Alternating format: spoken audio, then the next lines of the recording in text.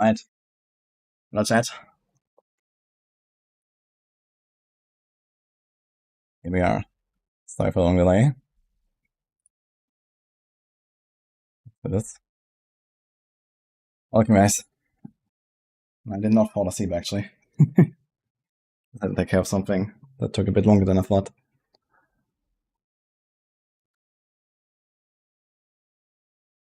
What's doing?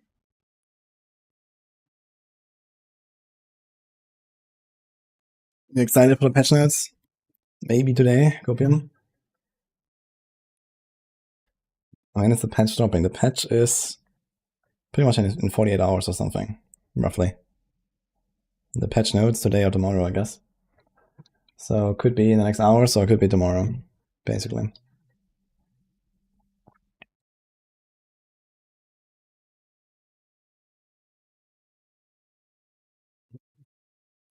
You don't see PoE installed. You should check your Steam.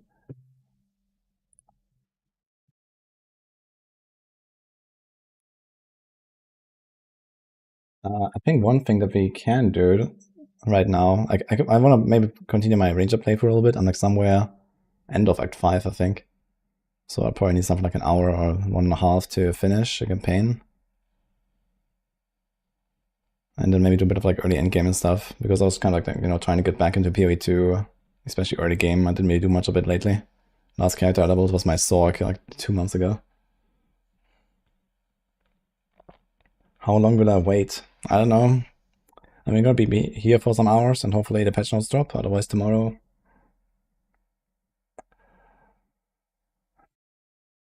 Official PoE 2 website down. I didn't check. I think I should be able to see in-game when the when the league starts now.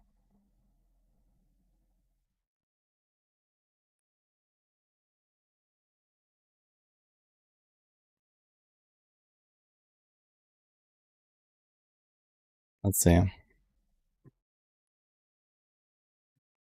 I'm starting Huntress, going Amazon. Amazon login, guys.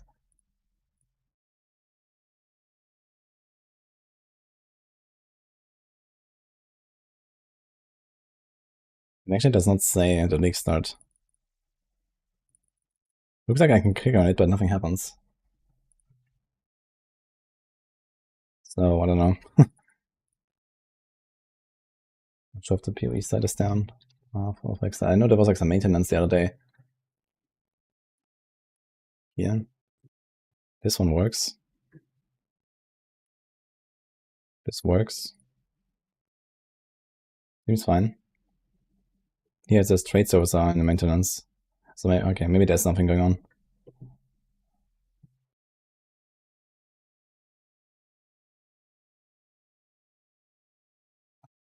GG, if they release the patch notes within the next hour, we'll buy one $30 supporter pack. Nice.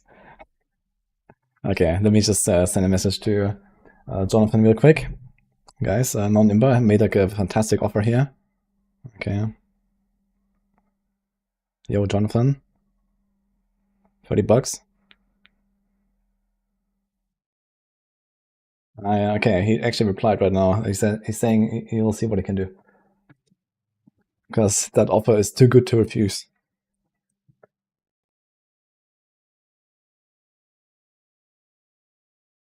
Patch notes don't drop today. It's unlikely Maxwell will be updated prior to Friday's launch.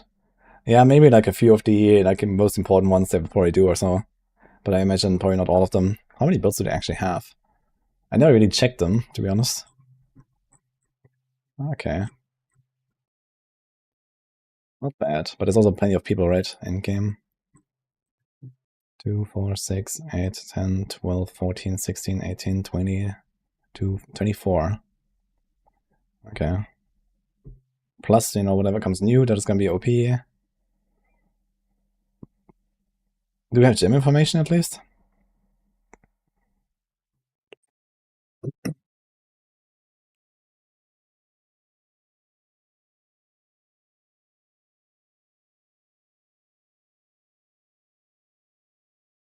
Look, that's me.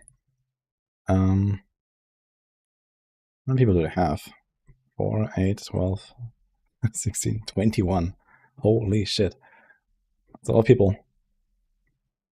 Although not everyone's doing build guides. I think so. CGD, for example, I don't think he has his own build guides and stuff. So I'm not sure exactly.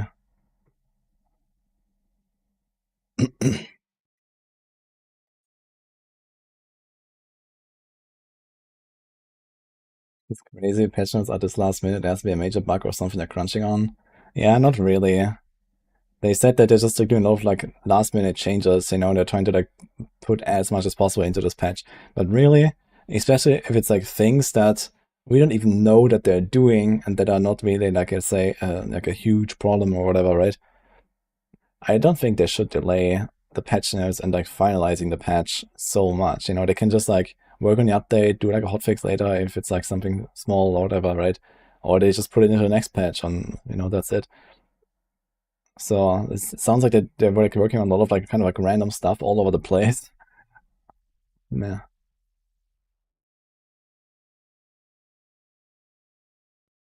Oh, Rick, Stardust or Death Trap is just more damage. There's a Stardust version and there's a Banished Lords version. You don't need it though.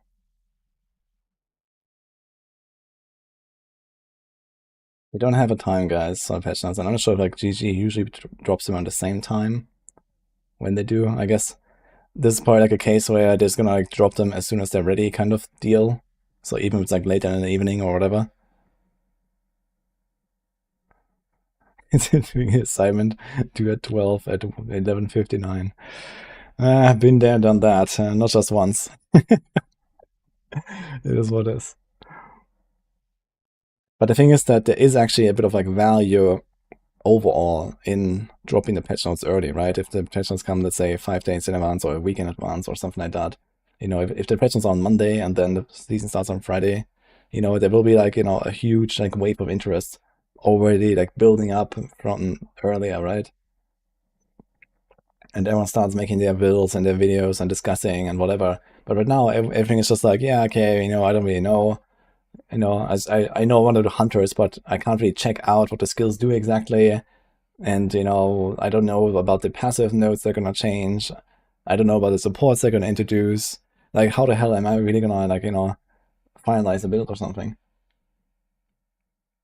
I mean, okay, I see that we don't necessarily have to, like, have everything, like, 100% ready in advance, right? But I don't even know the skills I want to use. You know, like that would be nice at least, right? It's like, oof. Yo, Mike, thanks so much for the donation. Appreciate that. Glad you enjoyed, man.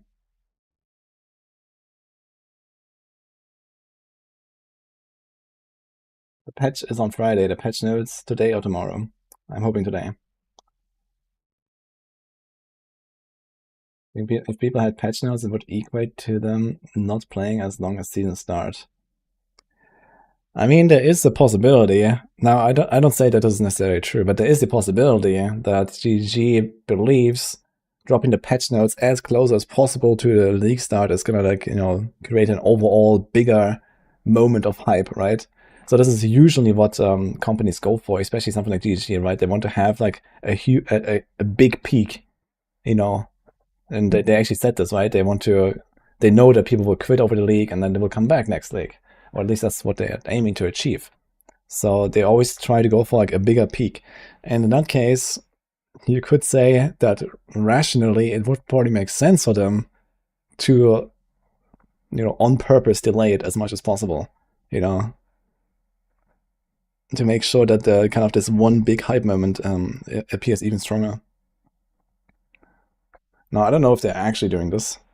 You know, I'm pretty sure that what they said is true with, you know, they're just like not final and they're still working on stuff this week, you know, and the question is, does it make sense to do that? I mean, for the player base, I don't know.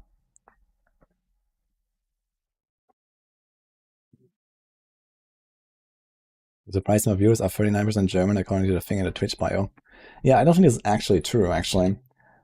I think this is a kind of bias there, and there might be like, you know, maybe certain people that have like VPNs and so on. Like here, you mean this? Viewers by countries, 40% German, 10% Poland. I don't think this is true. I don't think this is counting everyone. I have United States 6%. Like hell no, this is not possible. Like my German is like usually largest or second largest, and US is the largest or second largest. So it's kind of like going back and forth. I think on YouTube it's more US than German, and on Twitch it's usually more German than US. But either way, like 6% is not true. There's no way. So, especially how many people there are. So usually, like I remember the values that I check in my analytics, and it's like I don't know, 25 German, 20, 25 US, and then like kind of half of everything is those two, and then the rest is kind of like a bit like what you see here, I guess. There are quite a lot of like Polish, French, whatever. But I feel like this US thing is not true at all. For some reason, it's just like super inflated. On German, this is too little. I can check my analytics and see if this is actually different. But it is interesting, actually. Overview. I'm not sure where I can find this. Somewhere you can see this in the analytics. Research.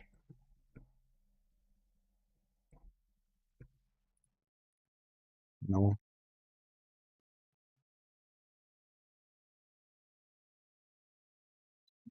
Viewers by country. Analytics.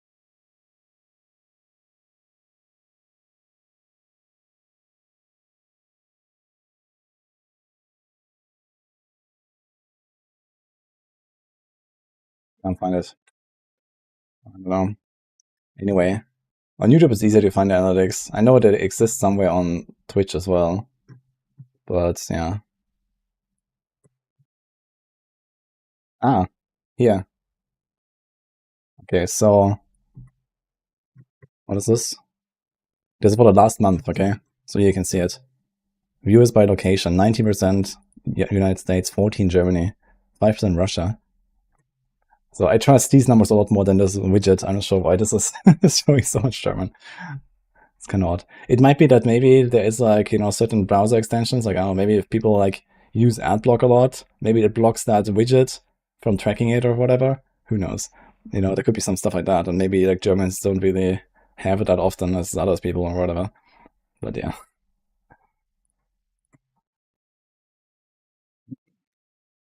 Are we getting the patch notes today? I don't know. I think so, though. Yeah, Russia is number 3, actually, it turns out on my stream.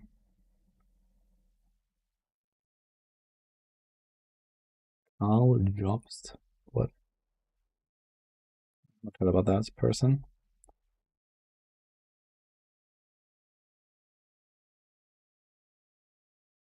You found the patch notes in my room. I thought I sent those out.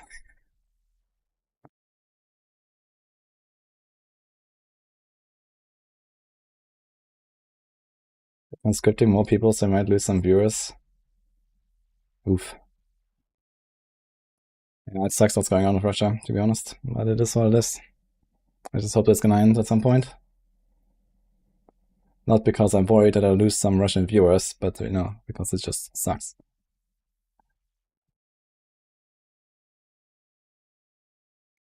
So bock. Actually, what I wanted to check today is the uniques that exist in the game. Because the exiles are gonna have uniques, and I really want to know what they can have. I think that's what we're gonna do while we're waiting for the patch notes, guys. How about that? Also, give me just 1 second. I'm getting a bit warm in here.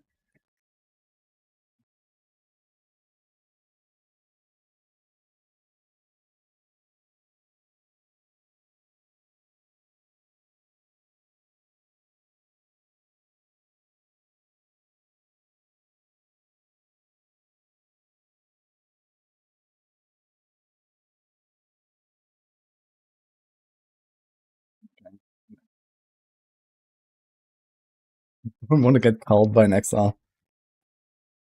Let me see. News sheet. So let's try something here. Okay, I can do this, I guess. So it's one. Alright. Unique. Slot. I guess slot matters, right? Because Exiles can probably not come with like, 2 chess pieces or some shit. So I guess they have like the same rules as players pretty much. Maybe we're gonna do this slot by slot and then unique by name. Fact. Maybe like a danger rating or something. Note. Well, let's do something like this basically.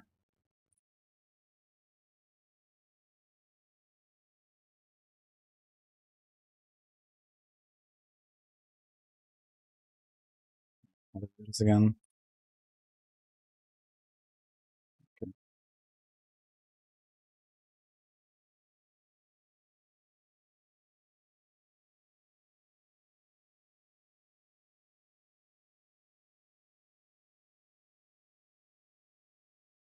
So something like that. 10 out of 10 danger. Hello, anyway.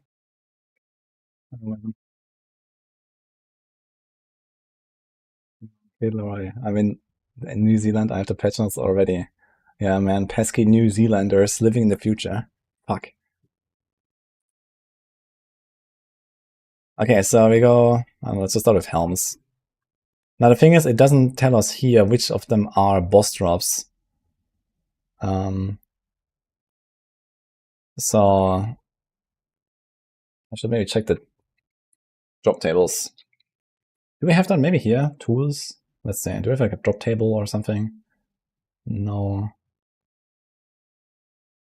Endgame bosses here. That's what I'm talking about. They took that from our D4 page.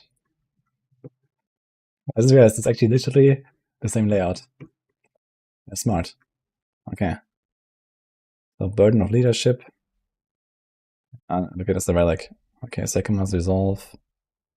All the Sakima stuff, Sandstorm, Temporalis, Against the Darkness, the Blessed Bonds. Okay, what else do you have? Grand Spectrum, okay. Okay, the Eclipse of Chaos, Hate Forge, Mahuk Sottle. Mahuk Sottle's Machination, ladies and gentlemen. The Adorned, Surface, Olroth, Keeper, Olroth, Basara. Okay.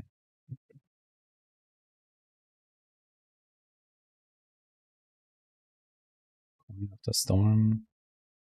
What is this actually? This is like the Cyrus jewels on PoE1. It can only drop on difficulty 4. Oh my god. I didn't realize that. At least until now, right? They're gonna make it so that anything can drop on any level. But that's actually wild. I didn't know it's only on tier 4. Okay, Skin of the Loyal, Hand of Wisdom, okay, Exile, Pandemonius. What else? Simulacrum. Here's Asylum. Lovely. Melting Maelstrom. That's a flask.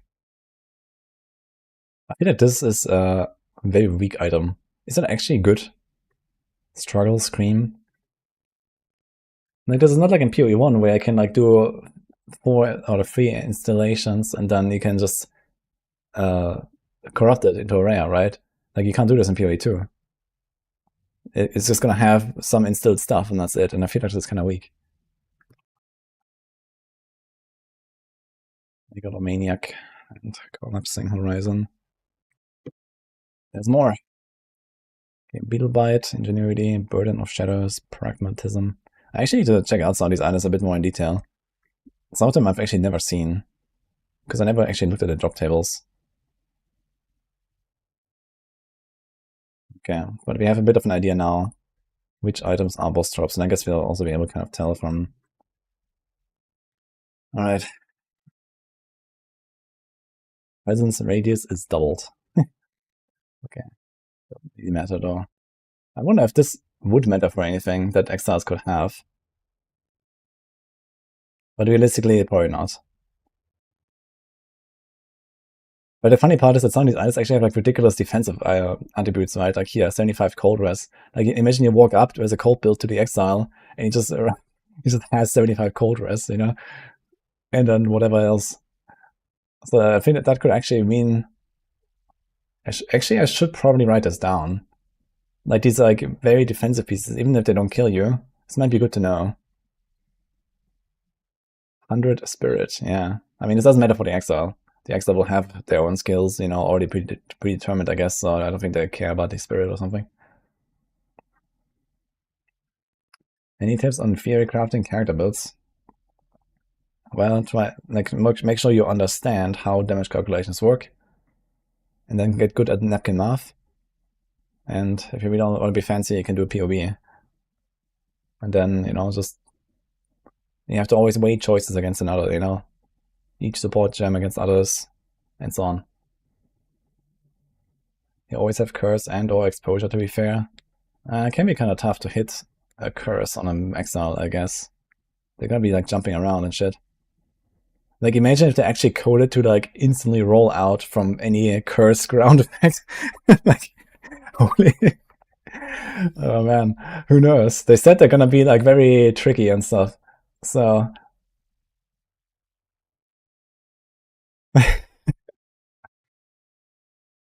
skills have a 150% longer perfect timing window. Interesting.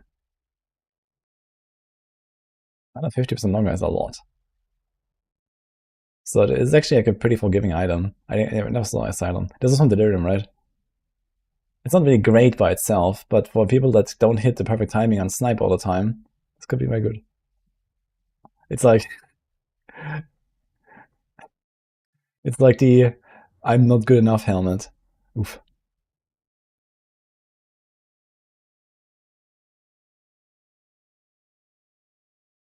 Need notes so I can make a build for you. Yeah, I'll see what I can do. Critical hits poison the enemy. Nah, this is not too bad, I think. I mean, at serious disdain, definitely makes them tanky, but it might also get nerfed. Black Suncrest, okay, Bronze Beard, reduce the chain effect of chill, ignite, and shock. That is probably notable. Because compared to resistances, you can't really change anything about this, right? Actually, I wonder. Reduced effect is not the same as like magnitude, right? There's like increased magnitude. But I think effect is probably separate. Modifies to the effect of buffs or debuffs. Or modifies to the magnitudes of the buff. Yeah, okay.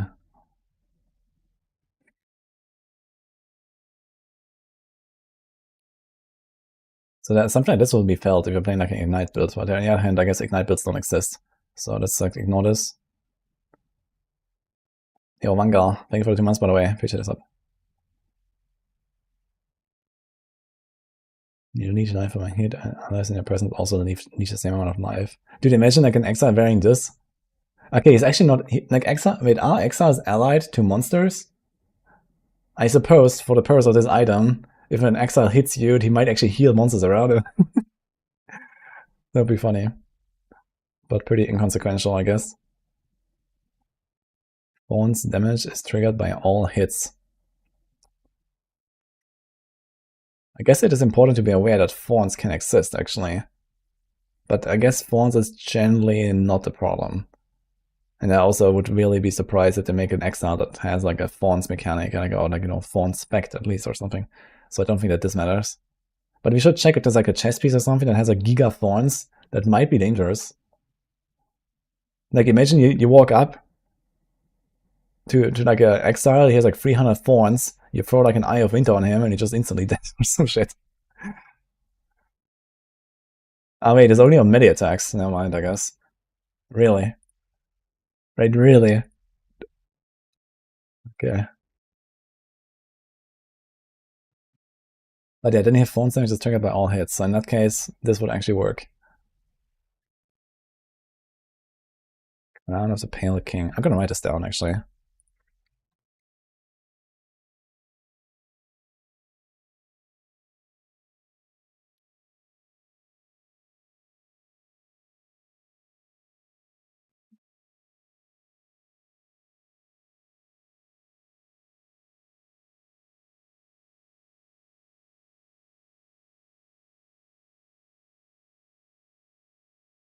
Should keep that open, I guess. What else? Speed this up a little bit. We have many items to go through. Corpses in your presence explode when you war cry, dealing 10% of their life as physical damage. And that is actually kind of oof. I think if there's an exile that has war cry, 8 bell.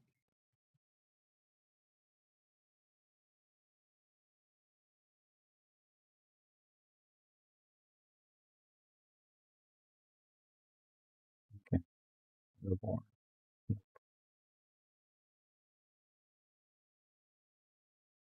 Root will be the Thorns class. Yeah, I could imagine they're gonna add some stuff there. This is the funny item. Dude, this thing always drops. I found it so many times. Unwavering stance. Stun threshold is doubled, cannot dodge roll. Whatever, I guess. And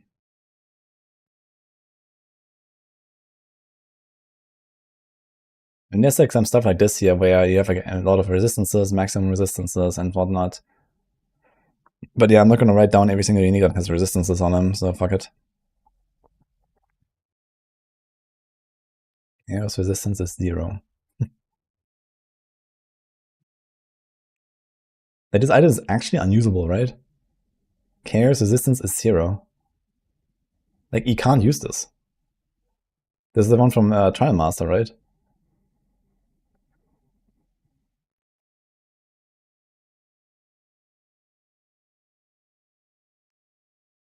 Yeah, I remember you can actually like, get multiple corruptions on this, and then it always breaks. CI. Yeah, true. CI exists. On the other hand, it has lots of life. And basically no ES. But I guess if you have like a big chest, it doesn't matter too much. So I need some really big corruptions to make this worth it, though, if you play CI, I guess. Because you have like no prefixes, basically, besides a bit of mana. Gold Rim. Very cool. Grey Mag. Rage also grants armor. Gain 1 rage on hit. Okay. Hint's Mouth. No accuracy penalty at distance. Interesting, actually. This is like a note on a Deadeye.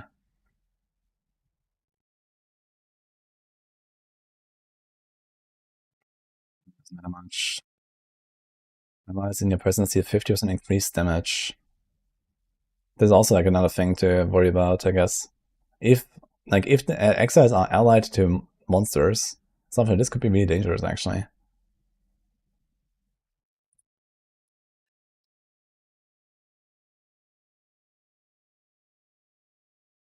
Dude, what is going on?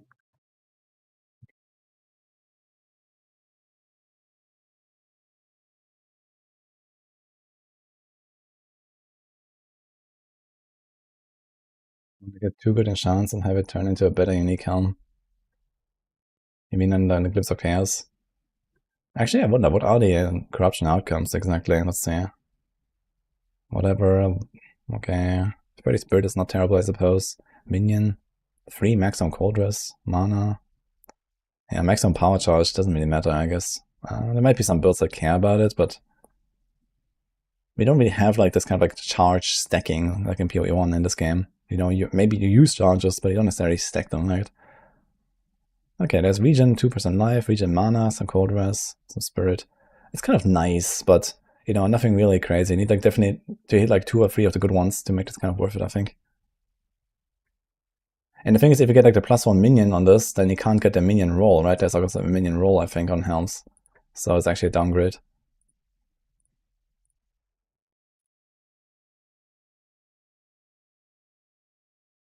Only maximum 2 enchants. Oh, really? Right, that sucks then.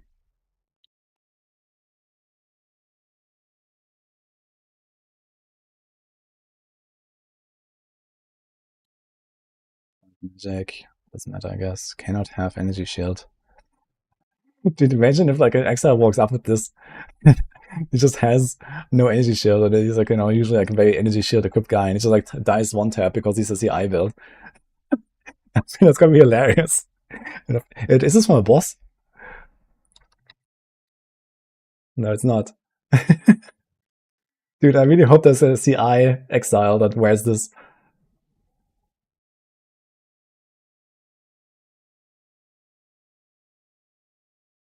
100% increase cutting strike threshold. Okay, Mirrors Uxor. Is this here? No.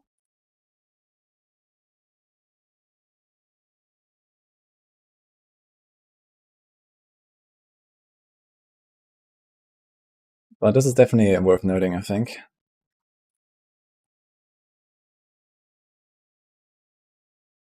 Radiant Grief. That is also relatively deadly for like ES builds, I guess, because you just cannot recharge ES. Radiant Grief.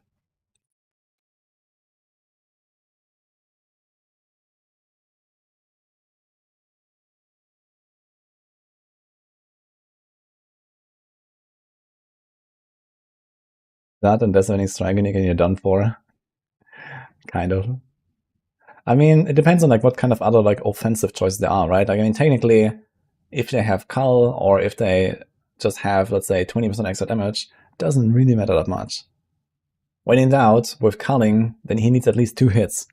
And if he has 20% extra damage, you know, maybe he has enough damage to one-shot you, right? If you say, okay, like, let's say we assume that in a long fight this would like average out to the same or something, you know. But there's actually kind of this distinction here. Do I expect patch notes today? I do. But I don't know exactly. Enemies in your presence gain critical weakness areas. But this is from second one, right?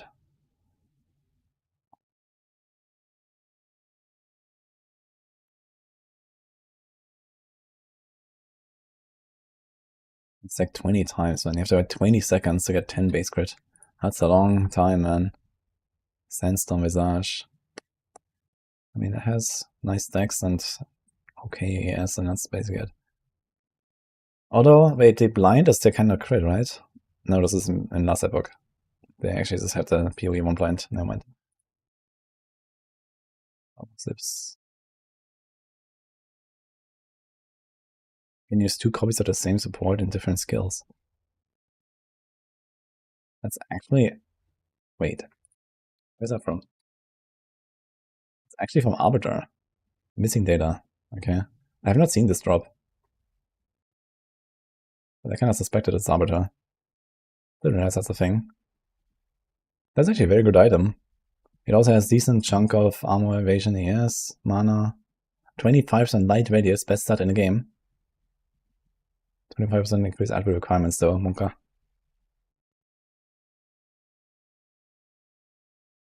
Every 3 seconds, consume a nearby corpse to recover 20% of life.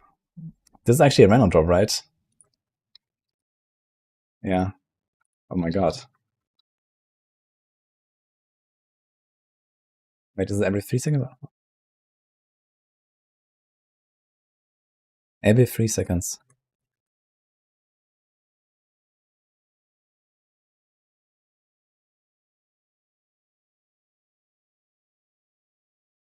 That's actually a nuts. If an Exile has this. Okay.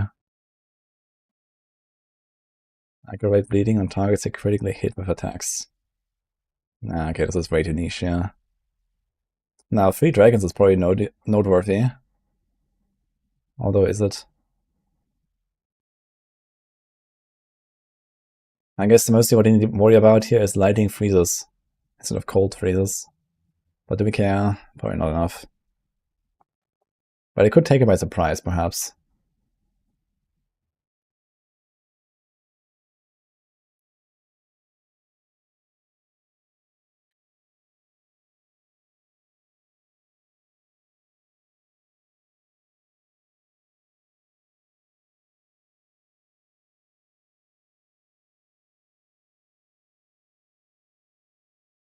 Deal 4% increased damage of hits or to rare or unique enemies for each second they've ever been in your presence. I think that is worth noting, actually. This ramps up pretty fast. Up to 200% after 50 seconds. So if you fight this guy for a minute, then you're fucked. And even if you fight him for like 10 seconds, you're gonna notice this.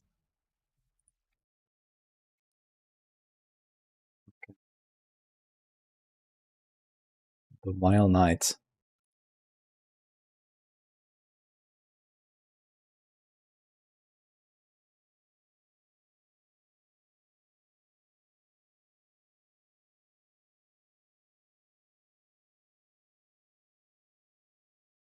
Actually, can we do something like this here?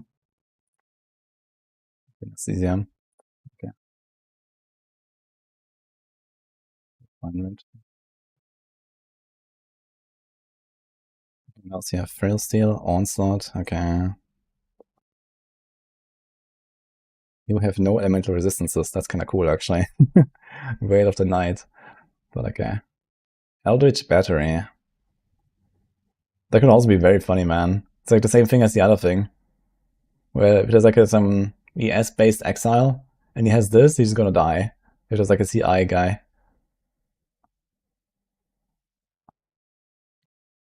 Okay, so it looks like we have all the helms. Let's move on. Let's do chests. Bleeding inflict is aggravated. So aggravated means 100% extra, right?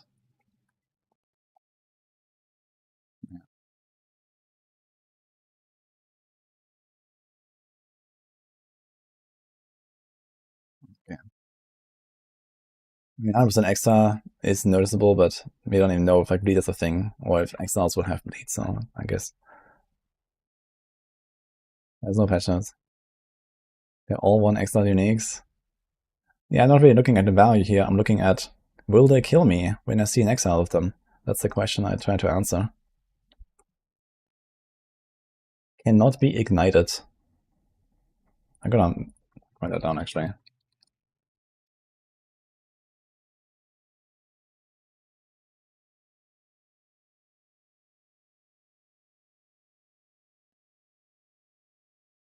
Although ignite are not really a thing, I suppose. Life Vicari Hope Mask. And Belly of the Beast is like not really a great item in this game, I feel. Yeah, but like I had it like in a few leagues actually in PoE1, way back at least. It was a pretty decent item. Actually, my very first league ever, or my first character ever, I remember this was the first item I ever tried to 6-link in PoE1. And after it consumed like 5,000 orb of fusing, I just threw it away.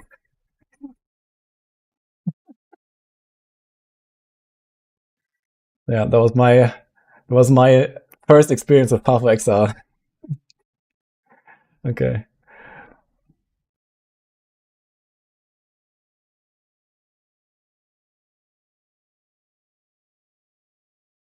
Armor applies to elemental damage. Okay.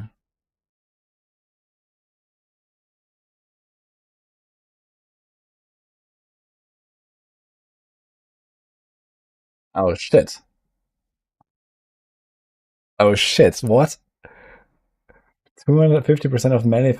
Dude, okay, they need to do something about something like this. Yeah, this is just gonna insta one-shot you as a melee.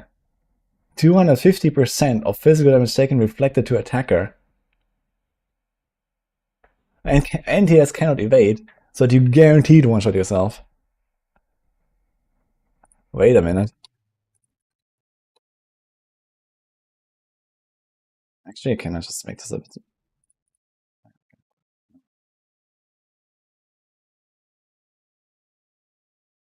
Wait, is this only Fizz?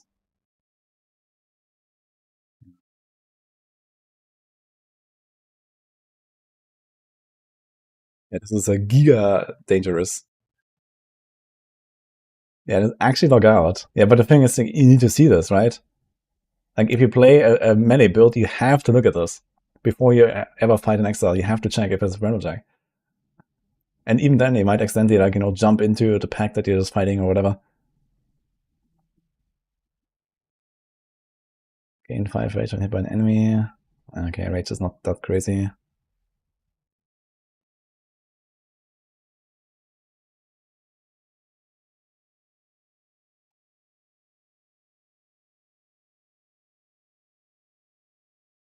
Okay.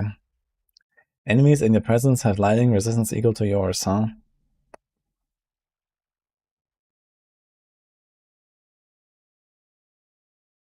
Yeah, this is actually also pretty yikes. Things you don't even know how much they're gonna have.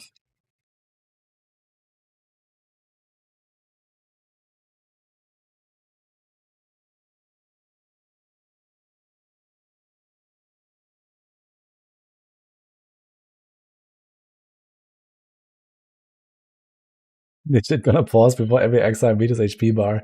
Yeah, open up the PoE wiki, type in the names. Oh, what is it? Oh yeah, it's a good way to learn them, right? Okay, Agile growth, whatever. Okay, this thing has like 30 fawns damage. This looks like the fawns chest and has 30 fawns damage. Anyway.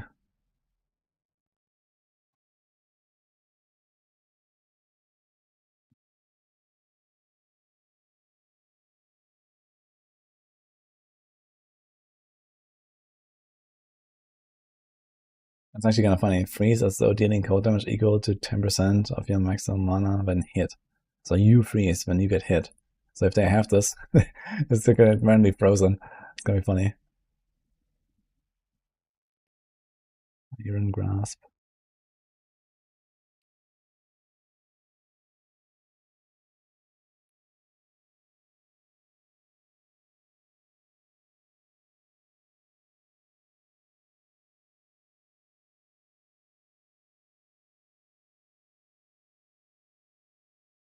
That's when patches, no one asks how patch notes.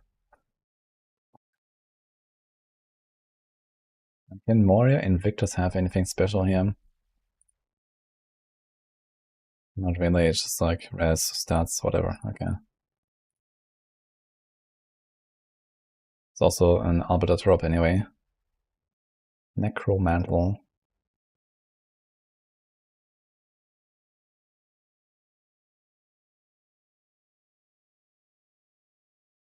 Dude, you're gonna see some wild shit actually against these exiles. Like here, enemies in your presence are intimidated. I don't think that enemies, like in their monsters, have intimidate, right? Is that a thing? You're probably gonna see like 17 new debuffs on you that you have never seen before from all this random bullshit.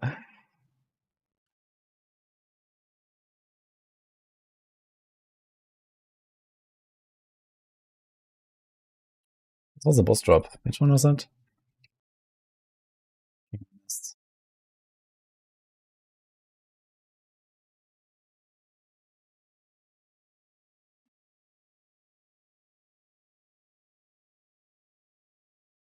Cannot be poisoned. Oh, shit.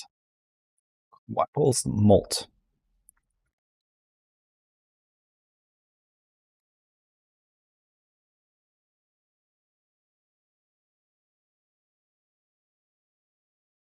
Okay. That's important. Queen of the Forest. Instead of Assamantis and Bramblejack against the Warrior. Gonna have my change. I have to change my build to fight him. Need to get a Assamantis. Well, is there actually, is there like a skill that they can kind of like easily swap to? Let's say you play like a Mace Warrior. Is there any skill that is like not considered melee? Actually, I'm curious right now. You know, I can just like swap the skill gem and kind of whack away with like something. Add today to ultimatum trial poison boss.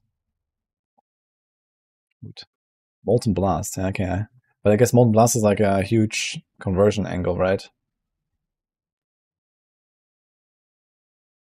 I'm excited for the new item base names in the game. No more expert Kev Raymonds. Wait, did they confirm that? I saw that that some of the uniques have new base types, but I'm not sure if they actually made the base types.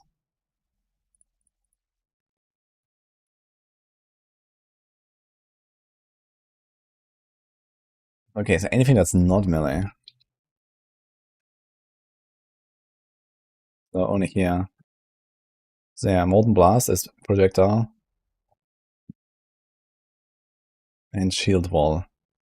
Okay, so there's literally one skill. Yeah, I need to have your Molten Blast ready, guys. Convert 60%. Okay, so even if you like a physical build, you can get away with this. Yeah, if you're playing a warrior and you find an exile that has Bramblejack, you need to have your Molten Blast ready, guys.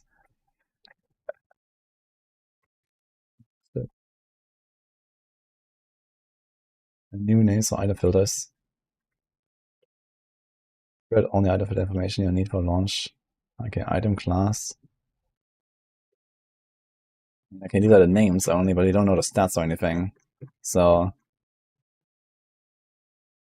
Oh shit, did they actually replace all of it? True. Oh shit.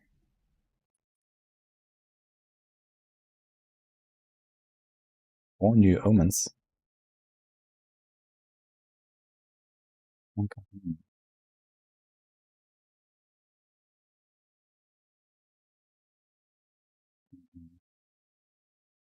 Omen of answered prayers, omen of secret compartments, omen of the hunt, omen of reinforcements.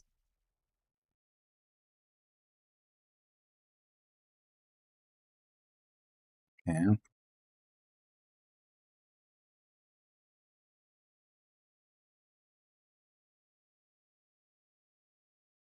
They rework all of it. Let's see, actually. Just curious. Think of wand. Focus.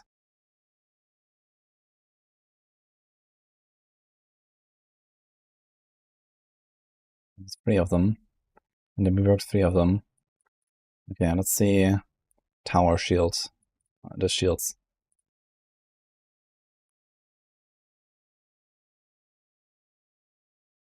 Oh. That's all of them.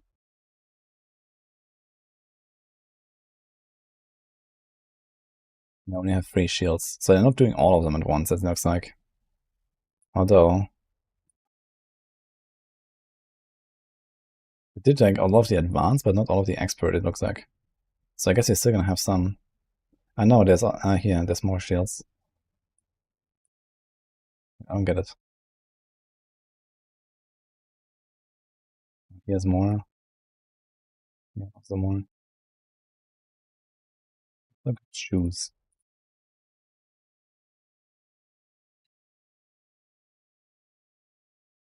That's a lot.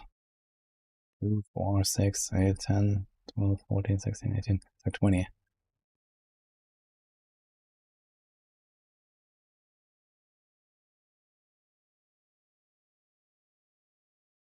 It'd be new art for them. I mean, that's the whole idea, right? That they have unique art and names and stats. This is why they had the advanced and expert stuff in the first place, because it wasn't ready. Oh, okay, that's nice at least. Anyway, let's continue our search. Search for death, guys. Somewhere down here.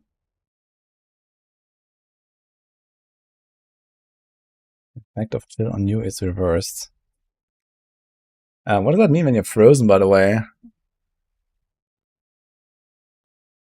How's that? Does it mean 100%?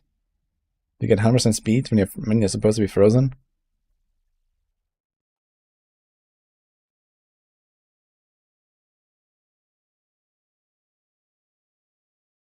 Moves increased by overhead fire mass. Increased by overhead cold mass.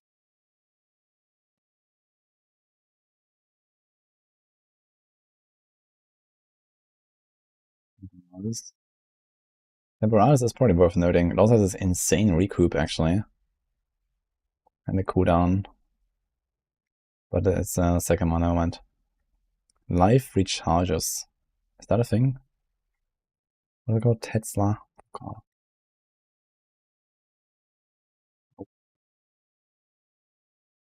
Life recharges. Yeah, okay, whatever. Fine. Damage of enemies hitting you is unlucky while you're on low life. 50% chance to avoid death.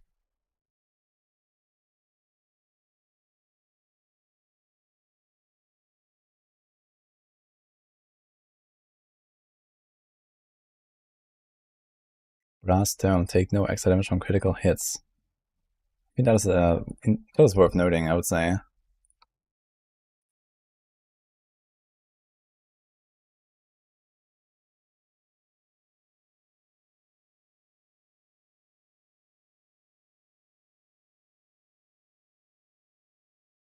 Even though it's not dangerous.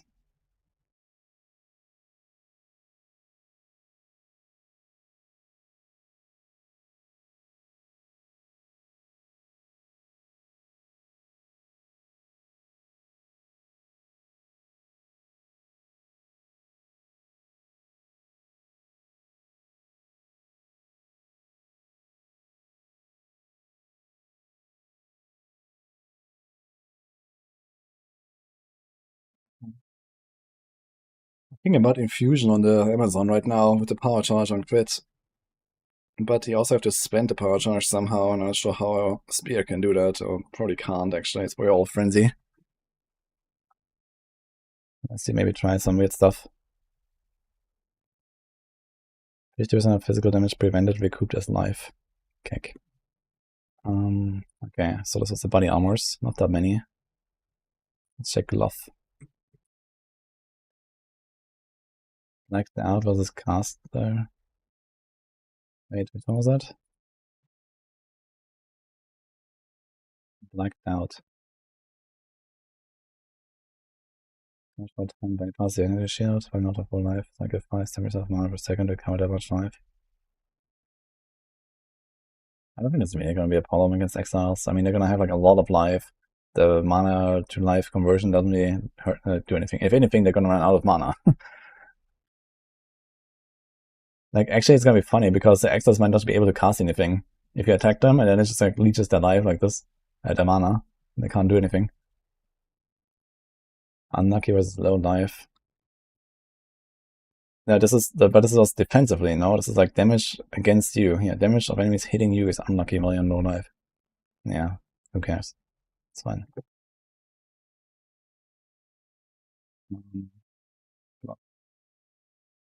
Yeah, decimating strike. Ares Wayne wings. Round drop.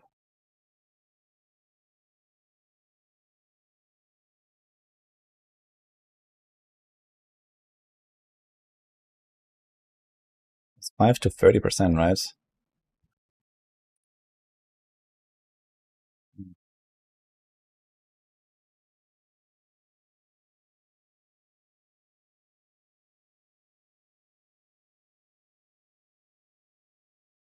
That is definitely something that could wait, does decimating strike only work against full life enemies, or is it like on your first hit? I guess it's only against full life enemies, right? I also could like stack it.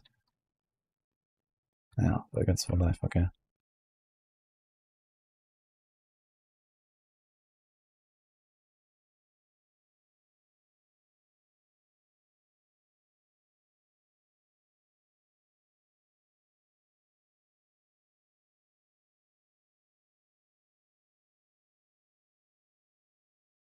Alright, damage converted to cold damage. That could be worth noting, I think. Blue flame braces, because they can freeze you.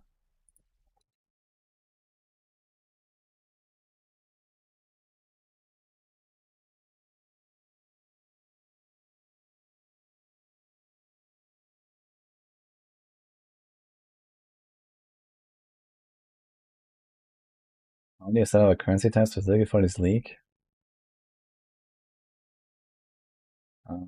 All the tabs that they have will be there, but empty again in the next league, basically. So everything you've purchased, you'll have them again in the league.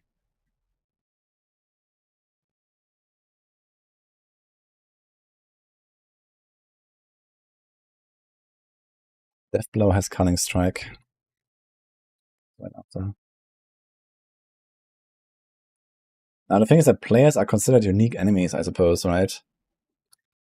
So it's actually not too bad. I imagine players are uniques, right? So it's 5% Cull. But it could maybe surprise you for some reason, so.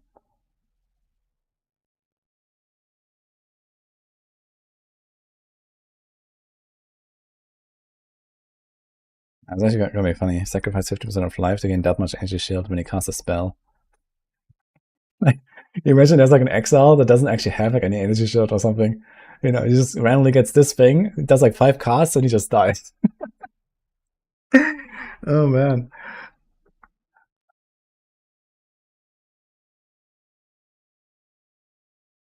So there's like 2 items that can just kill the Exiles, Actually, I should write that down. Portals. Gloves. Demon Stitcher.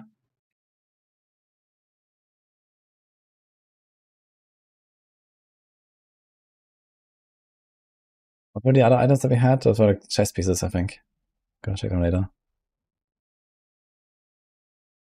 Enemy is killed by anyone in your presence. Count as being killed by you instead. Could that matter for anything? Would even get loot if you killed himself? I suppose you can't kill yourself, you probably just can't cast. Actually, it says sacrifice 50% of life. I don't know, actually.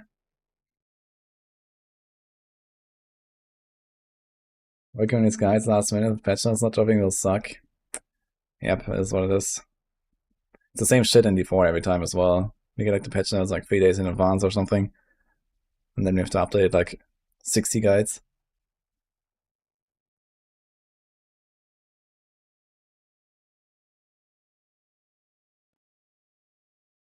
I wonder if Gravebind could mean some problems.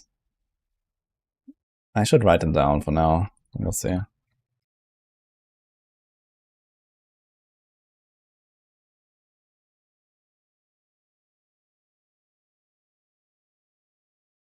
Like, it could mean, like, you know, if you rely on some on-kill effect, let's say life on kill or whatever, or I don't know.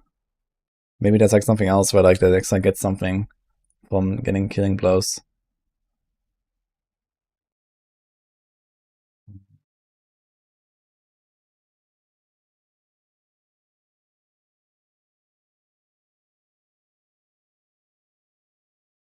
Kill effects happen twice.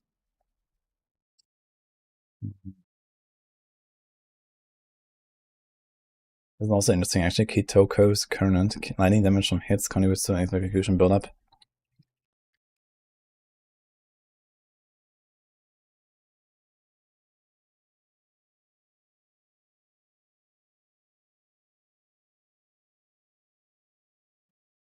SK, hello. Thank you. How are you? Appreciate this up.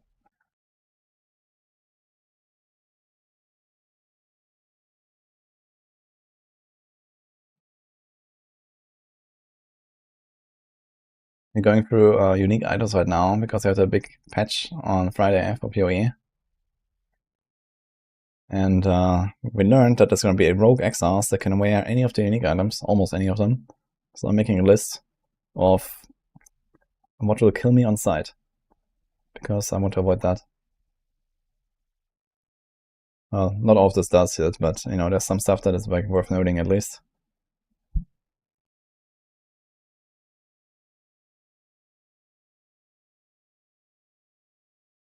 Your critical damage bonus is 300%. Oh shit, actually. Dude, these gloves are actually nuts. I mean, what? 300% just like that. And they have attack speed and crit chance and dex. And a decent amount of evasion.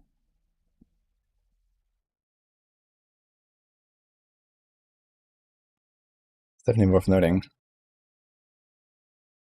The Garos Virtuosity.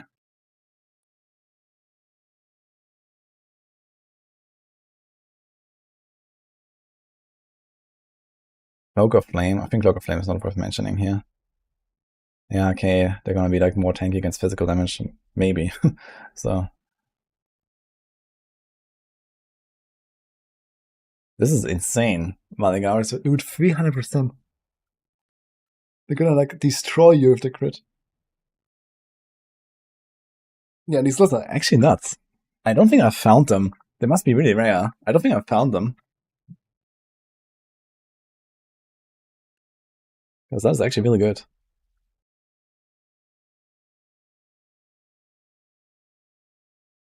Painter's Servant.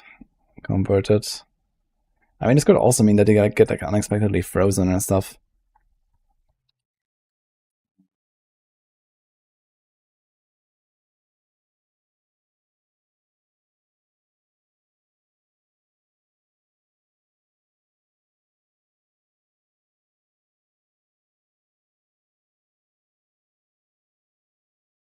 Well, what is this list? For the video I'm gonna record after the stream, I guess. Talking about rogue exiles and the items that will kill you. Or that make them invincible towards you.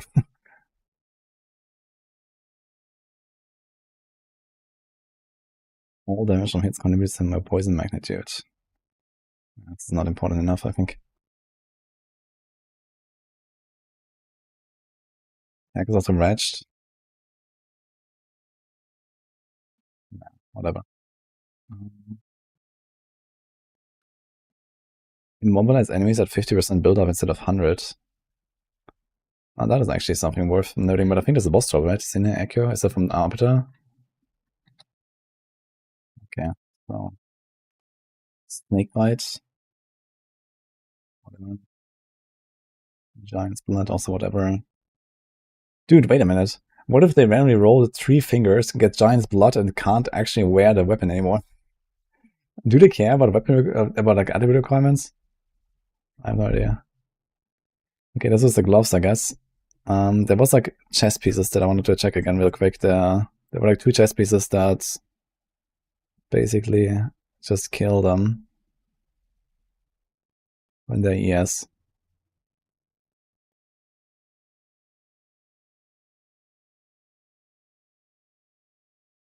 Once.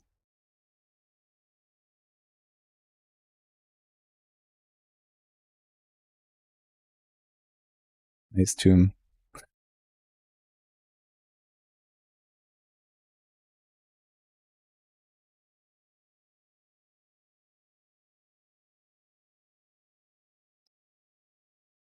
Okay.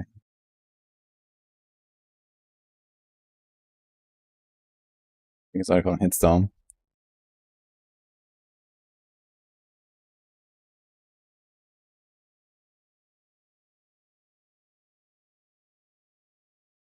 Although actually, I just realized it will actually not really freeze them.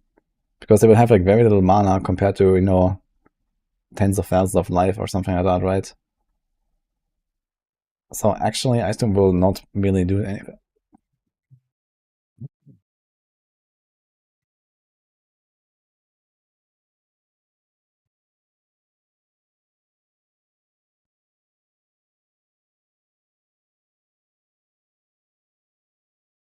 Shit, what are those items?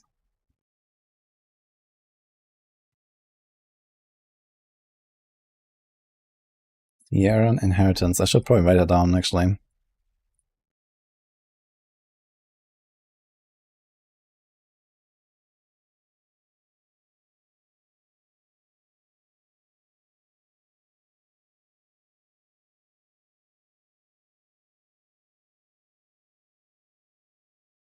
I write down Temporalis. I think Temporalis also deserves a mention here.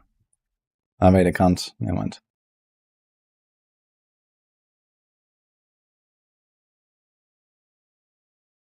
Damage over time bypasses your energy shield. So, wait a minute. It is possible to kill a CI character at this, right? If there's like a CI exile and he gets ignited, he will instantly die. He can't be bleeding because he can't hit him for the years to do bleed damage, because bleed can only come from damage to life. But he can ignite them, and he can poison them. That will also instantly kill them, right?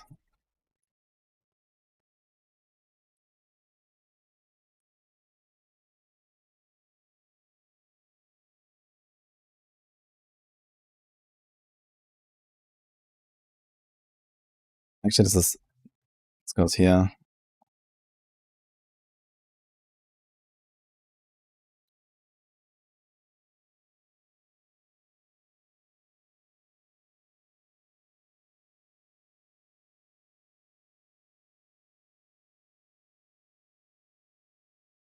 Need to poison a CI. True. So, wait, okay, when you place... Yeah. Okay, so basically ignite builds. For ignite builds, they will be able to kill them instantly. Like, bleed doesn't work, and poison, if it's a CI exile, then poison won't work. But ignite will work. If you have any kind of fire damage, ignite him, he's gonna instantly die. That's kind of funny, actually.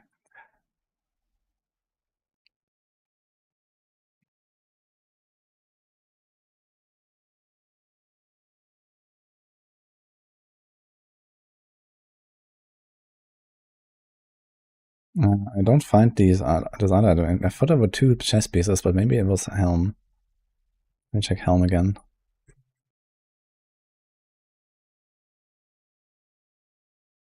Just very quickly.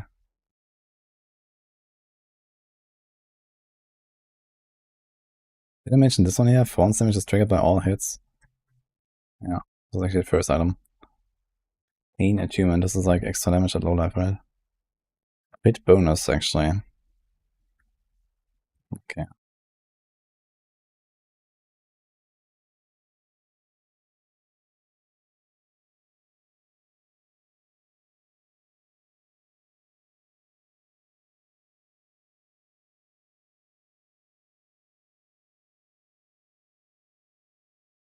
I should maybe write down the 3 dragons.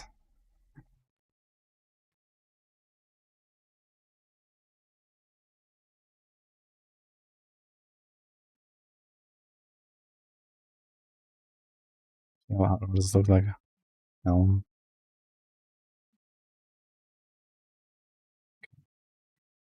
So what we need to know about this here is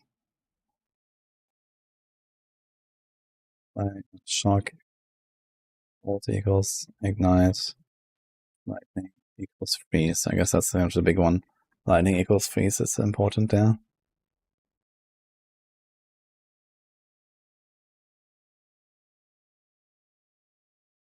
Yeah, Eldritch Battery. Converts all energy to mana. That's kind of funny.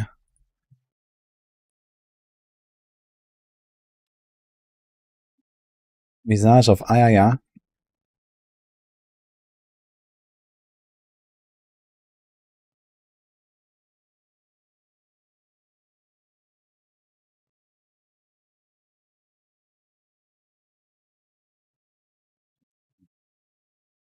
You don't have patch notes there, by the way.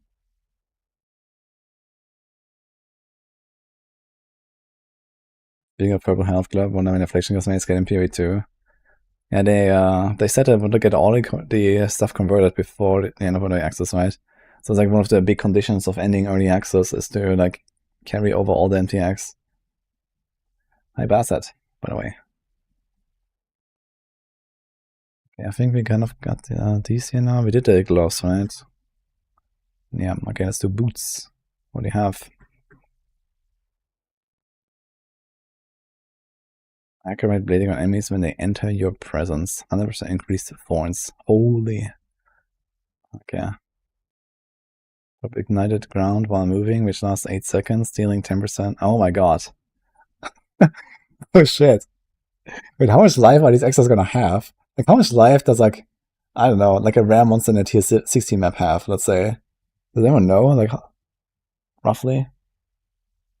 It's definitely like a couple thousand or something, right? In Exile, it's probably gonna be like hundreds of thousands in some cases.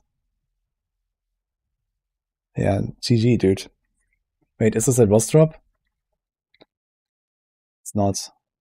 Yeah, this is actually a logout angle as well, man.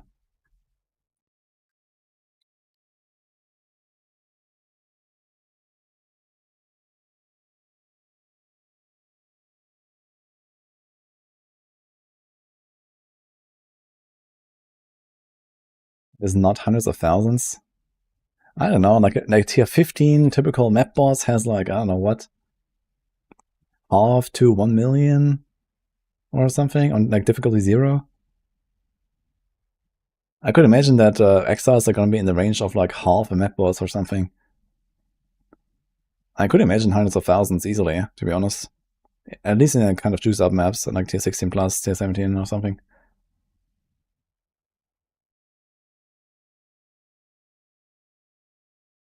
Oof. Yeah, this is dangerous. Okay, let's say it's 100,000. This thing does 10,000 fire damage per second. Even with 75 res, you're gonna just instantly melt. Like, this is insane. If you walk over this.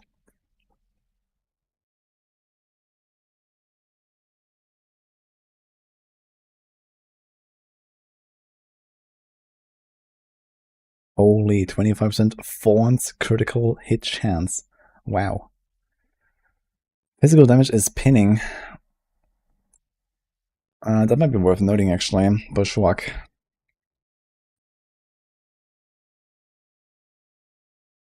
This.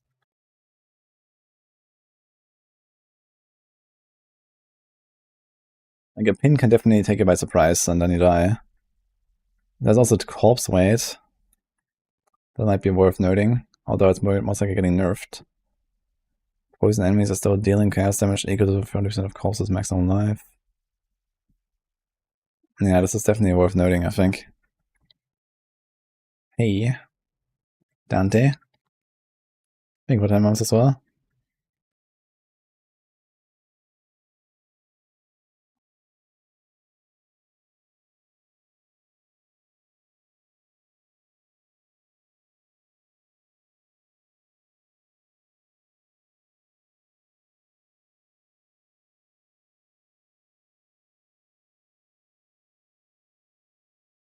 Oh, that is scary as well, I think. But not as scary as Birth of Fury. Okay, Dark Ray Vectors, whatever. Okay.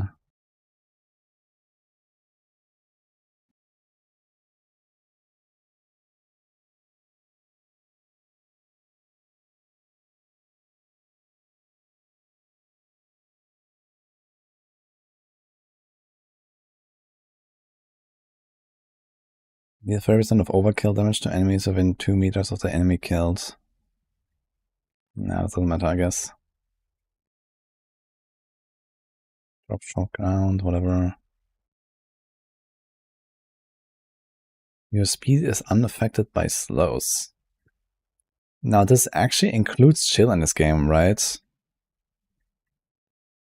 Those are modifiers from debuffs that cause actions to take longer. Yeah, so this does increase. This does include chill. And it also means it cannot be frozen, basically, right? That's basically what it means. I think Wanderlust in PoE 1 has the mod you cannot be frozen. So that's basically what this is. Doesn't matter. Not enough, I guess. Windscreen. Okay, Wonder Trap. Okay, boots are overall not that bad. Well, in terms of numbers, but there are at least one insane one and another one that's kind of bad. Okay, belts.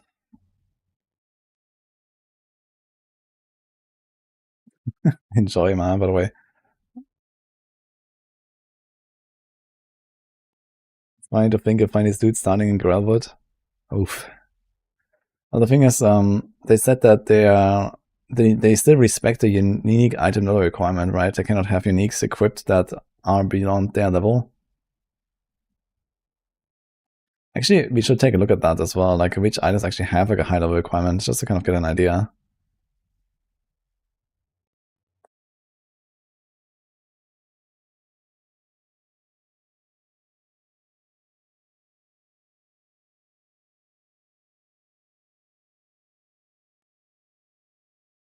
%50 of damage taken recouped as mana. Lava is 40% more maximum. Yeah.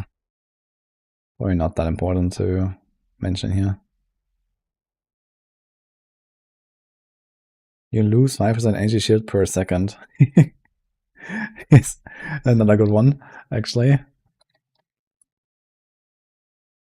Soul Tether.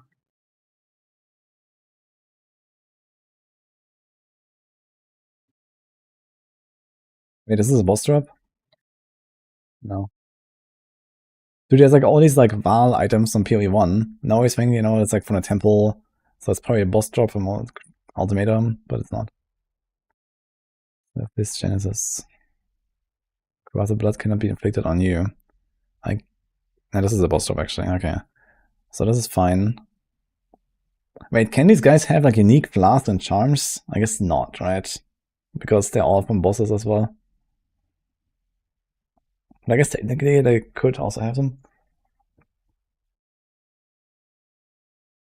Nintendo Direct. Yeah, of course. We Twitch top for PoE 2 today or tomorrow? On Friday. I think the entire weekend or something.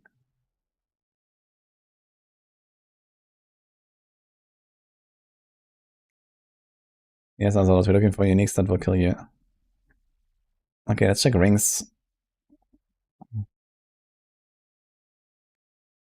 Enemies ignite you take chaos damage instead of fire from ignite.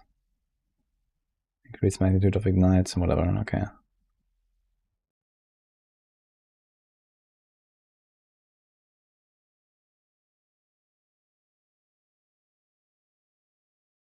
Yes, interesting one. Call of the Brotherhood. 100% of lightning converted to cold.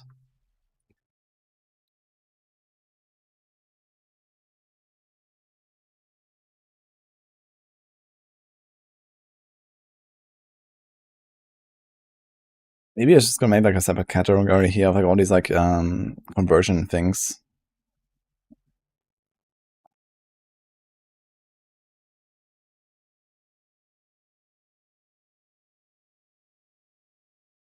Cannot be chilled or frozen.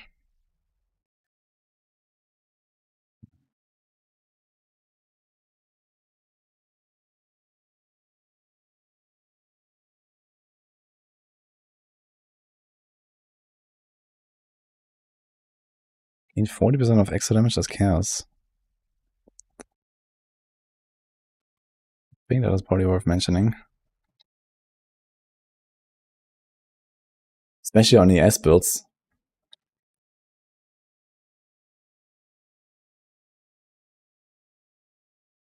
And it's actually a lot. Original Sin. Rules of elemental damage converted to chaos. But this is... Wait, is this a boss drop? No, it's not actually.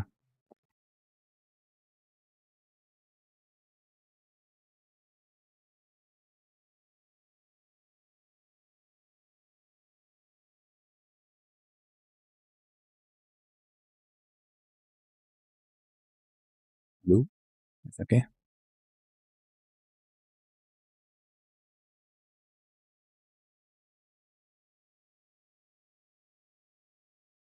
Also 30% is on both lists.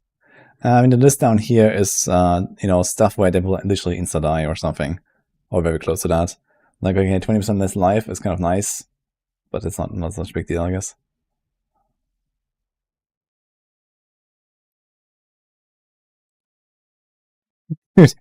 Imagine like an orc exile comes with a pole circle, and then he actually kills you. And instead of your character dying and falling to the ground, he just exploded in frozen pieces.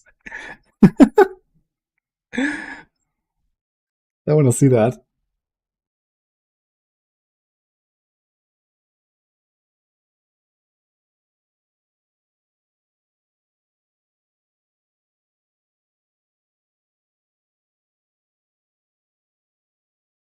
Lightning resistance is unaffected by area penalties.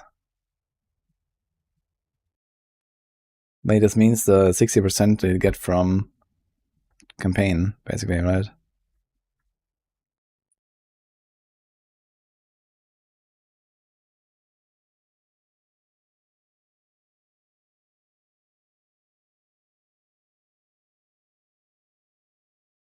So it's basically 60 lightning res, 20 rarity, 20 all. Ah, this is actually from the... Okay, it's on the trial. There's cold and there's fire.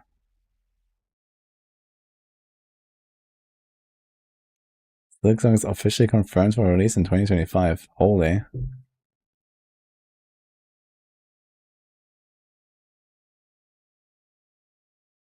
Oh shit. Snake pit.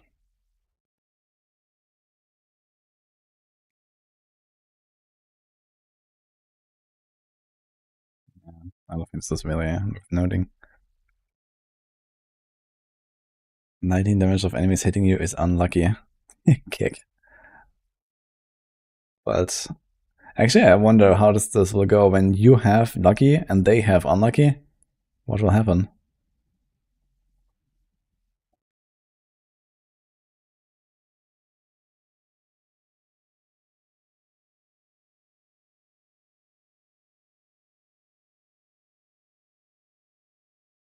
Then cold to lightning conversion. Whisper of the Brotherhood.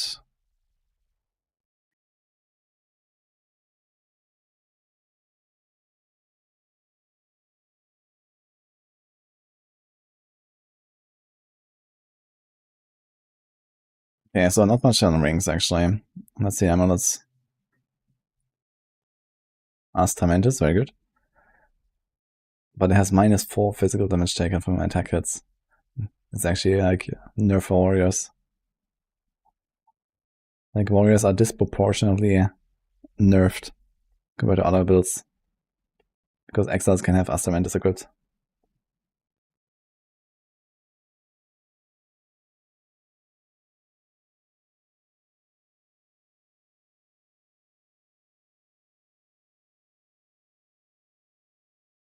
Oh, wait a minute. Critical hits ignore enemy monster elemental resistance. Now, technically, this should work, right? For the exile. Like, you are an enemy. Monster might not necessarily have any meaning here. I don't know, but this is something we should write down, I guess.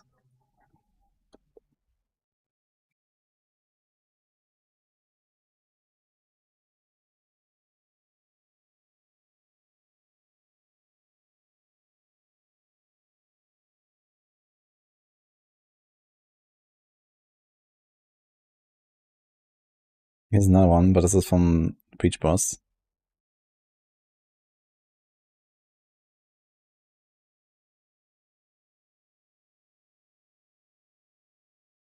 Oh, Mark Valina. I am planning to, actually, yes. I mean, I have my old characters, and I will probably update them if they look promising. And then, of course, we're gonna do Huntress and whatnot. Fire Flower, wait, what is that? Oh, wait a minute, Defiance of Destiny, oh my god.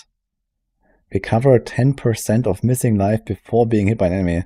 This literally makes them immortal. Unless they like actually have a giga damage.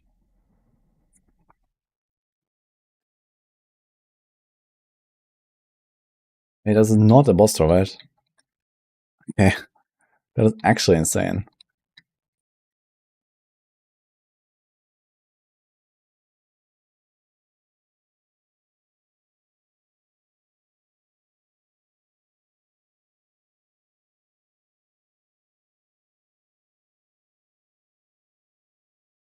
Fire Flower. Yeah, whatever. Take 100 fire damage and ignite the enemy. +4 the level of all fire skills. I mean, +4 the level is somewhere in the range of like 30% damage. Not that crazy, I think.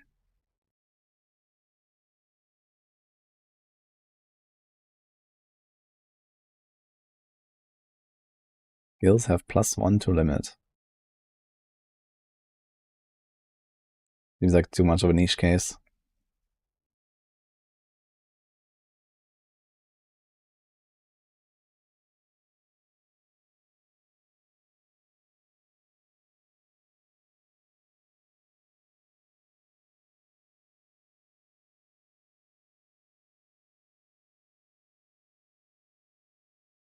Every 4 seconds, recover 1 life.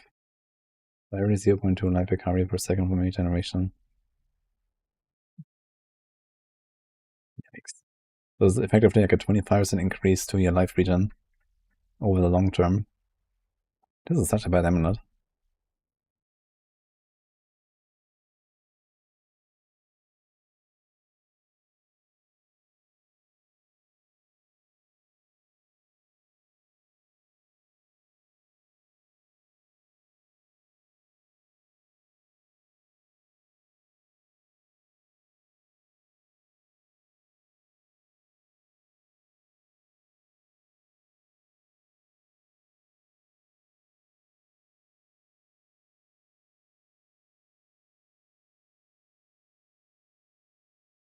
Oh shit. It's the boss drop? Okay, it is. It's unsashed. Alright. So you don't have to worry about this one at least.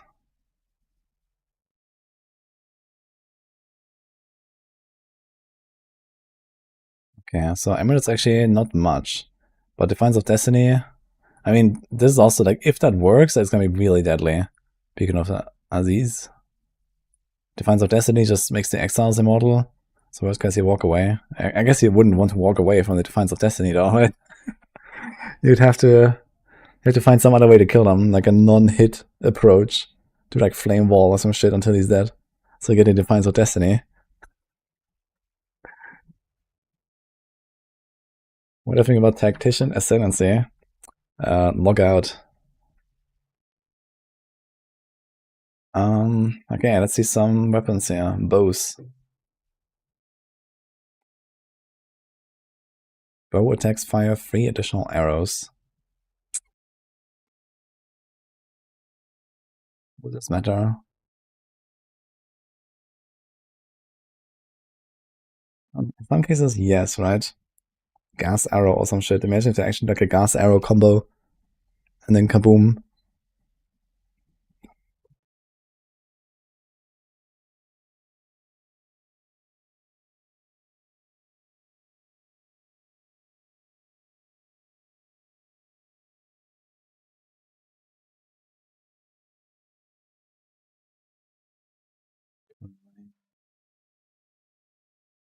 Some attack speed for some less attack damage. Yeah, that's fine. It does split towards 2 targets. Middle hail. Okay. Claws don't exist. Crossbows.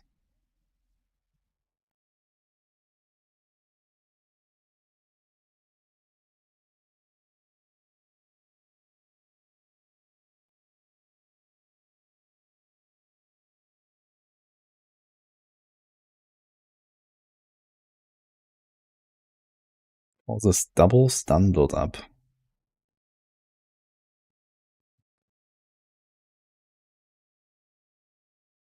That's Mark.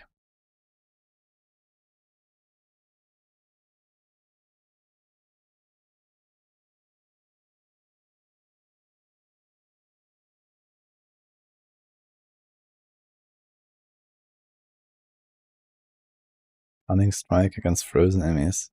Nah, that's kind of too whatever.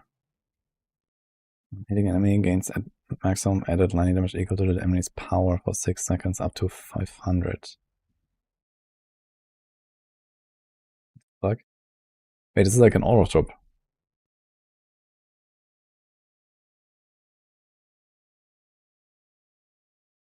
Missing item.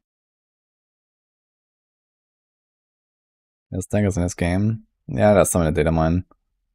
But there's no unique there yet. Energy generation is doubled. Oh, that would be worth mentioning as well. Seeing stars.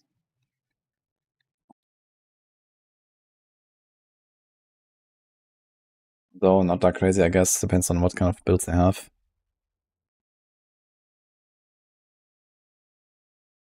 Okay. But there's also swords. Blue tongue and red beak.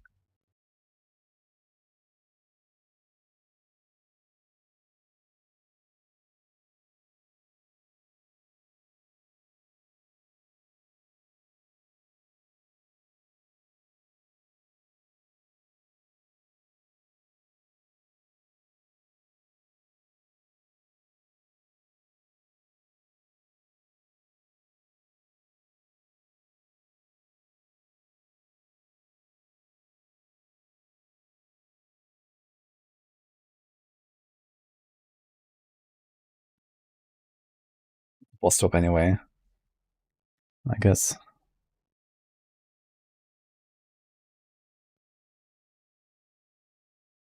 Okay. Spear, so you don't really have anything. Staff. We got Ember Fusillade on casting a spell. This could also be a bit of surprising thing. Like imagine this guy actually like stacks up 10 of these things and then stops attacking at some point because he's like stunned, and then the Fusillades go off and blast you. But I guess this is kind of like an unlikely scenario here.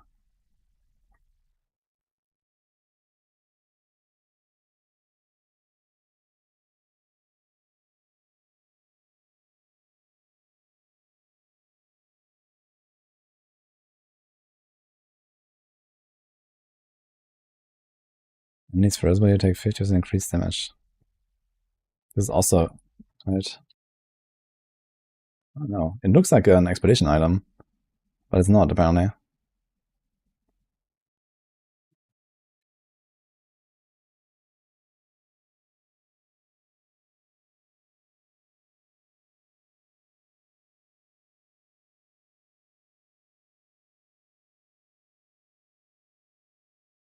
Yeah.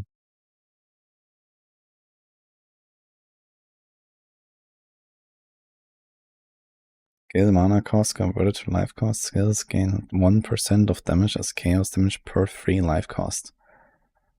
Oof. Okay, do we have some Spark Enjoyers here who can tell me, without Archmage, how much does like a 6-link Spark cost, or like some other like 6-link example of like a skill?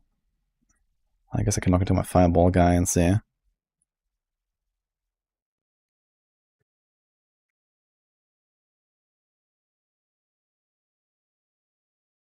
150. So if you have like 150 cost, that's plus 50% of damage as chaos. That is a lot, actually. Since they don't really care about spending that life, you know, they usually care about spending and spending less and recovering it somehow, but, you know, the exiles, they don't care about that. They're gonna have a large life pool anyway.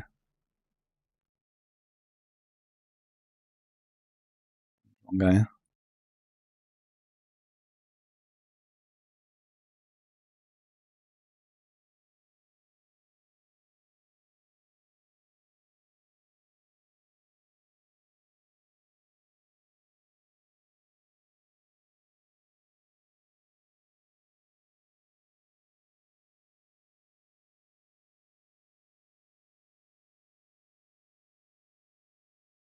Dude, Visual is 213 mana here.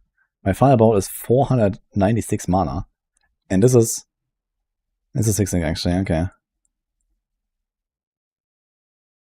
It's taking 500 mana.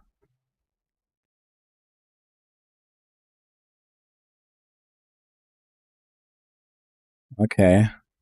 It's actually pretty cracked.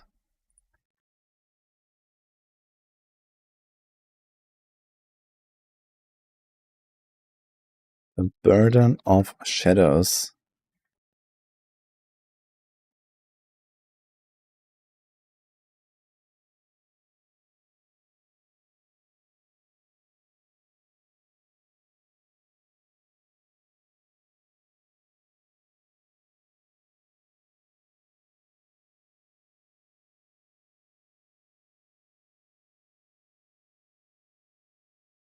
Stay as extra. What is this here? Saving Touch, Magnitude of Ignite. Okay, whatever. This is like for the future. Okay, let's see. That was Staff. Maces.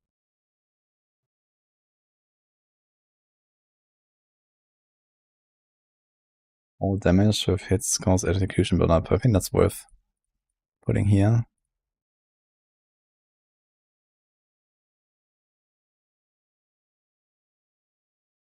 Brain Rattler.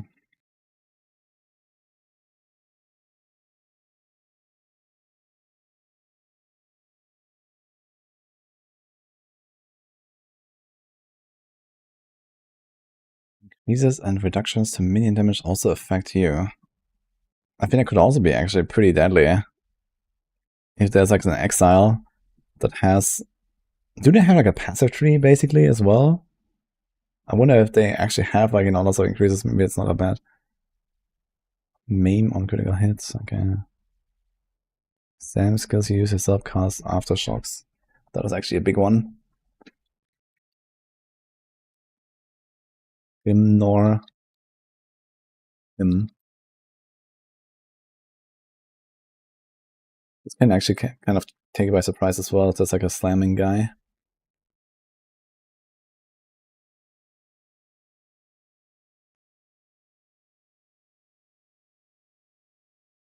Always deal critical hits against heavy stunned enemies.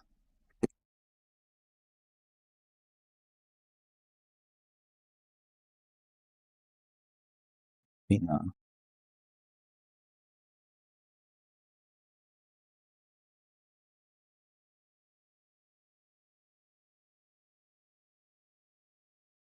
Right. Once. Yeah, what about one-hander maces? Oh,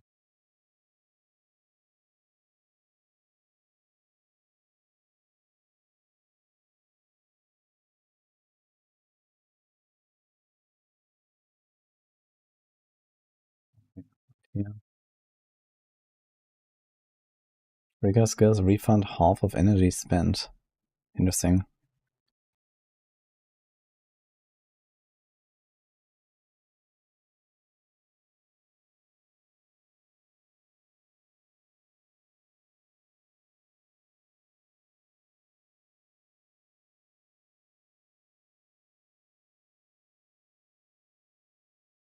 Sven, I agree with that. All states build up equal to 100% of damage dealt. And then daze leads to more stun. How does that work again? Daze builds up on a target up to 100%. Daze lasts 8 seconds. Daze enemy will take 50% more stun build up. Yeah, okay.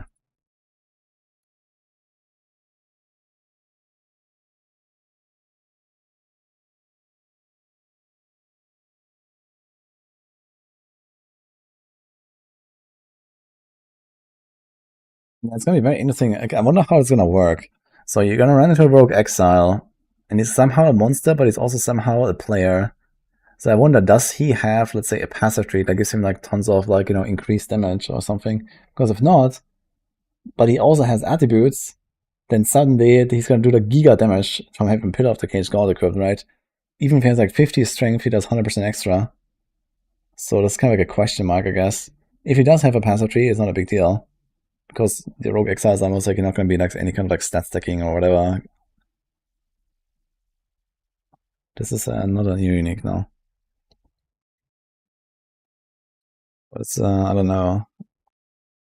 Pillar of the Caged God.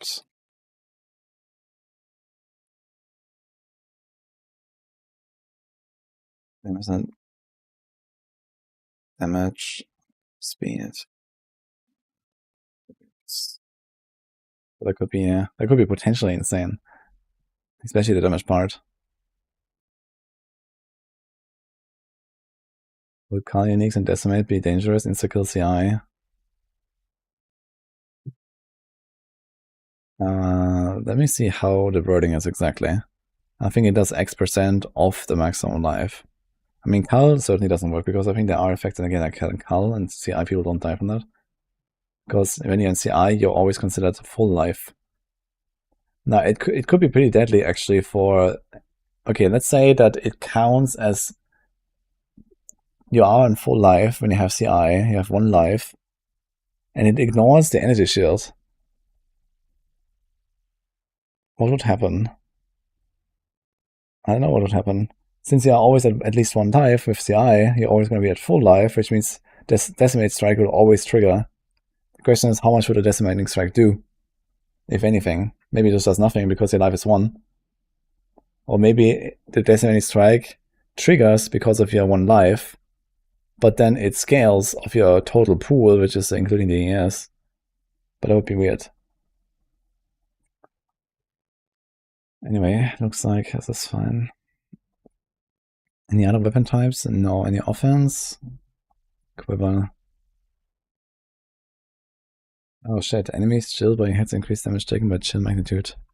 That is important.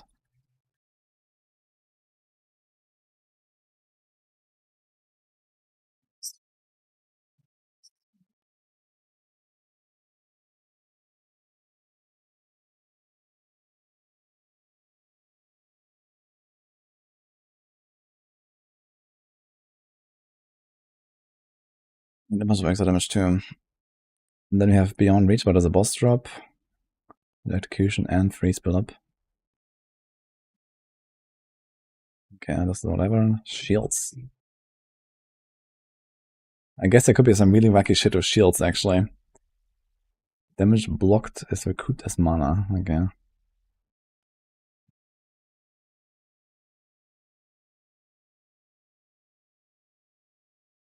50% cooldown recovery rate. Maybe I should mention that. Rest of Ordura.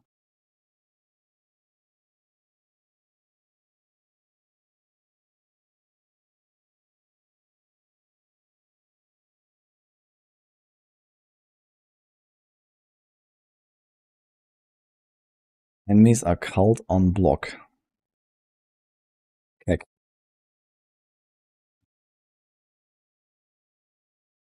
But I think this is not too relevant. Like, if you are in cull range, you're probably not really trying to attack anyway.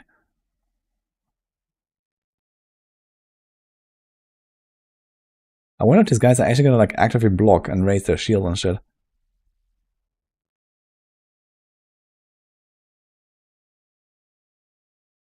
Blocking damage poisons the enemy as though dealing 200 base chaos damage. Requires level 28, by the way. Okay.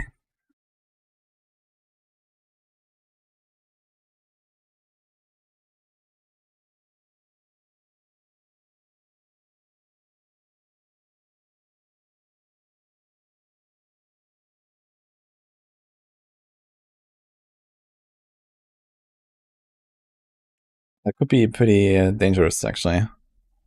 Because today.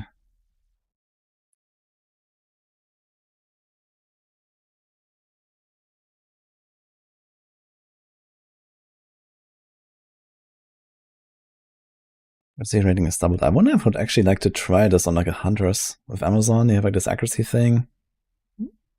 Maybe. This might be a decent shield, actually. It also has extra block chance, which is nice.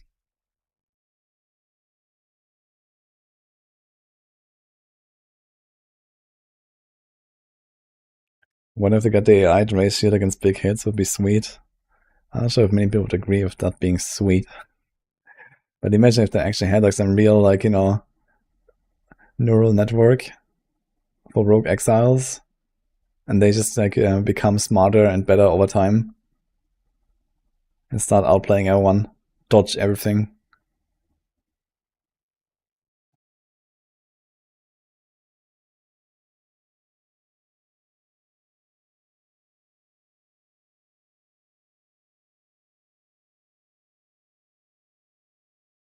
We generate 3% of life per second and 3% while on low life. That is actually not a marginal amount, I think. Rise of the Phoenix.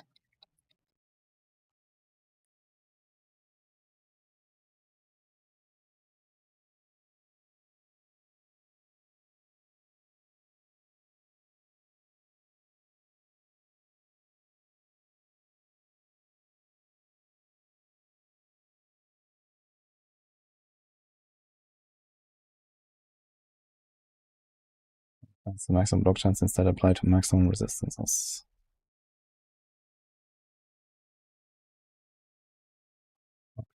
Okay, yeah.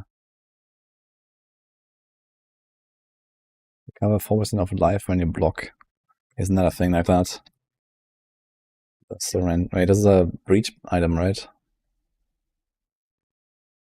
Is it? It looks like a breach item. But I got bamboozled.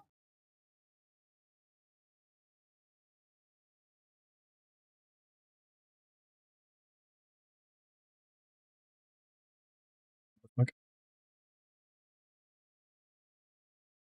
Opposite life on block is potentially devastating.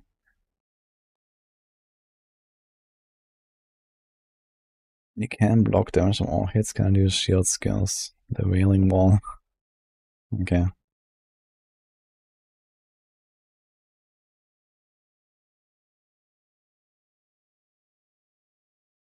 Percent reduced movement speed. They intimidate enemies on block. Yeah. That's actually a really good item. I might have to start the weapon swap, Wolf's Bane. 10% increased damage taken, 10% reduced damage dealt. On boss fights, that's really good. You just walk up to them, raise your shield, let it smack you once, that's it.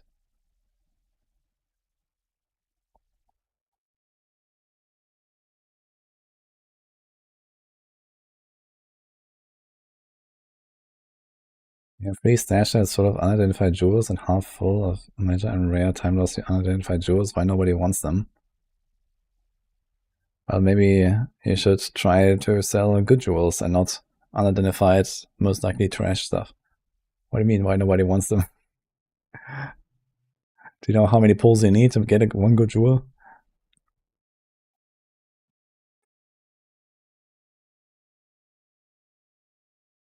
Surely there's some interesting bug Linux designed for Huntress synergy.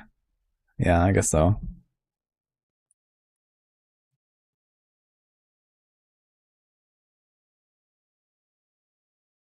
Okay. That's actually the last category, I think. We have everything after that.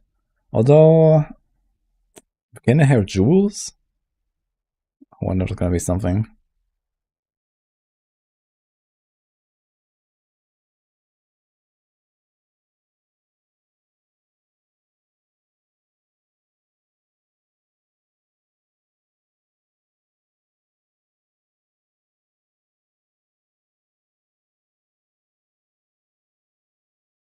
Anything else missing?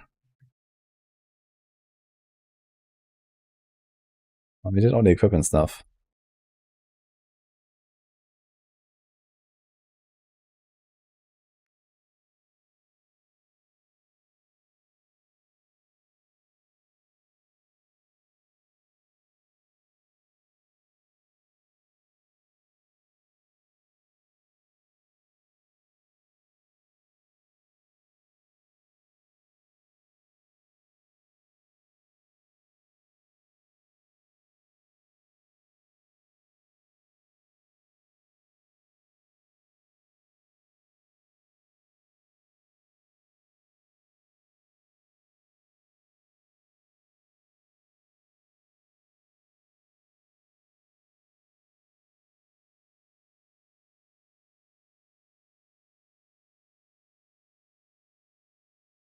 There's like every single unique jewel is from new content, right?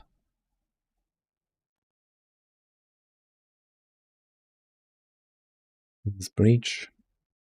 Here's Sakama. Here's Expedition. Here's Simulacrum. Here's Ultimatum.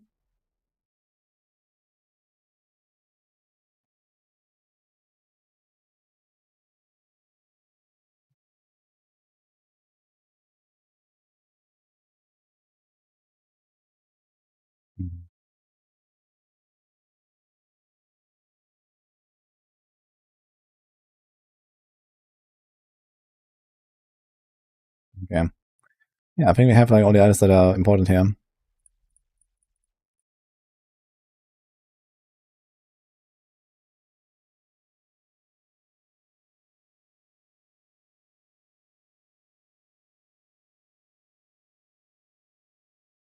Sort of. Yeah.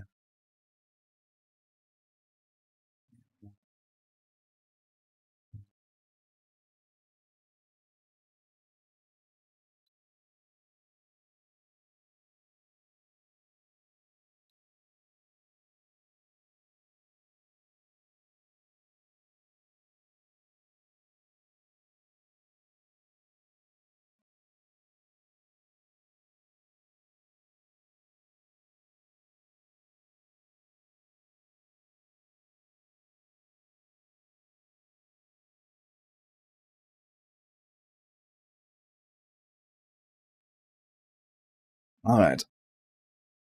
What do we go by now? So danger rating. Okay, what is like one of the most dangerous items here? Just to kind of get a bit of a benchmark.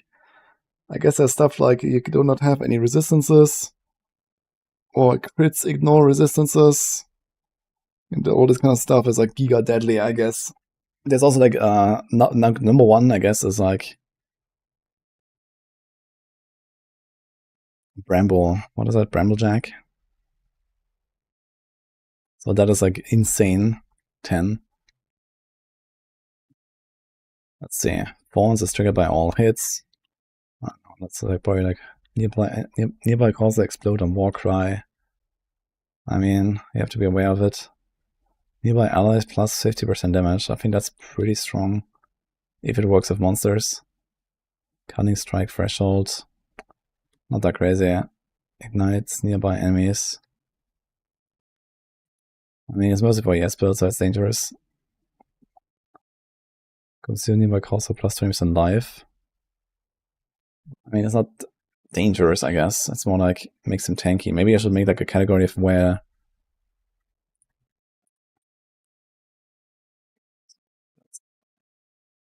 we should make an extra category here, I think.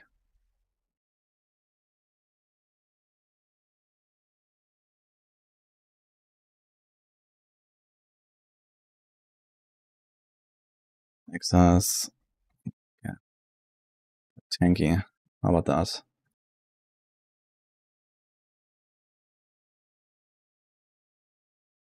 This will be one of them.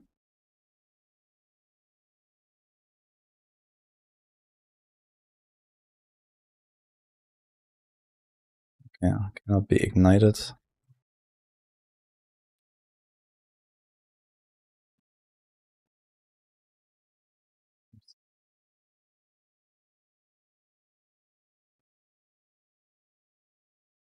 Nearby enemies have lightning rest equal to yours.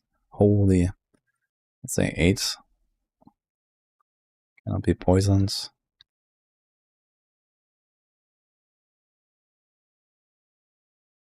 Don't kill new servers, take no exception from crits.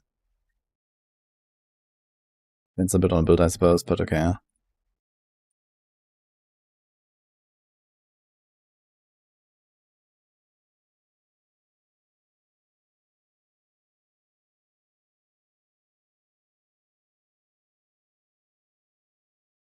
This is kind of insane though. Depending on how long these fights are. Let's say the typical Exile fight ends in 20 seconds. He will do this 6 times, getting 120% of his life back. Yeah, actually, if you just, yeah, you have to like cut him away or like make sure he consumes all the nearby corpses or something. That's definitely gonna be annoying, I think. Decimating Strike. Ah, wait, I wanted to check that again. Ares Veins Wings, it's called. What does it say on the tooltip again? Hits against full life enemies removes between 5 and 30% of their life before the damage of the hit is applied. Yeah, realistically, I don't expect that Decimating Strike will do anything for ES build, for CI builds. We should maybe do a conversions.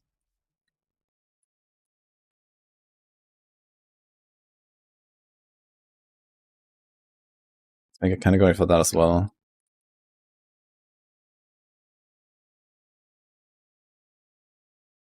Start with 3 dragons.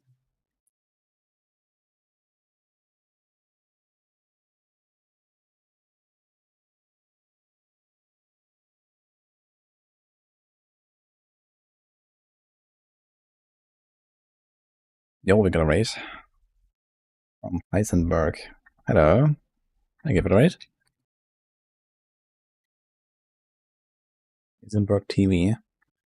How's it going?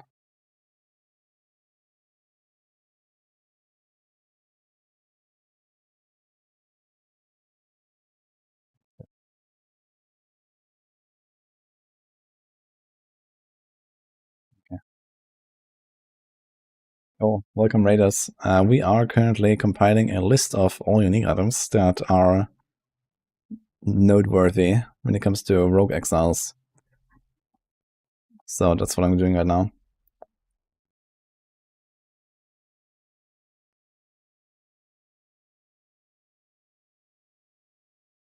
Here's blue flame braces conversion.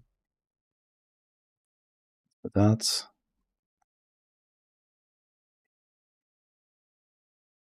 19 damage executes.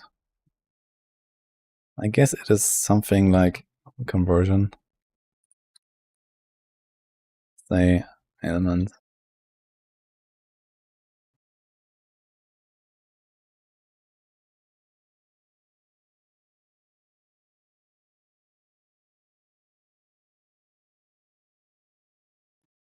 Yeah, I mean, maps as exile and killed me.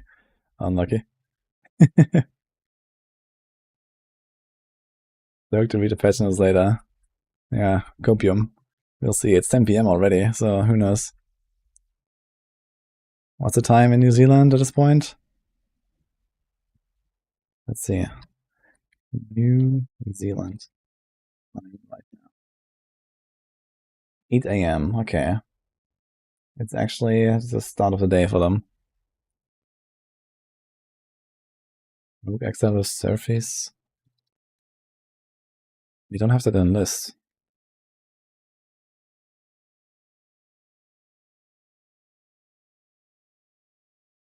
Some shit. Interesting. Here, group. This is actually one of the windows, as realized. I have this one here individually, and it is here with the group. Okay.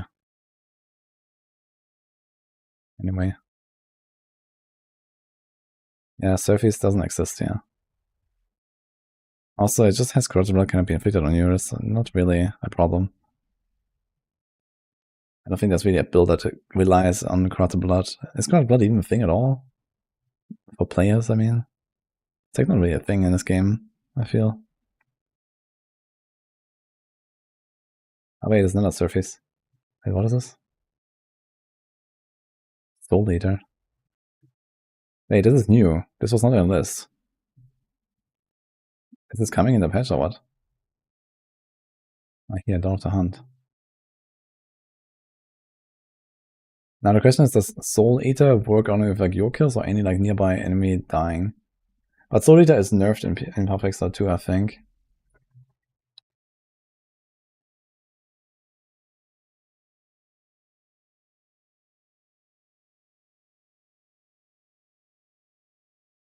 %3% attack and cast speed and 2% less damage taken. Up to 45 times. Okay, so they can get up to 90% less damage taken. And 135 attack and cast speed, okay.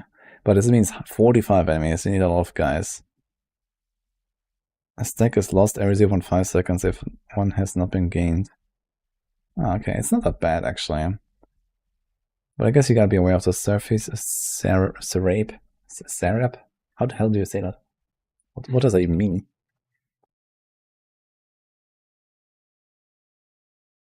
It doesn't even exist in my dictionary.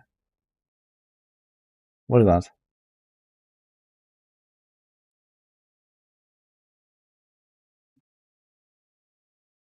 Yeah. Apparently something like this.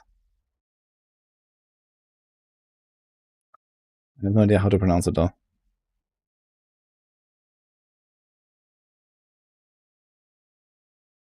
Sarah Pay. Okay. Anyway, Soul Eater. I guess this is definitely worth mentioning here.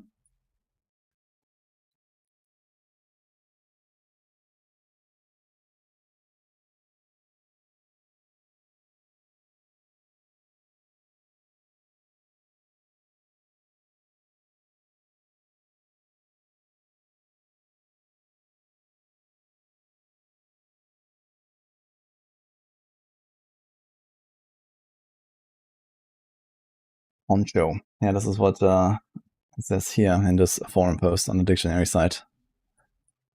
Apparently. But the dictionary itself doesn't have the entry. Anyway. Yeah, that was... do we have like more uniques?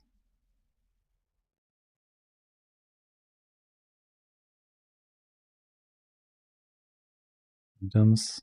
Unique. Can we search for Dawn of the Hunt here? Yeah, this might be worth actually checking this out.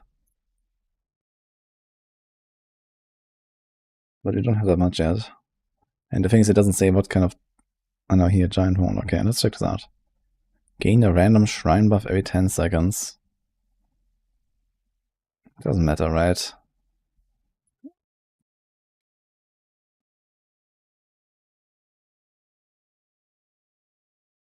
Fire, lightning, cold, chaos, explode. 6 hits. Actually, it does matter, I guess. Cannot be damaged, Bunker. Maybe it matters, actually. What's that thing called? Hammer of Faith. Yeah, we're definitely gonna put that on the list, actually.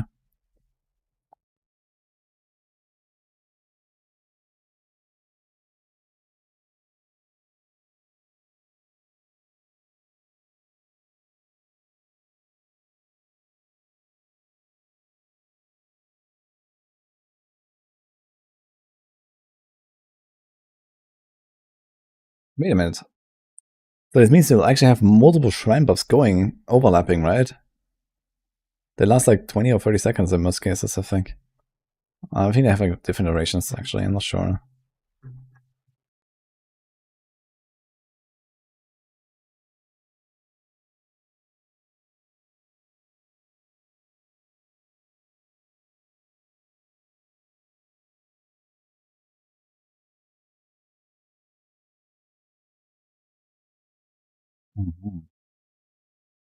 Slayer shards. Okay, so let's see if I can recall all this stuff. Not all of them, actually. So I know Rear Guard is a core that has like block. Prism Guardian. Actually, it used to exist as a passive node on the passive tree, but now it doesn't exist anymore or something. I think they actually took it out. But I think pre-launch there was like some stuff that we saw. Stone of Last War, I have no idea. Umbilicus Immortalis. That's something with flasks. Red Blade Banner is like the Warcry shield. Death's Oath? Maybe. Death's Oath is like the Death Aura, right, from the lab. Tidebreaker is it's just like a big bonk weapon. And it has stun or something? Or endurance? I think endurance charges? I'm not sure. Radak has impatience, no idea. The Admiral is something for like auras, I think. Nebulok is something for like accuracy stacking. Skull's Bridle. This is something like you take damage when you cast. Call of the Void, I have no clue. Slayer Shards is like fire in a circle. Many projectiles. Mind of the Council. I have no idea. And Alpap Supremacy, I also don't know. I think there's also some Warcry stuff, no?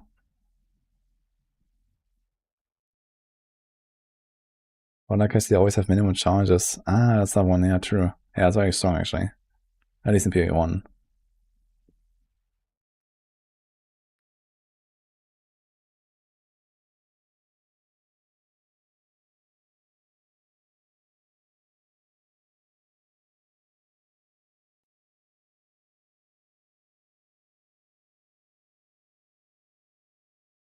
Let's see this. This is Puppix on 1. Some Guardian.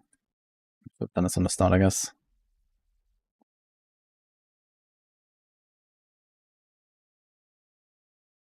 Ah, never mind. I confused this with another shield. Which one is this? Aegis Aurora, I think. Where you get like ES back all the time. Okay, whatever. Umbilicus Immortalis. Last apply to zombies. Okay, Rear Guard. Yeah, some bunch of block. Stone off.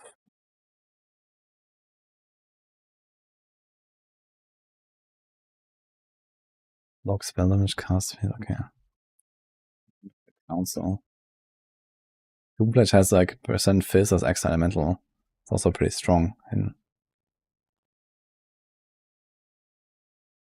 Rebels of blind damage taken before mana. Have mana before life.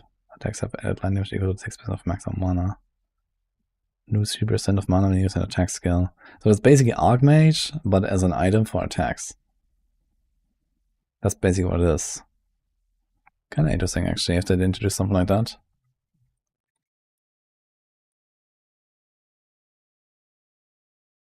What about this one?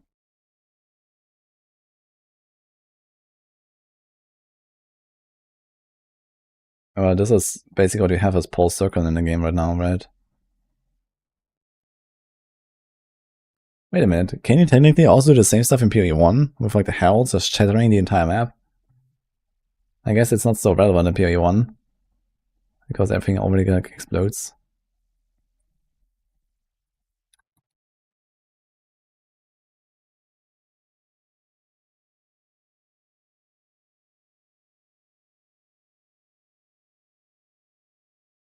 Yeah, I wonder if that thing you can do it with the chaining.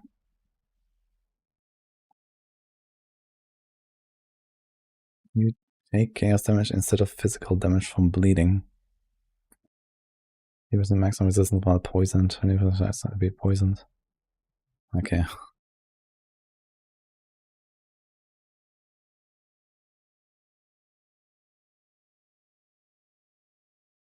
And damage you deal with hits is resisted by lowest elemental resistance instead.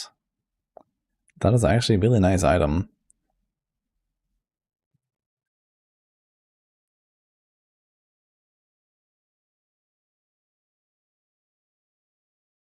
Charge on melee stun.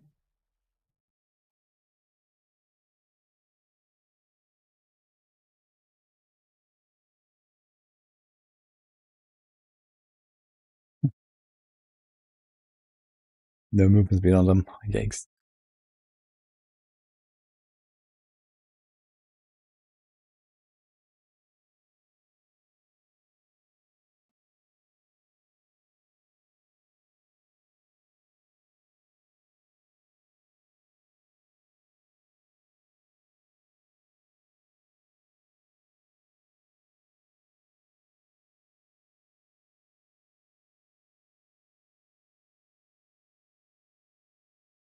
I don't think really any of this stuff matters much. Or the exiles at least.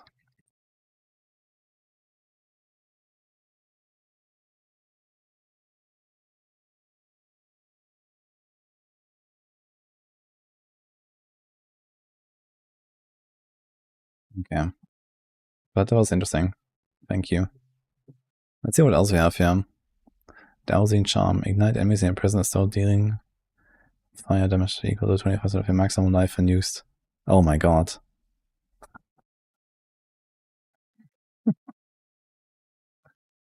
Oh my god, dude. But it's Beira's Anguish Charm. Beira's Anguish. Beira is like the witch from the first zone, right? Is this gonna be a boss drop? I don't know. Probably not, to be honest. Self-ignite charm stacker. Yeah, I'm not sure about that. But, I mean, okay. Can you make a build around this? Maybe.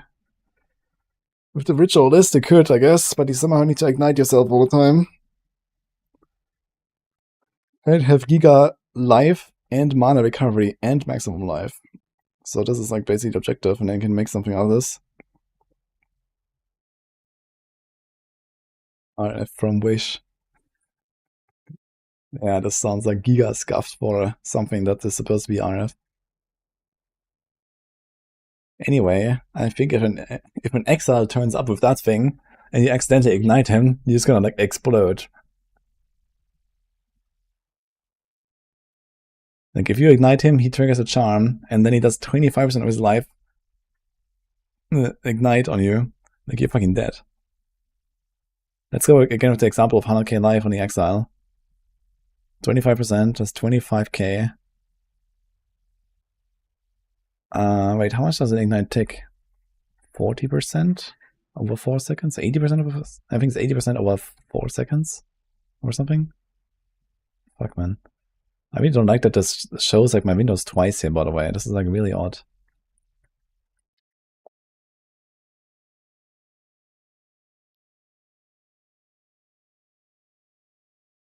I think I'm gonna have 100k life maps. Yeah, probably. We don't know exactly, but okay, it's 20% of the base for 4 seconds. Yeah, so it's 80%. So this means at 100k life, so this will do a 20k ignite on you, and with 75 res, that's still a 5k damage ignites. And he probably has more life. So in other words, you're just fucked. If that okay, this is actually insane. Charm. Beira's, what is it called? Anguish.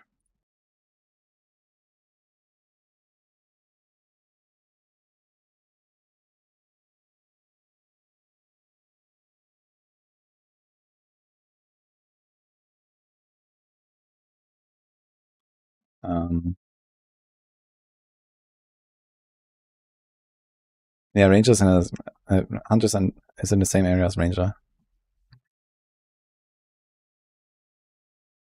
What else do we have here? Gain 1% of damage as extra fire damage per 1% chance to block.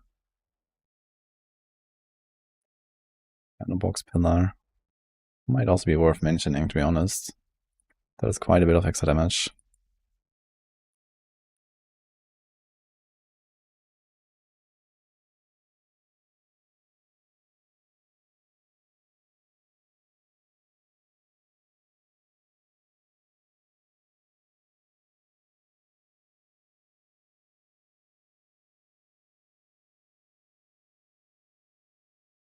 Mjolnir.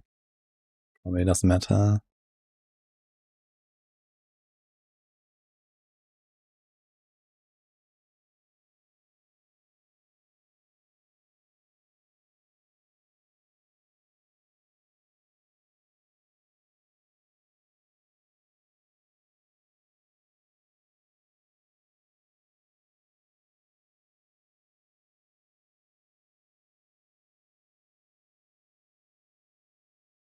Yeah, the Coming Calamity, man.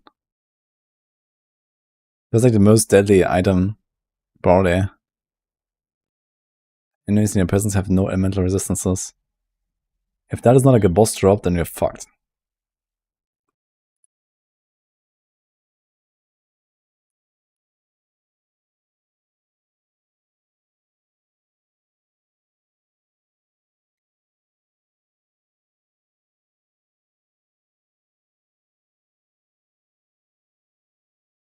Has to be the boss drop, yeah. Maybe. I guess we don't have confirmed drop locations, so we'll see.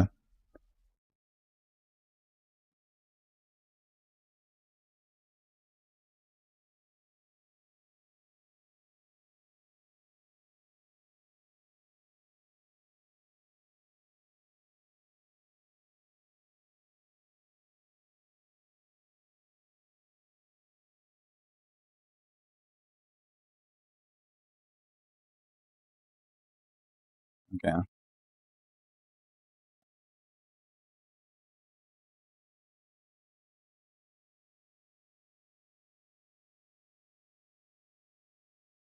Hold of a new class and 3 rings in Ingenuity and ask Samantha to make an OP stat stack character, but the origins disappear. Why?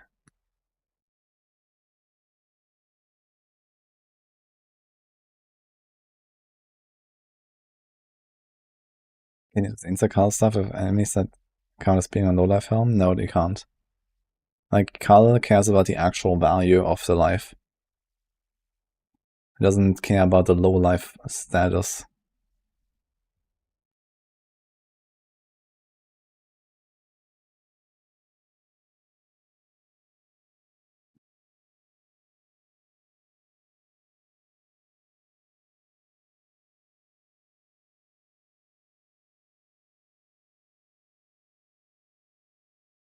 Okay, it's not a conversion thing. Painters.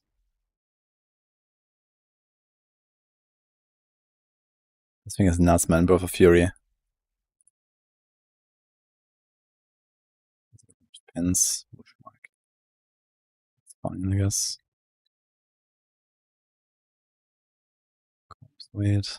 No idea how strong this is gonna be, but I don't know. I guess you need to be aware of this. It's Call of the Brotherhood, Ring of Conversion.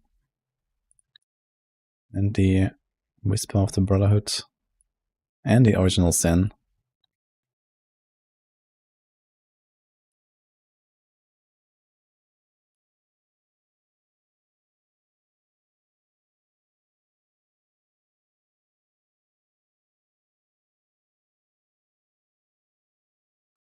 It's Ignore Res. That's also...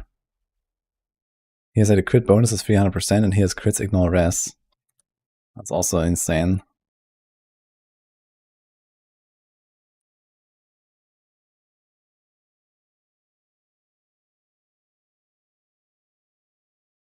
Defiance of Destiny just makes him like kind of invincible.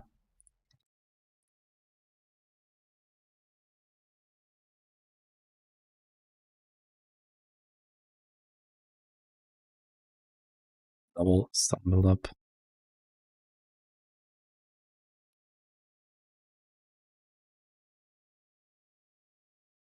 Some freeze build up. And frozen enemies take extra damage. He has electrocution.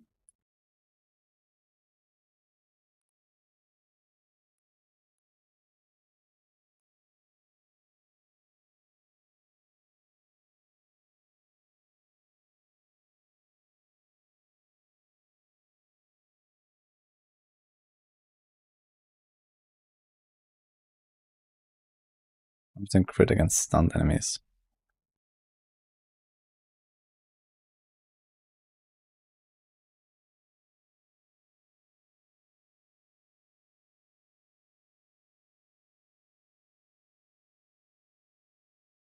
Also the Phoenix.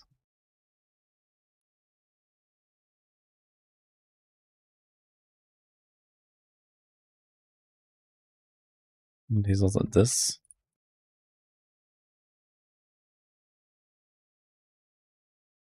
Okay, so I think that kind of covers it for now.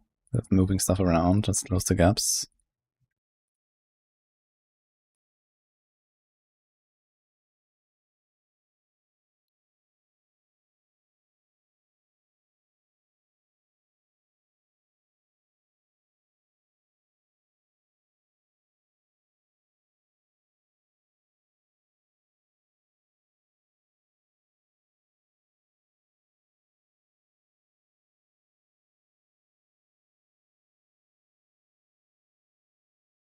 Okay.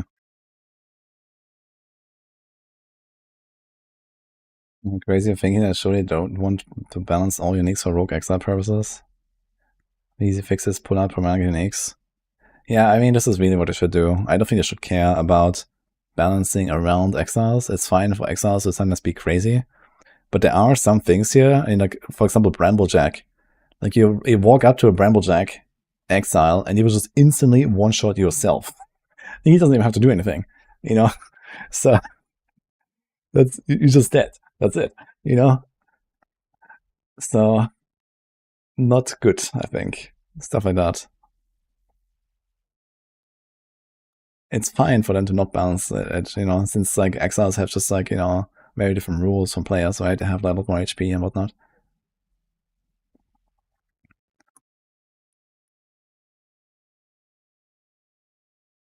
The Coming Calamity, that was definitely a 10. Soul Eater. I think people focus on this a bit too much, but it's probably not that bad. As long as you don't like kite them around into packs and kill them. Decimating Strike. It's also not that bad, I think.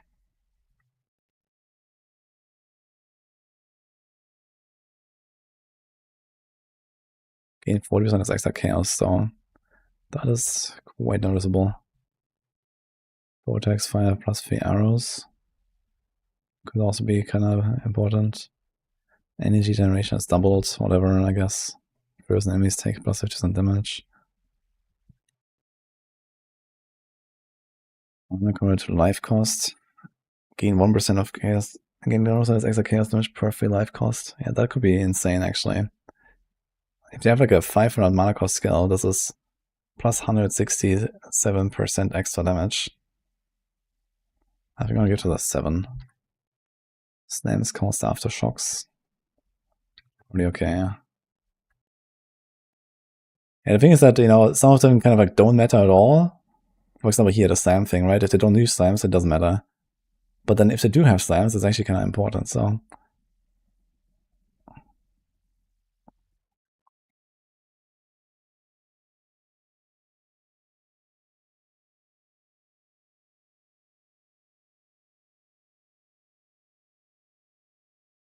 Honestly, this is a question mark. It will really depend on like how does it work. The Pillar of the Caged God. Enemies take increased damage based on applied chill. Yeah. Boomstone is extra fire per Boomstone block. Kuna recovery rate, I don't think it will matter much. Block enemies as if dealing 200 chaos damage. Blocking poisons enemies. So yeah, this could be big in like low levels, but otherwise kind of whatever.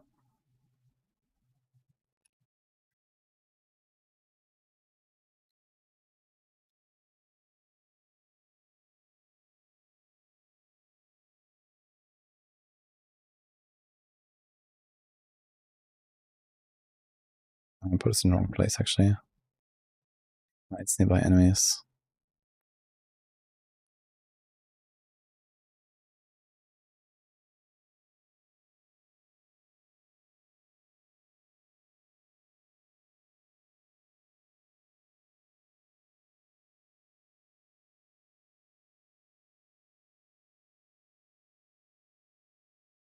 Radiant Grief is kind of bad.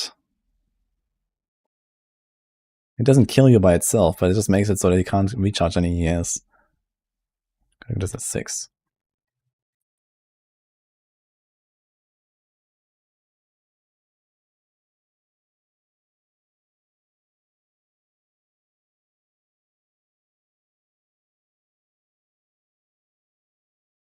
Okay. And the Defiance of Destiny.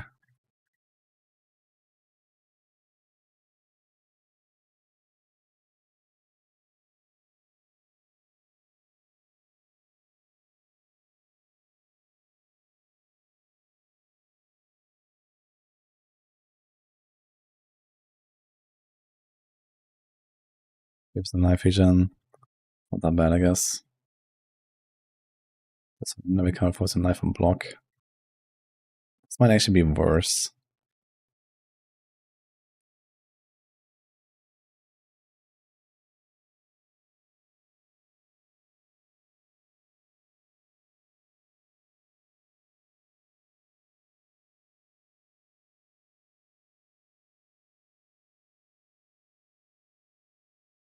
What else?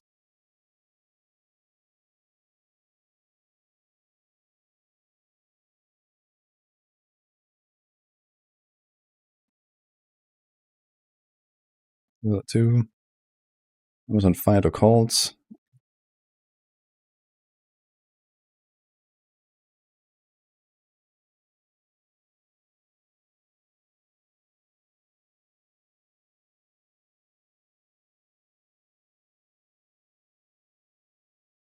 Can you say Resonance of releasing at 2 CST? I don't think I gave any date or time.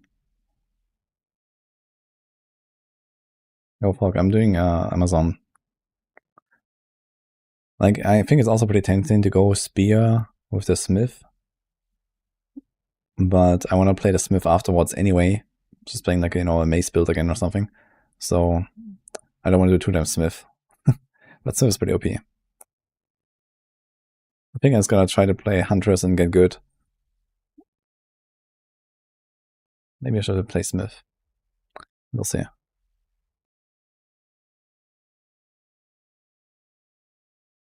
Any damage electrocutes. That is kind of...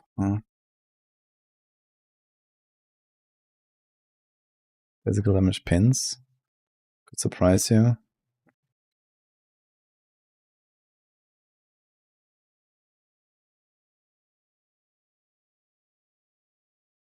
Into cold. Wait, I have 2 times lightning to cold here. Which is which?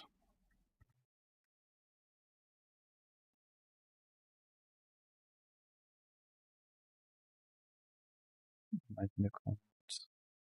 Cold to lightning.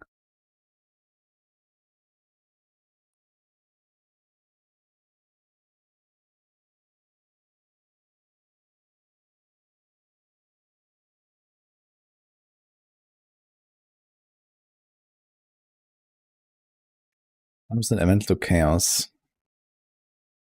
That could take like ES builds by surprise a bit.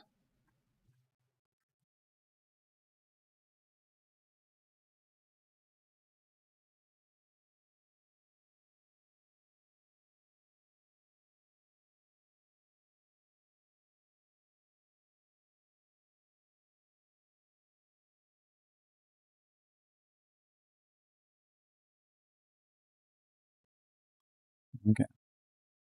Yes.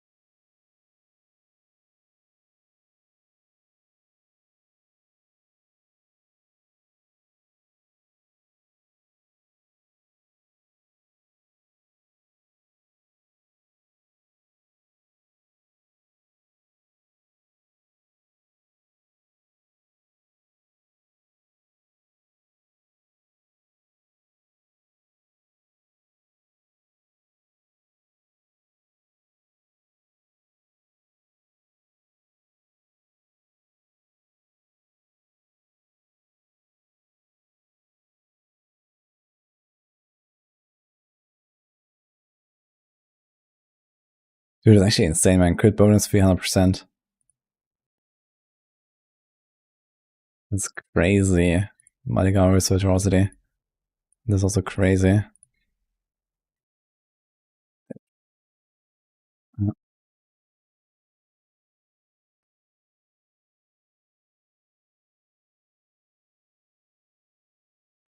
Warriors.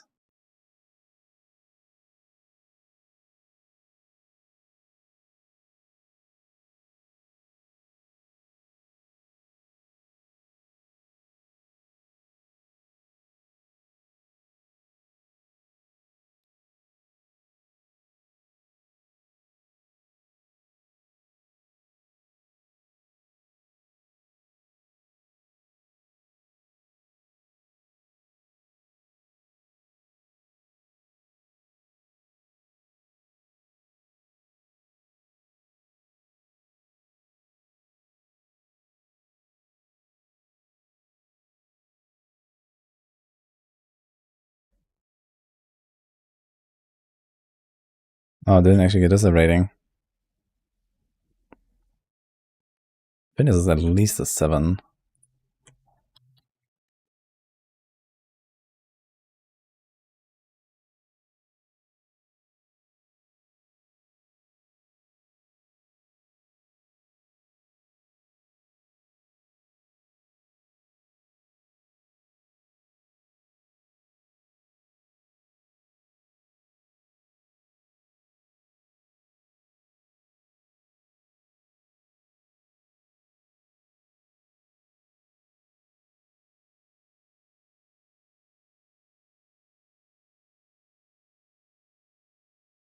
Okay.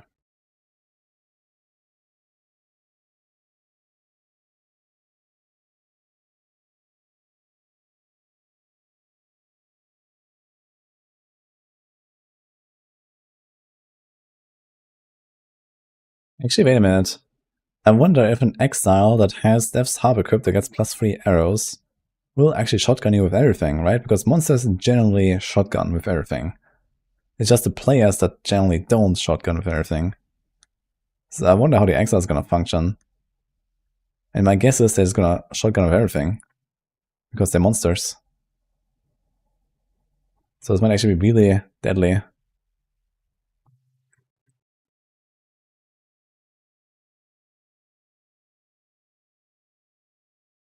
We'll see you, Ma.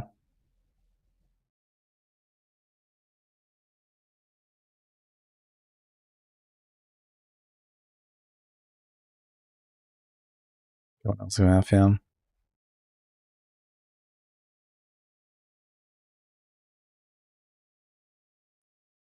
Yeah, I think we kind of covered it.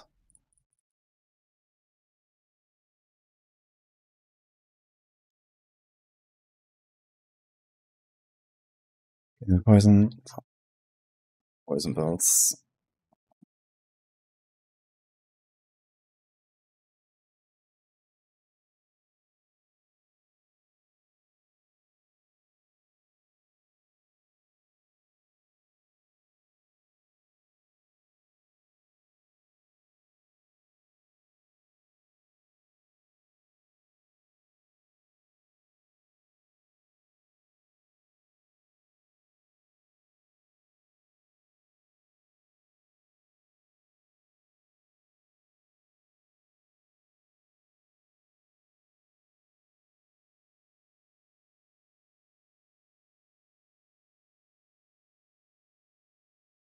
Okay. Always on the left here, I think.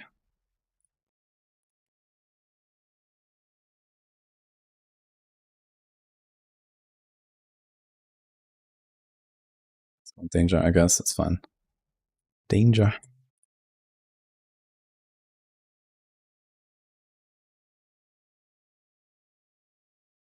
He's a little bit pretty.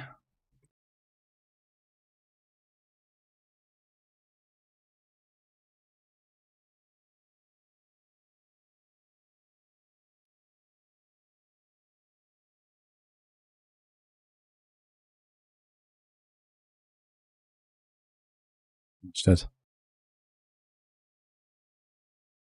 Just change the colors. So for some reason it didn't work.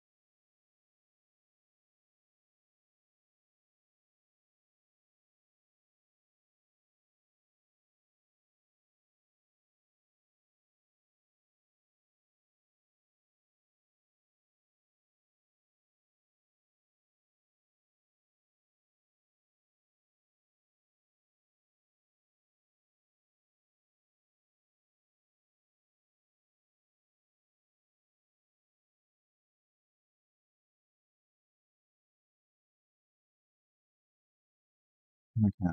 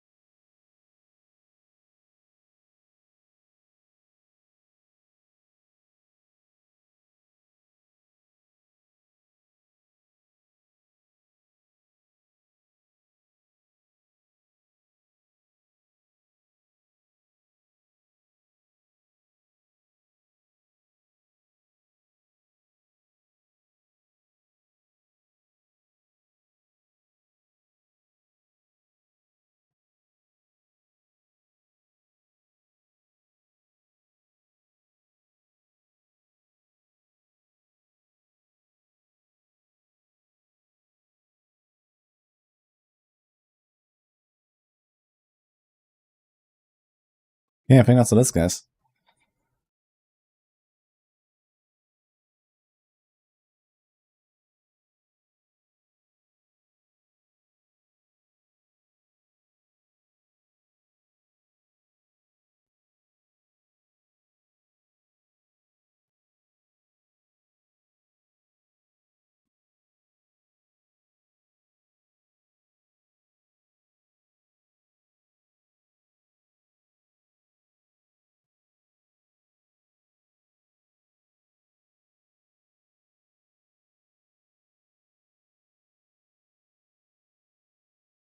There it is.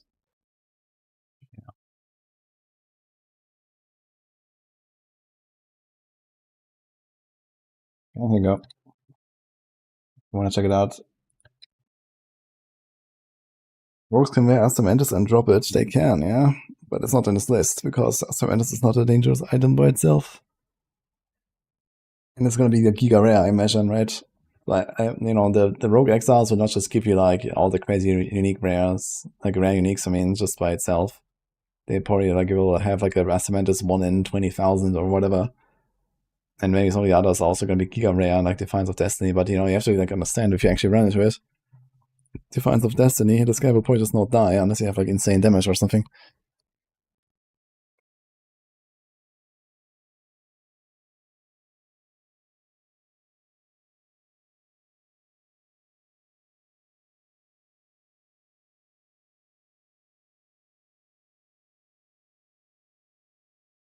That was actually kind of an interesting exercise, yeah, I gotta say. We'll see how this will actually play out. And some of this stuff is like, oof.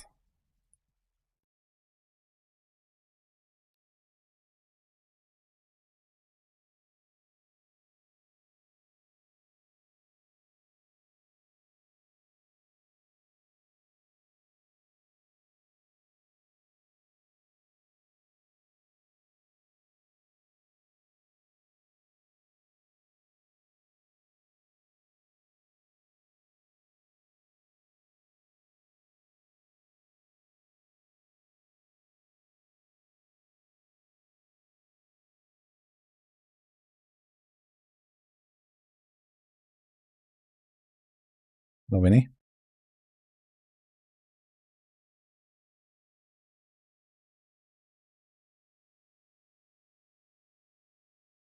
I'm gonna make a video about this for tomorrow, guys. So I'm gonna talk about my thoughts a little bit there as well. See, I guess. So needs to be. Oops.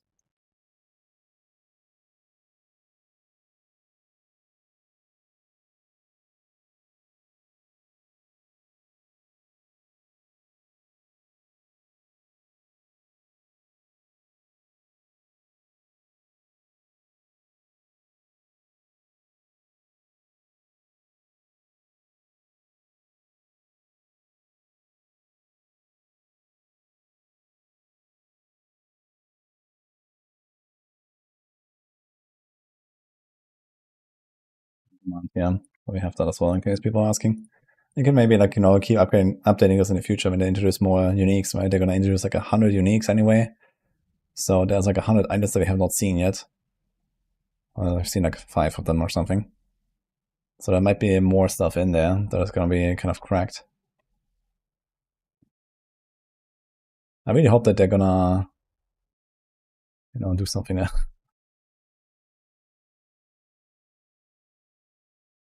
Now, guys, it's almost 11 p.m. here. The question is, do we have a chance, any hope for patch notes? What do you guys say? Or is it gonna be actually tomorrow? Been here for a while.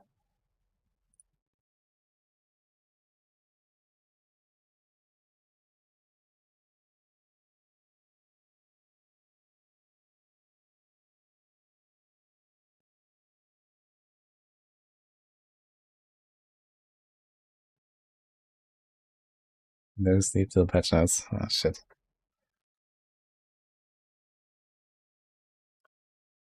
I didn't actually sleep that much today, so I have the option to just go to sleep early and stream early. And that might actually be the strat here. Maybe I'll do that. I could log in a little bit and play and see if we're gonna get them. Also, I can work on my ranger a little bit. But I'm not sure if it really matters. Or just randomly blast, basically.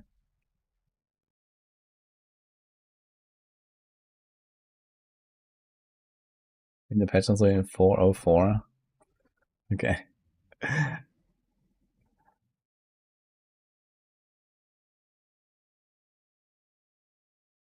What time does the new league launch? I think it's gonna be 45 minutes ago on Friday. Or in 15 minutes on Friday. One of the two, I think.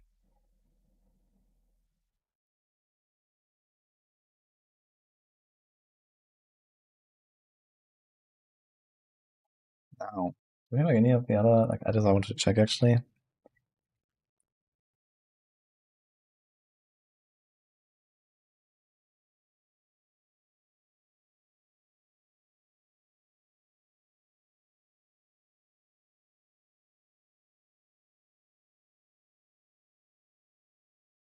Am I supposed to cheat sheet? Yeah. I want to check those a little bit more.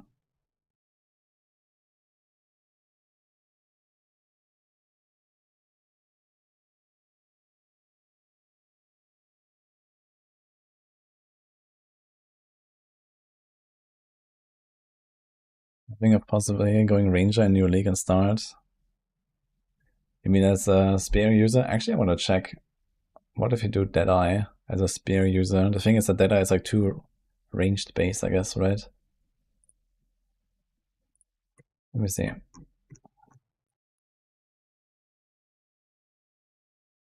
Projectiles, projectile, distance. He has frenzy charge stuff, so this could be potentially pretty insane.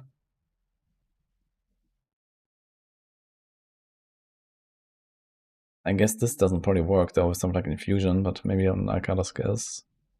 So there's Tailwind on skill use, and then less damage taken per Tailwind. And then there's this here. So I don't know, I feel like if you have Giga Evasion and go for the Tailwind stuff, it might be okay, even as kind of a melee ranged hybrid. And then you have the Frenzy stuff, so if you have a build where Frenzy is really important, Ranger might make sense. How the bleed build's looking? I don't trust it, but maybe they're gonna do something really. They have to do something really big for bleeds, I think. And I'm not sure what that could be, but we'll see.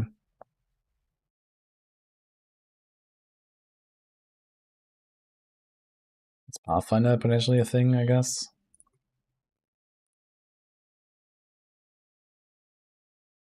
Pathfinder has the 5 skill points. And then nothing. So Pathfinder is not really an option.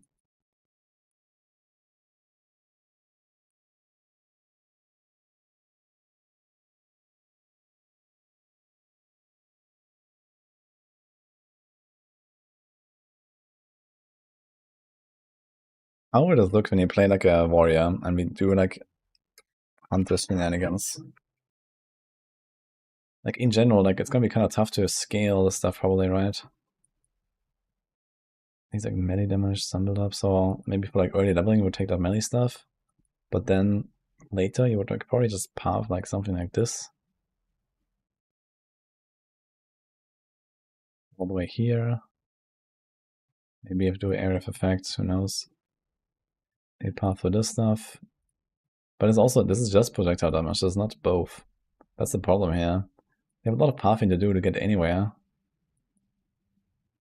And then eventually you're gonna hit like the starting area here where you're probably gonna take something like this and this and this. So we don't know what they do right now, but this will be something like this. Yeah, and then what, right? You like attack damage, so for example here is attack damage, you want that. Take that thing. You can do the elemental stuff, you can do this. There's like more elemental stuff, you probably want to take these kind of things. You want to path down here.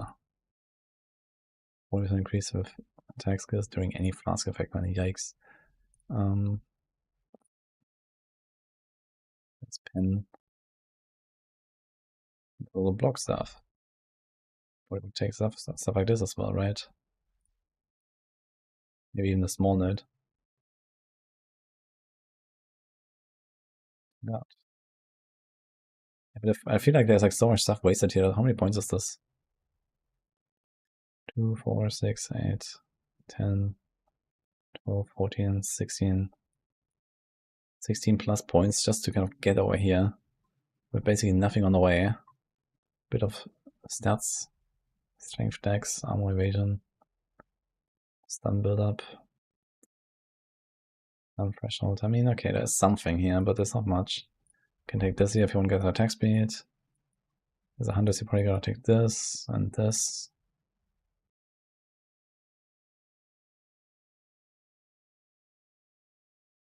Here's spear stuff, you actually have to go down here anyway. Attack speed, damage, and damage. They're probably gonna change this to something different, right? No way, this isn't real.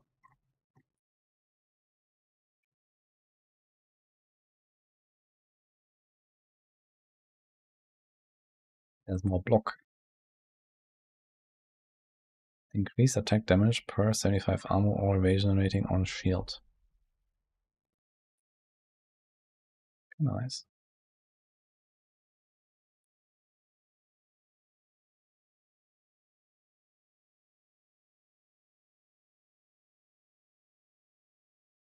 I'm gonna do a Huntress, guys. Although this is like a warrior tree right now, just to kind of check it out. Warrior is gonna be like so tanky, it's gonna be really good, man, with the new ascendancy. Like the hardcore, it would probably be wise. Especially on the first character. Since, you know, there's like so much new stuff, new monsters, new bosses, the essence stuff, you know, all these kind of things that they have to kind of learn. I guess the Hunters will do a lot more damage, to be fair. But the warrior is OP. Yeah, it's actually OP. You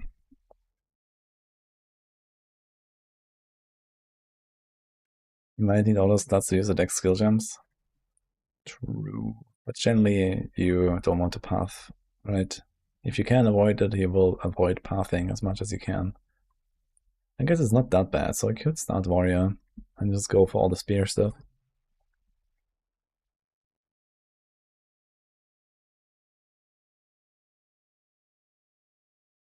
Here's attack damage. Skill effect duration. Attack physical damage.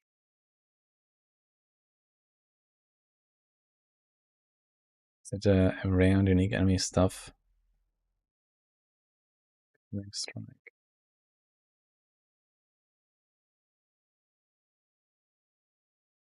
Attacks gain accuracy rating equal to their crit chance. And this will probably not affect the ascendancy node, I think.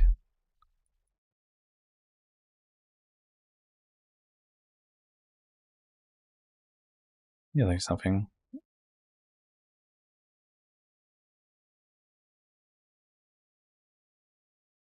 That's all of attack speed.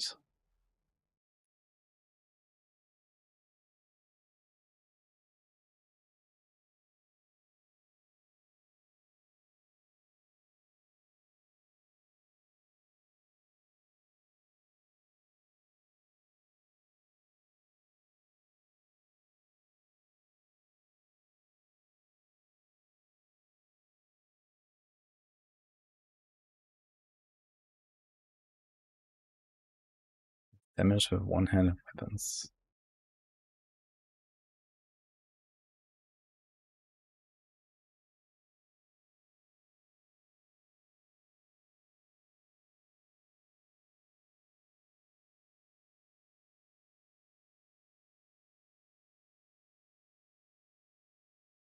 And a strike range sounds kind of nice. There's 15 strength. Unblow damage. 40% damage, like, I don't know. This might be something worth picking up.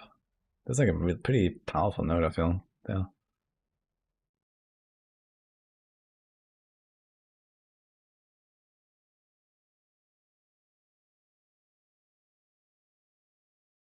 Attack speed and accuracy.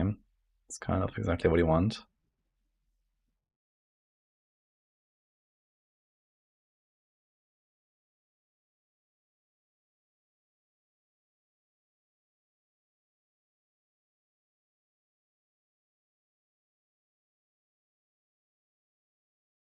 So much pathing around here, though.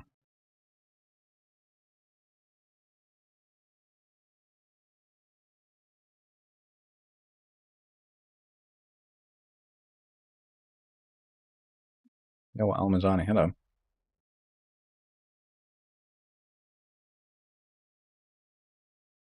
Damage bleed for warrior, spear bleed build. I don't think that spear bleed is a big thing, but who knows? Like, we need, like, what's the thing called? I can apply 8 bleeds from period 1. I think this doesn't exist, right? Yeah. No, we don't have the keystone. Yeah, there used to be a keystone where you can apply 8 bleeds. And then this could kind of work. Yeah, I'm just kind of looking around the tree here. I'm not really like, you know, making like a fixed plan right now, since like a lot of stuff is about to change, I think. It's probably better to like make a new tree once we have the new POB and stuff. Definitely pick out the block stuff though. Where's block here? Block chance, block chance. This would be kind of worth going for this here as well. What's going on? And it doesn't let me allocate the points because I'm at 100.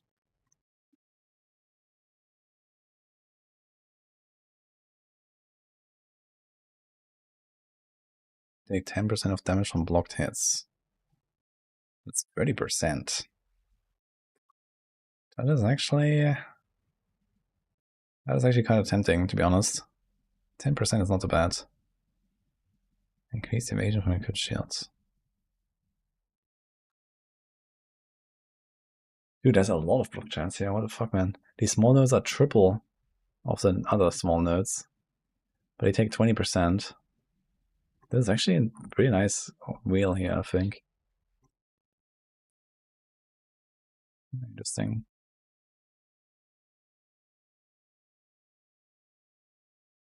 What does this mean? It said there's a hit that is like 5,000 damage. We block it.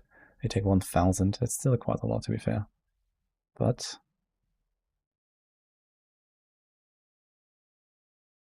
We want block mostly for consistency, I guess, and like smaller hits. It's pretty fine.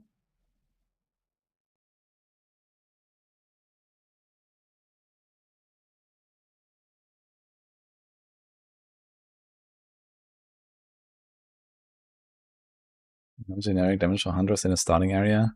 Well, the starting area will look different on Majani. Huntress will get his own starting area, so there will be other stuff. I just took like a few notes here because it's probably gonna be something like that. Okay, if we have like a shield that has like 40% or so block chance, how much do we have on block?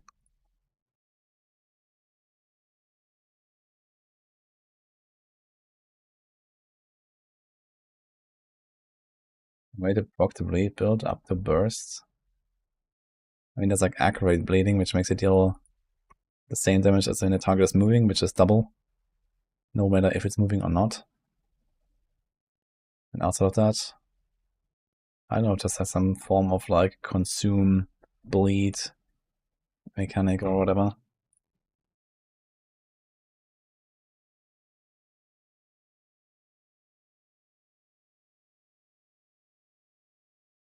Weird block thing about the amount of evasion you can get from shield nodes that amplify defensive stats. I have no idea how much evasion you can get from shields. But when there's a node that says 50% increased defenses from shield, does that add it to the shield and then it gets multiplied by my global increases? Or is that just like an added value at the end? Like, I don't know how that works actually. I actually remember when I crafted a shield, man. This is fucking insane.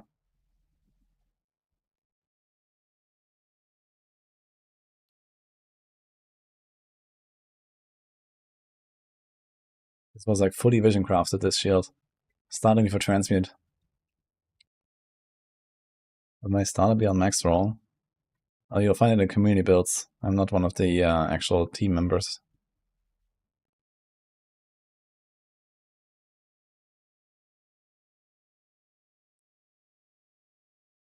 Now the question is, how much evasion do you actually need to get like a decent amount of evasion in this game?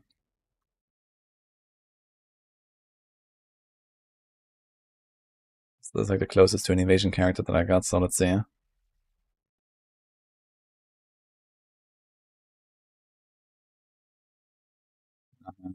9,200 evasion rating gives me 75% evade. Okay, that's pretty good actually. You can also see how this works when we... Wait, what? Why is that portal?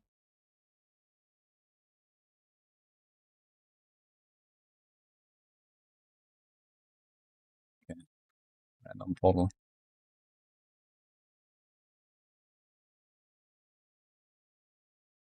If we take the 70% less evasion node? Yeah, probably won't.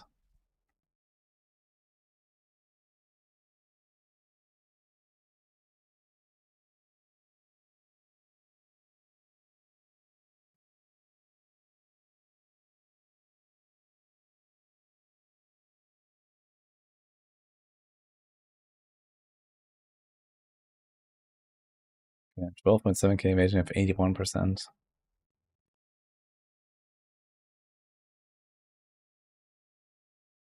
That buff actually gives me surprisingly little, like from 75 to 81. I mean, this is... okay, it's like a 20% decrease. A bit more than 20%, 24% decrease in damage taken, basically. I guess that is noticeable.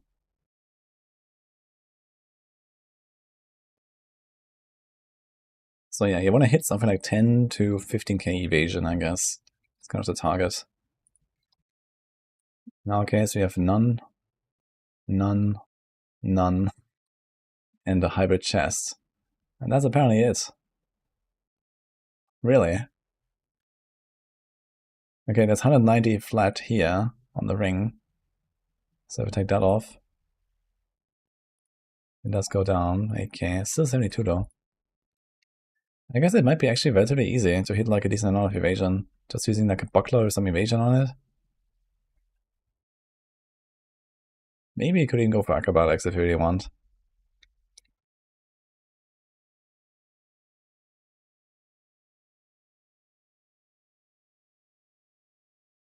PB in Maxwell Planner. Okay, true. Maybe they have the calculation here. Wait, do they have calcs? Build rating? No, not here, right? We have to actually do it in POB. How to get POB?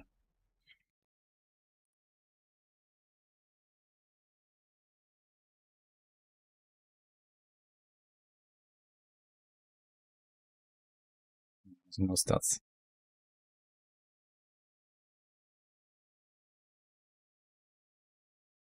Yeah, maybe we don't go for all this block stuff. And in fact, maybe I should go up here to the shadow area and then take the hybrid ES evasion nodes.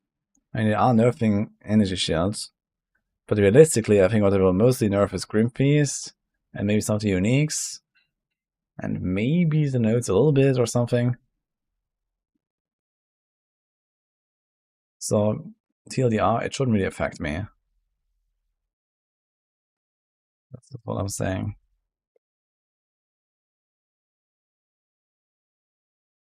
Mathematics and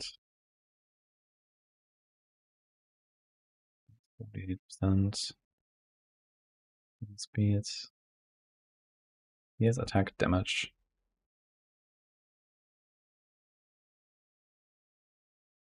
Also, what about critting actually? I just realized if you're gonna go Amazon. Okay, as a warrior, you probably don't care about crit very much. But as an Amazon, you would care about crit. You probably want to go for a bunch of crit stuff here. Yeah, so maybe these block shenanigans are not the way. Just equip the shield and it's like an extra and it's nice. But I don't really care. Although here, first increase evasion and then block, block, block. So this is 40% increased block.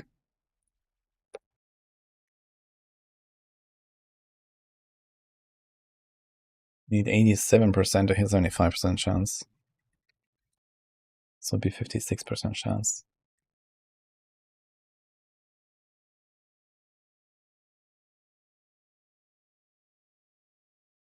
But yeah, something like this here actually is like a pretty strong wheel. And maybe you're actually gonna be fine. It's just like picking out like this wheel. And that's basically it. And you don't go like block everywhere. You just cut off this stuff here. And if you really want, you can even pick up those two.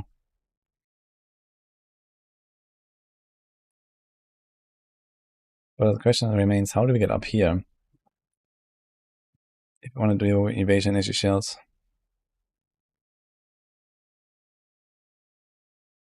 Just this way.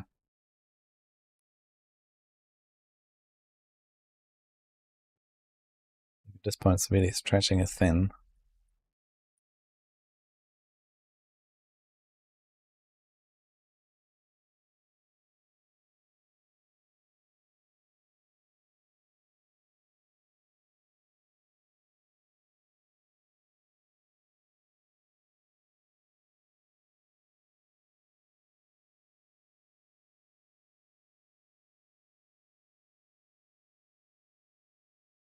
Speed, speed.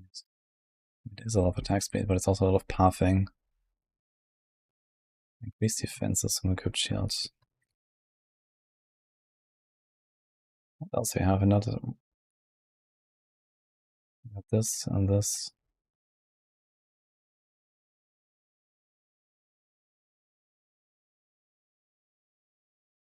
What is this? 55% increased defenses. And then if it's like a full EAS thing, that's just even more. Here's 85, 115, 145, 220% increased evasion from equipped shield. So I still need to know, is this like base evasion? Or is this just like it takes the final value and then multiplies it with the increases?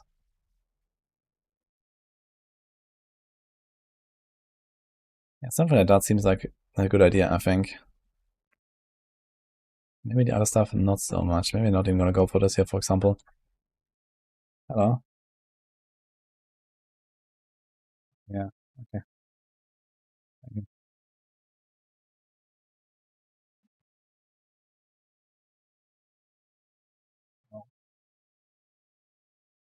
We're just coping here. We're just coping here.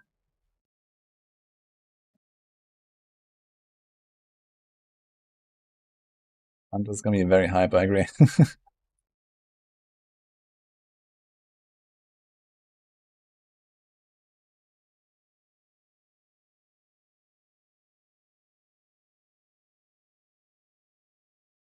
Yeah, I think it's maybe not even gonna pick up this part here. There's 1, 2, Jewel, 3. I mean, it's not bad actually. Damage, attack speed, attack speed, attack speed, attack speed, damage, accuracy, strength, dex. I mean, kind of good node to be fair.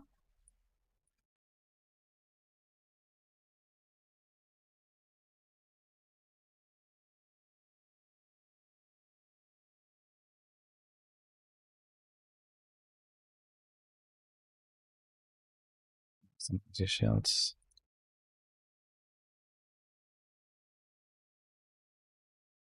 Realistically, we'd have to this to this to this.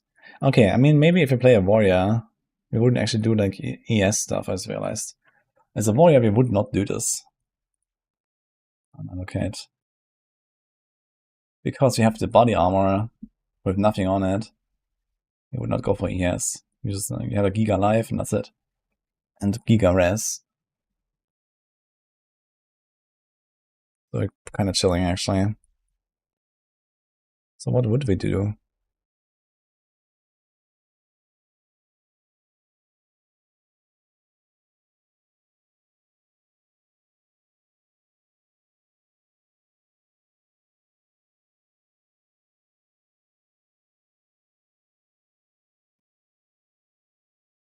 Some reduce attack penalty, yeah.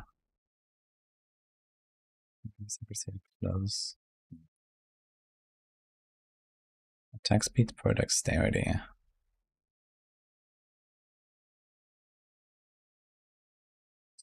50 dex, that's 10% attack speed. Actually not terrible. You're probably gonna end up with like 200 dex or something anyway.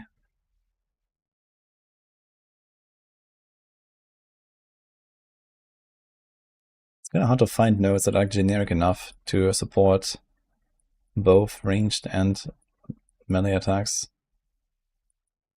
They really have like a very weird tree as a huntress, I'd say. Or as a spear user. Just kind of looking around here.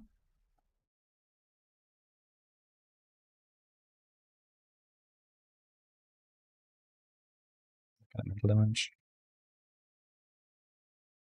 Attack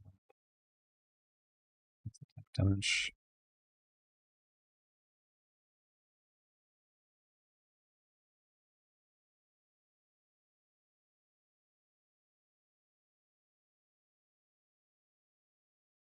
Let's see if there's any bit more here on the warrior side.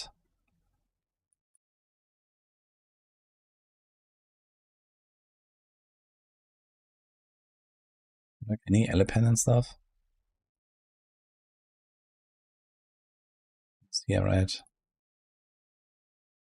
50% pen. We should definitely pick that at least. Since we are here, I think this is actually a kind of good. It's actually a relatively good area of stuff. And I don't even know what it's gonna be. Chance. We can do that.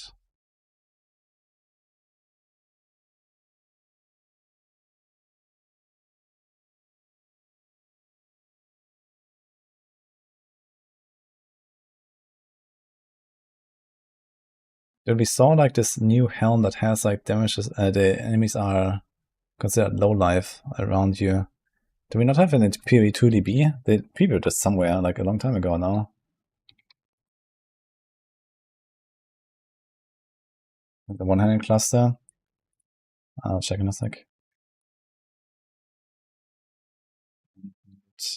This one. And so the ailments. It's kind of far. 2, 4, 5 travel nodes. I think that's too much.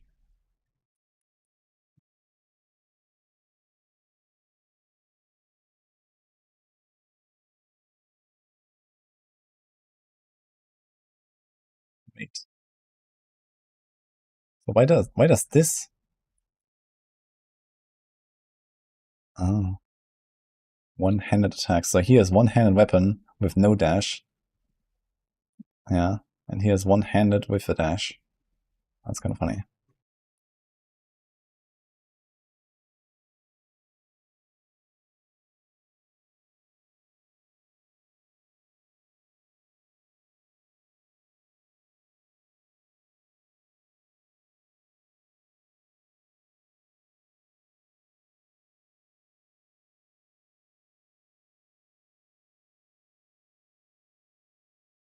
Another one.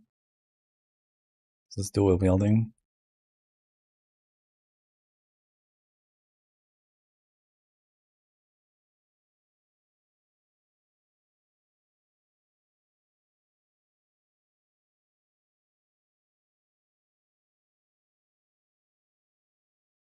Yeah. Deepest tower.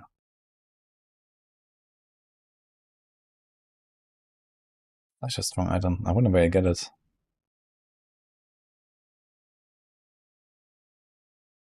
Could try to make something around this.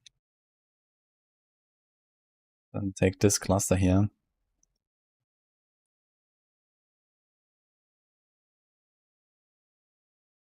Kinda wanna go over here though as well.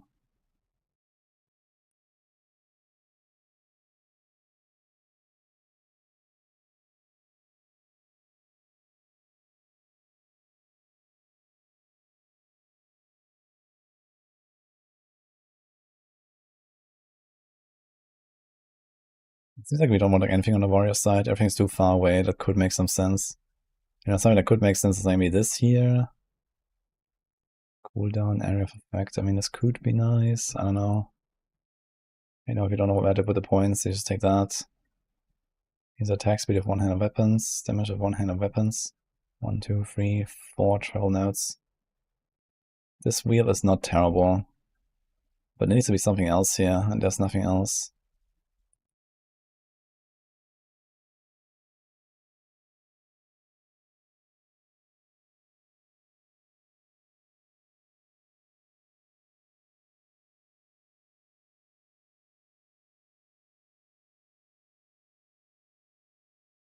Play a 200 spear base and scan yourself.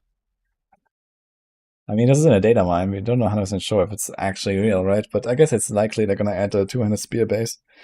So I can do some kind of two-handed spear stuff like in D2. Yeah, the test ammo is true. It's what's gonna kill everyone when Rogue Exiles wear it. It's gonna be fun. The thing is that it's very easy to build penetration. It's basically just the same as having a bunch of penetration. The chest armor is okay, but I think if we don't really want to make use of the heralds in a big way, then, or like, you know, if you're not like really hungry for like spirit, for example, then yeah, I don't know. Nah, spears are not dual wield. They're one-handed with no dual wield.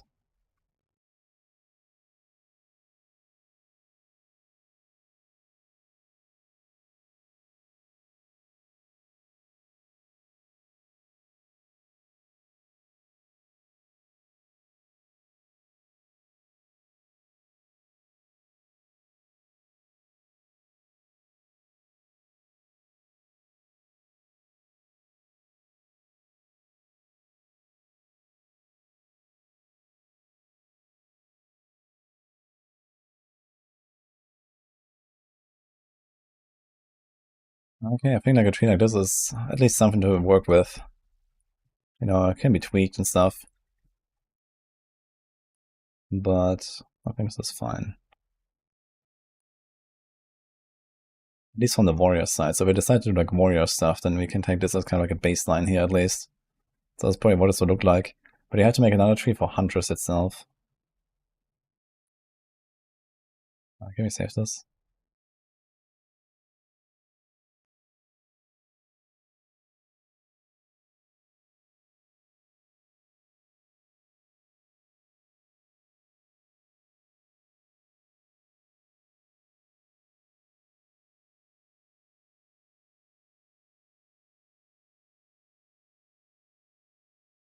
So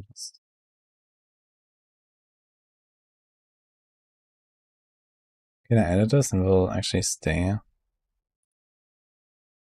Yes, okay.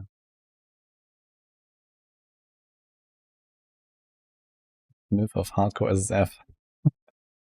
Exactly. New season's not out yet, it's coming on Friday.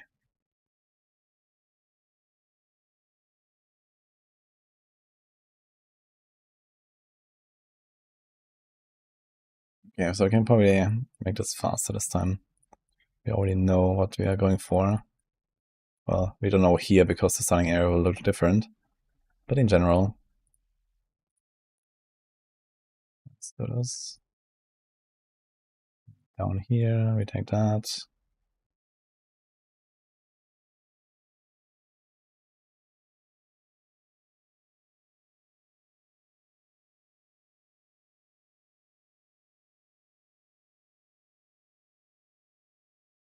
Yeah, protect damage, accuracy, crit accuracy. We might want to take these ones.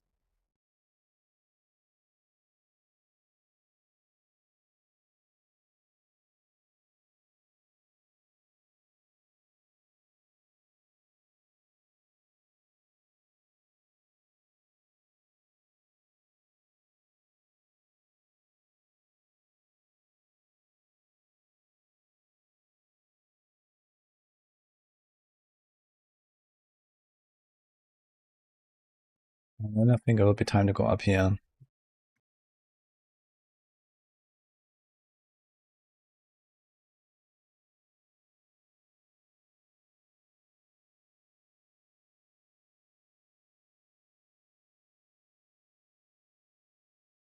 So blind there.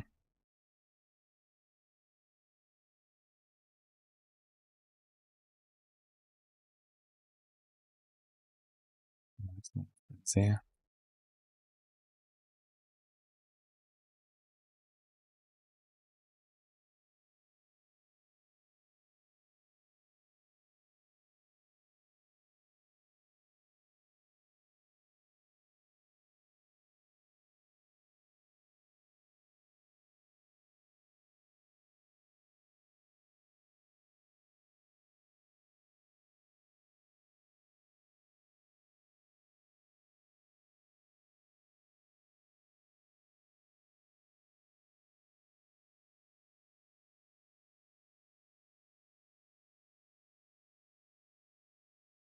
We'll take this stuff here. But do we want to? This is 1, 2, 3, 4. And then it's melee, melee. No. I miss here. This. We got this. It's like the trees like all over the place. There's a bunch of shield stuff, block stuff, javelins. Not javelin. Spear. Would this be like enough energy shield like this? Not really, right? I'm relatively sure I had this cluster and this cluster as well as a monk. So a ranger. Should actually check.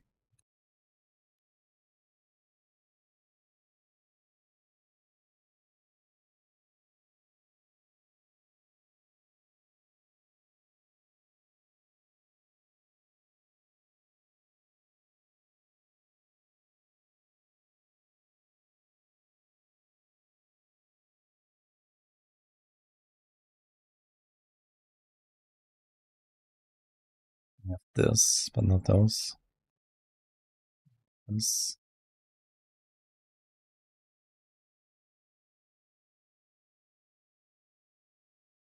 That's actually it. Okay. Now, the thing is, we kind of want to invest into crit stuff, I just realized. If we're gonna go Amazon, I need a lot more crit stuff. I think we don't have enough.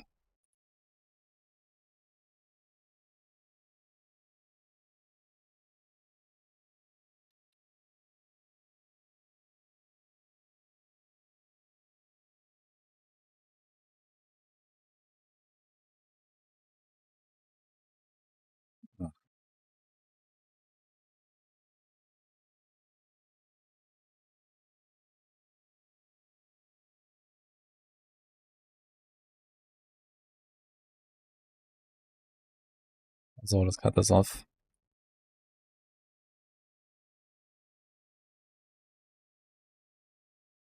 This is only for quarterstaff.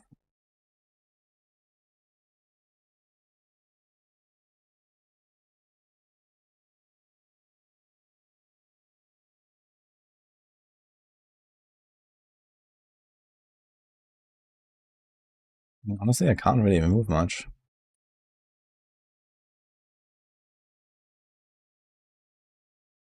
So it has to be just kind of like sufficient.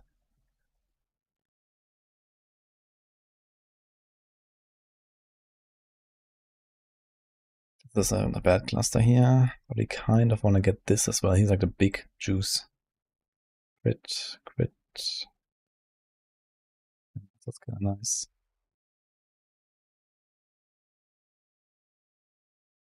We need like at least 15 points.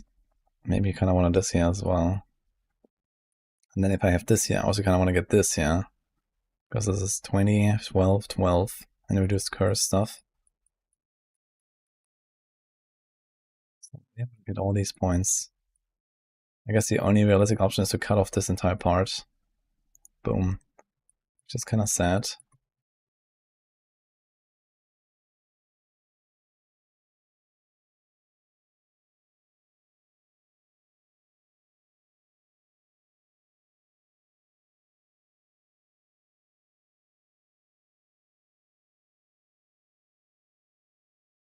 And then we still need this here.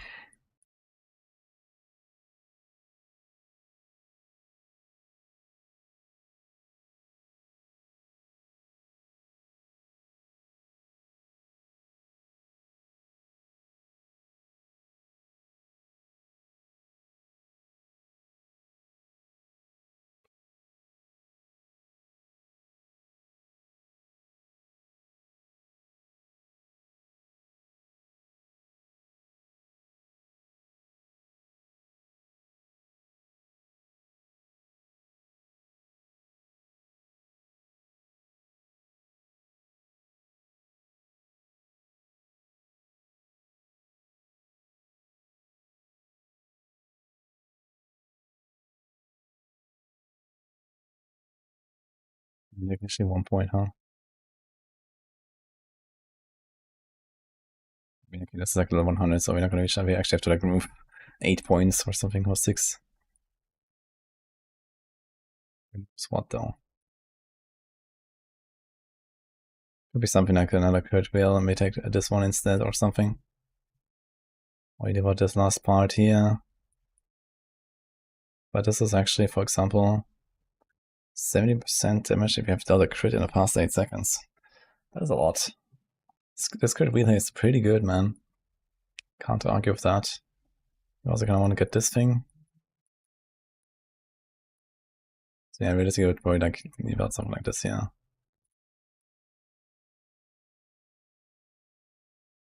Or maybe this would be more appropriate for Amazon. It is super expensive. Yeah, but I mean, Amazon kind of has so much built in, right? You kind of want to go for it a bit, I guess. But yeah, everything is so far away that it's kind of crazy. This is also not bad. Crashing waves, this will be something to pick up.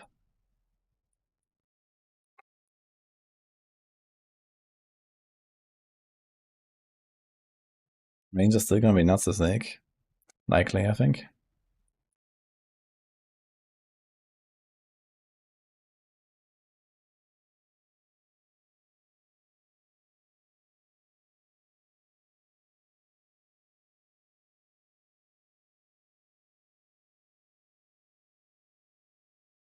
Wait a minute, with the patch notes, we don't necessarily get the updated path of tree, right?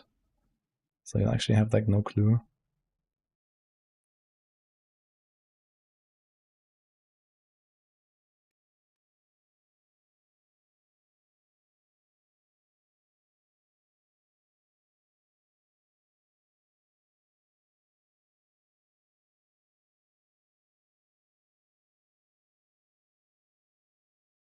Oh, Darko. Nice to see you, man. Thanks for the 57 months.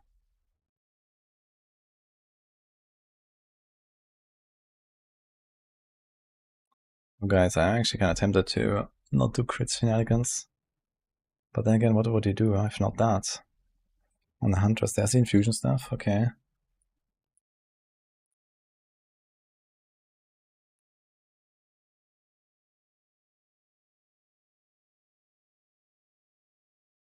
There's the infusion stuff and the weakness stuff. Maybe. And then you have Stalking Panther as well to get some ES on the chest. And you're gonna forget like a full ES chest though, not a hybrid. Which sounds like a problem.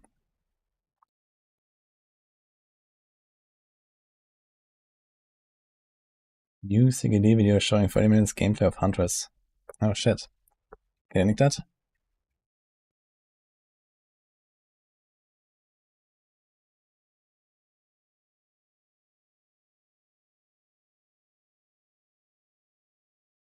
Let's check that out actually. Maybe we're gonna see some interesting stuff there.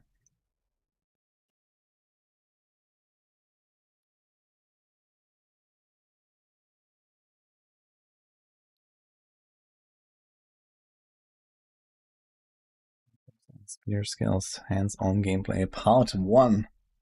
Oh shit. Okay. Just 1 second. I'm gonna put some in there.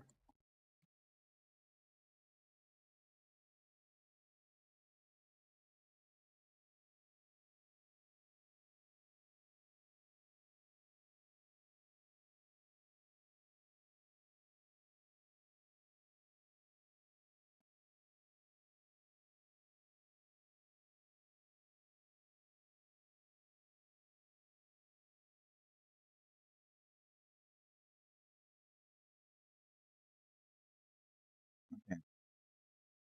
What's this here? Check it out.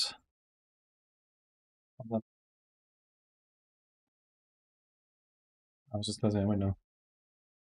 Okay, check this out here. I'm eating, he's gonna be very agitated.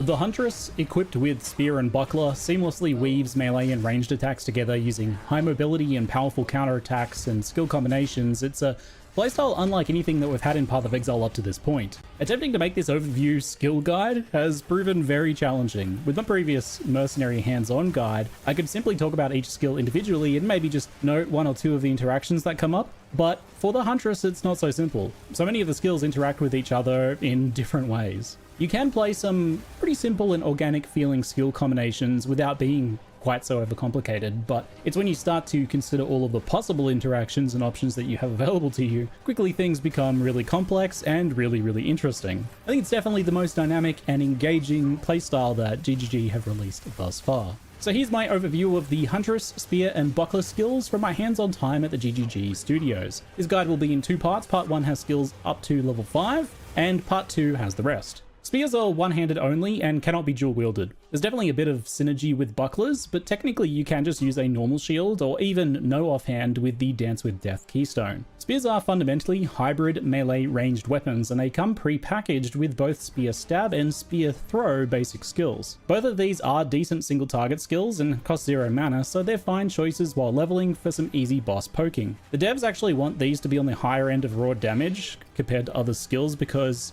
and this was how it was phrased to me, they don't do anything else, so they might as well deal some damage. Spear Throw can actually consume a frenzy charge to create a small explosion. There's no real reason to do this, but it's a cute little addition. It's mainly because the idea is that every single spear throwing skill can consume a frenzy charge for some benefit, so they wanted to keep it consistent even with the basic one. Bucklers, which are the new pure evasion shields, all come paired with the parry skill. This works the same as Raise Shield in that you hold the button down to block incoming attacks, with some key differences. Projectiles can only be blocked with parry if they're fired from within 1 meter of you. After a successful parry block, the enemy is struck for a small amount of damage, they're light stunned, and they gain the parry debuff for 2 seconds. This parry debuff causes them to take 50% more attack and full parry block. The enemies struck for a small amount of damage, they're light stunned, and they gain the parry debuff for 2 seconds. This parry debuff causes them to take 50% more attack damage for that duration, and that's from anything. It doesn't have to be a specific skill. Just any attack. Loot on the But beach. the parry debuff can also be consumed by some specific skills that we'll go into later. As normal, you can parry any regular melee attack or spell. You just cannot parry slams or explosions or the big red flashy boss abilities, basically. While parrying, you won't evade attacks, but evasion still does do something. It prevents heavy stun buildup. And on that note, and this is not specific to parry, but just globally across the board, heavy stun is now a fair bit more punishing towards players. That said, evasion scaling in the nature of how you tend to act on the board, heavy stun is now a fair bit more punishing towards players. That said, evasion scaling in the nature of how you tend to actually parry and then counterattack made this rarely an issue for me after the beginning. I did get heavy stunned a few times, but it rarely caught me by surprise. And long term, it almost started never happening. Unlike other games with parry, there's no timing requirement here. You don't have to get some sort of perfect thing right as a certain part of the attack is happening. You just channel the parry skill, hold it as long as you want until Wait, what is that dark part of the health bar? Is that a bleed? an attack is automatically parried, as long as you're within range of it if it's a projectile, or as long as it was going to hit you if it's a melee attack. Generally speaking, you'll hold the parry skill down, the parry will occur, and then you'll counterattack with some ability to take advantage of the parry debuff. There's no real skill component here, outside of just knowing what things you can parry. And since that's consistent in that it's close range projectiles or any attack that's not a slam, basically, it's a pretty easy thing for you to learn over time. My opinion on parry walking away from this was really positive. It's important, fun, and really effective. It can downright embarrass some of the bosses where you just kind of like chain parry them with follow-up attacks and they feel like they can't really do anything to you a lot of the time. But then at other times, there are some bosses that mostly only do slams and they have very limited things that you can actually parry. Since there's some differences in the types of enemies you face, you'll end up changing your playstyle, and that adds to the overall dynamic feel of the Huntress. One boss you'll be parrying a lot and doing a lot of parry-based counterattacks, and other ones you'll be doing a bit more dodge rolling and hit and run tactics. There are a bunch of parry nodes on the passive tree too. They often come packaged or next to passive block chance, which makes them much more appealing. Many of the nodes do things like parry debuff duration, which is pretty handy for kind of more grace in the follow-up attack timings. It's hard to say if something like full parry investment will be worth it, but since block is great anyway, I'm pretty keen to experiment with it in my builds. Now this video is worth it, but since block is great anyway, I'm pretty keen to experiment with it in my builds. Now this video is all about skills, so how appropriate then that Boot.dev has returned to be my sponsor once again. That's right, this is the sponsored segment. Boot.dev is all about learning back-end web development skills like also sponsor me, coding in by the way. Python and Go, as well as practical skills like applying for jobs in the industry. I like to use anything I promote to ensure that it's actually worthwhile, and I've been using Boot.dev to learn more about coding and game development, which it makes super approachable with Crystals are so step-by-step pretty. courses and Yeah, the practical animations all projects look like really cool making a on Huntress. Pokédex. Even with my very sporadic use of it, I keep making progress because it's actually has me do things like bug fix code to learn, which is something that I engage with a lot more than if it was just straight up theoretical knowledge. And even when I actually do tend to forget things, which is all the time, it has tools like the Spellbook, which is easy to search, basically automatically compiled notes. Oh my god, why didn't I have this in university? And then for stuff that I just don't understand what it's trying to get me to do, it has the Boots AI built in that contextually knows what you know already and what you're currently doing, what the task is, and it does a good job of explaining things like an actual teacher would, based on what's going on. There's free demos for every course and a 30-day no questions asked refund policy for the subscription if you decide to get that, which you can pick up with my discount code ZiggyDGaming for 25% off your first month or first year. But enough about real-life practical skills.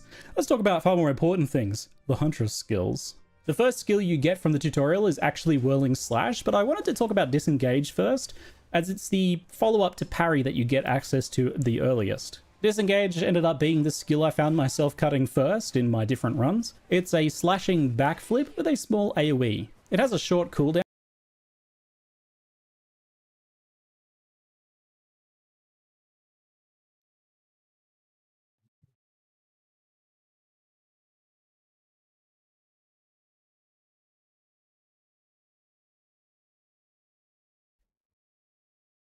down, so you can't quite use it end to end, but you can do things like use disengage, dodge roll, move a little bit, then disengage again pretty smoothly. It flips you away from your mouse cursor or target, but you can obviously disengage end to end, but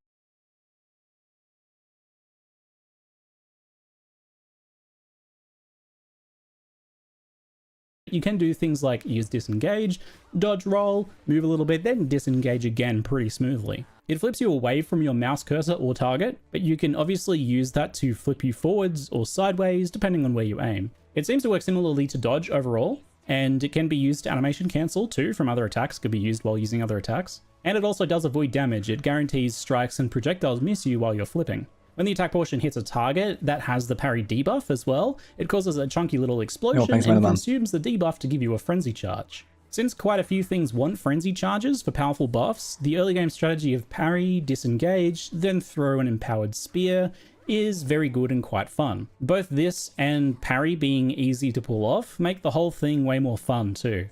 It's a simple skill that does a lot for the overall feeling of mobility and that hit and run and ranged melee combination that the Huntress is going for. It really encourages it, I think. Personally, I never took disengage off my skill bar for even a second. It felt like a core class mechanic to me, just like dodge roll. I ended up using the ingenuity support to lower its cooldown, which felt quite nice. And that paired with a bit of incidental parry debuff duration meant that it was really easy to, even if I first missed my first attempt at disengage to try and get that frenzy charge, I would usually be able to do a second one as a follow-up thanks to that combination. The support gem I really loved on disengage though was Shocking Leap, which I believe is a new one. It puts down some shocked ground on use. Since you use disengage on top of enemies a lot of the time, new one, it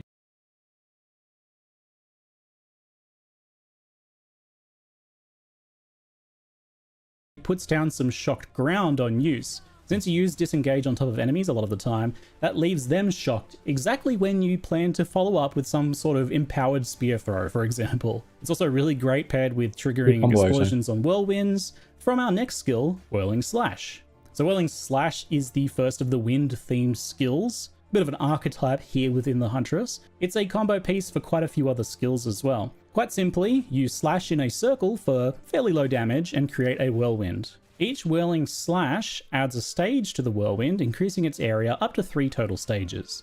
If you leave the whirlwind area, such as just walking away or dodge rolling or indeed disengaging out of it, it explodes, dealing more damage just if their creator crosses the edge of the whirlwind, it collapses, damaging and knocking back enemies. Trying to create a whirlwind that would overlap with an existing whirlwind instead moves the existing whirlwind and grants it a stage, making it larger and more damaging. A whirlwind that overlaps an allied elemental ground surface takes on that effect, gaining 30% of damage as the corresponding damage type and applying the ground surface debuff to enemies inside the whirlwind. Just walking away or dodge rolling or indeed disengaging out of it, it explodes, dealing more damage per stage in that larger area. Its main use early on is AoE for packs of enemies. You'll slash and slash and slash, and then dodge roll away or disengage, detonating it and killing the enemies. You'll get a feel for how much damage you need to do to the enemies before you detonate, so you might end up doing an extra slash here or there to get them low enough so that the detonate will kill them, but this is something you get a feel for as your gear evolves. It's less single target just outright used than spear stab in most cases, but you can build whirlwinds ahead of time for single target situations. You can't even look at this, right? Look at the skill bar. Look where he is. He's level 1. He has 5 skills. Like, for example, when you're moving to engage an enemy, or if you're waiting for a boss to spawn, for example. You can pre-place those whirlwinds so that when you're forced to move, like a dodge roll or something, it'll detonate, dealing a bit of extra damage. Not to mention, that whirlwind blinds enemies, so it's nice to just have down ahead of time. It's a pretty core skill for the early game and feels quite good, but does need a little bit of kind of practice and tips for using it. So here's some things that I noted. The slash has a forward leap if targeted ahead of you, so that you can use it as a gap closer, and that's kind of what you should do. Think of it like hit and run, using that whirling slash to advance on enemies and push them and group them up since it has that knockback, and then use your disengage to explode or dodge roll to get out of the way and explode, and then follow up with more whirling slashes. That's kind of the core little combo there. If you want to place them underneath yourself and you don't want to move around, because sometimes you don't really want to be moving around so much, you can just target right underneath yourself and you won't actually do that little dash. Something that's really good is you can drag the whirlwind around with you by using that built-in movement. Every time you do a slash, it repositions the whirling slash that you're currently inside, built-in little dash. Something that's really good is you can drag the whirlwind around with you by using that built-in movement. Every time you do a slash, it repositions the whirling slash that you're currently inside of. I wonder if we can do like WSD with that. When you use right? disengage to leap out of it to trigger that explosion with shocking leap support on disengage, that shock ground does actually apply to that explosion, which is really fantastic. Some suggested supports include the new one, Cadence. This would work well a lot of the time, I think, here, because you're doing 3 attacks, then doing something else, then another 3. So you should maintain something like a 30 to 60% attack speed buff a lot of the time, but you shouldn't ever hit that downside of attacking 8 times in 4 seconds, because you're going to be mixing up the skills you're doing, typically with Whirling Slash, and not just slashing endlessly. So you're never really going to have that cooldown effect. Kind of a neat little support gem. Alternatively, the much more simple approach of Martial Tempo is solid and just makes things nicer for setting up whirlwinds for twisters that we'll talk about in a moment. I found myself using Bloodlust on it to scale damage if the target was bleeding, which is easily done with other skills like Rake, so that's a nice damage scaling option, even in non-bleed builds. And since, especially with Martial Tempo or Cadence, it's something you're hitting with quite often, it can be used for building up Rage stacks with the Rage support, for example.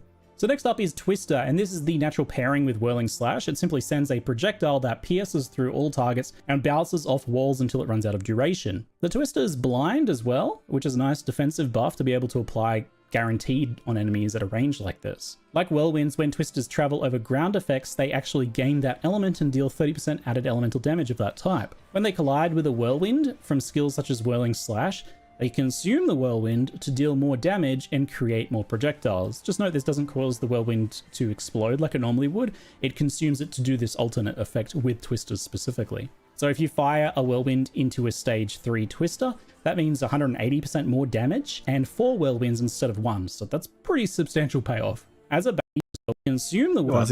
This is the natural pairing for building up Rage stacks with the Rage support, for example.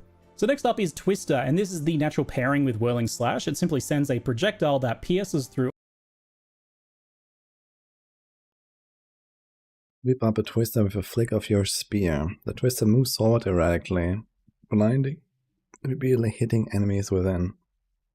The Twister touches the whirlwind from the other skills. It consumes the whirlwind to create additional twisters that deal more damage. Passing over elemental counterweights or consuming an elemental whirlwind will grant extra twisters extra damage. Through all targets and bounces off walls until it runs out of duration. The Twister is blind as well, which is a nice defensive buff to be able to apply guaranteed on enemies at a range like this. Like whirlwinds, when twisters travel over ground effects, they actually gain that element and deal 30% added elemental damage of that type. When they collide with a whirlwind from skills such as Whirling Slash, they consume the whirlwind to deal more damage and create more projectiles. Just note this doesn't cause the whirlwind to explode like it normally would. It consumes it to do this alternate effect with twisters specifically. So if you fire a whirlwind into a stage 3 twister, that means 180% more damage and 4 whirlwinds instead of 1. So that's pretty substantial payoff. As a baseline, twisters deal less damage than just using like basic spear throw, but you know, they pierce and they can bounce around and they can hit the target again as they bounce and come back. Pretty nice in enclosed areas,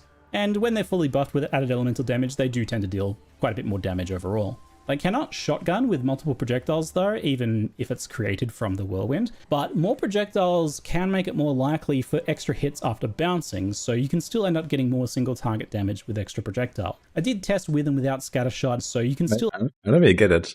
So you can't shotgun. I guess there's like a next hit delay or something. So, you know, since they all spawn at the same time and tick at the same time, you know, you probably can't get multiple of them to overlap. But if one comes back, or another one comes back, it doesn't matter which one. You'll end up getting more single target damage with extra projectile. I did test with and without scattershot, and overall I didn't really like scattershot on this, mostly preferring to use the whirlwind buff instead. Overall the skill works really well in small arenas or in tighter spaces, and it can be really nicely combined with whirlwind for kind of encountering dangerous packs and dealing with them before you get, you know, in too much danger. It's a bit like Spark, so duration and projectile speed are both options for scaling it so that you can hit more targets, bounce off walls, and hit the enemy again. I did find myself using this quite a lot, off and on, in different zones. Sometimes it performed really, really well, and other times it was just okay. It's especially nice when you just incidentally have some elemental ground effects around, and that includes even just the shocked ground from disengage, which naturally puts the shocked ground between you and your target, so it's kind of perfect. For other support options, there's plenty of things you can do with this, but The Pursuit and Retreat supports, the new ones, felt like a great combo with this and Whirlwind. So let's talk about them. The hybrid melee ranged playstyle of the Huntress and Spears is encapsulated in a brand new pair of support gems here, which kind of naturally go together. Pursuit makes the linked melee a brand new pair. Or skills deal 100% less projectile damage. I don't get it though. So which skill is melee but also has a project? I guess this is like Molten Blast or something, right?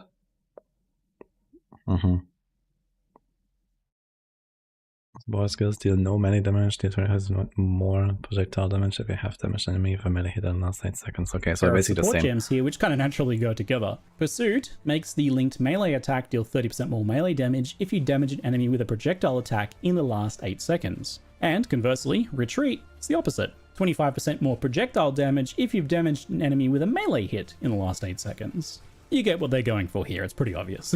Both have an additional restriction though, preventing the linked skills from doing the other type of damage. This is likely just to prevent issues with like hybrid skills, like Monk's Falling Thunder for example, that have both a melee and projectile component.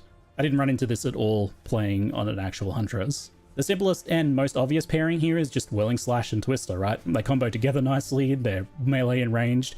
But that said, the 8 seconds is pretty long, and you can even activate Retreat pretty easily by just using on mobility skills like Thunder Asleep or Disengage. You disengage, you hit the target, that gives you 8 seconds of uptime on your damage scaling for your projectile skill. Very nice. Target that it has Detonator tag, the Thunder Asleep. That's kind of funny.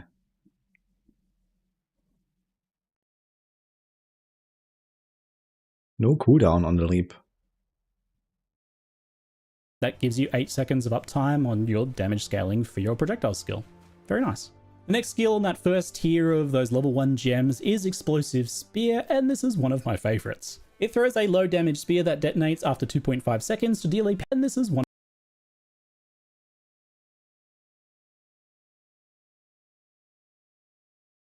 Spear will explode at the end of its detonation time, or if detonated, consumes a frenzy charge. We have that one to explode immediately. The more damage in a cross-shaped area. One of my favorites. It throws a low damage spear that detonates after 2.5 seconds to deal a powerful fire damage explosion.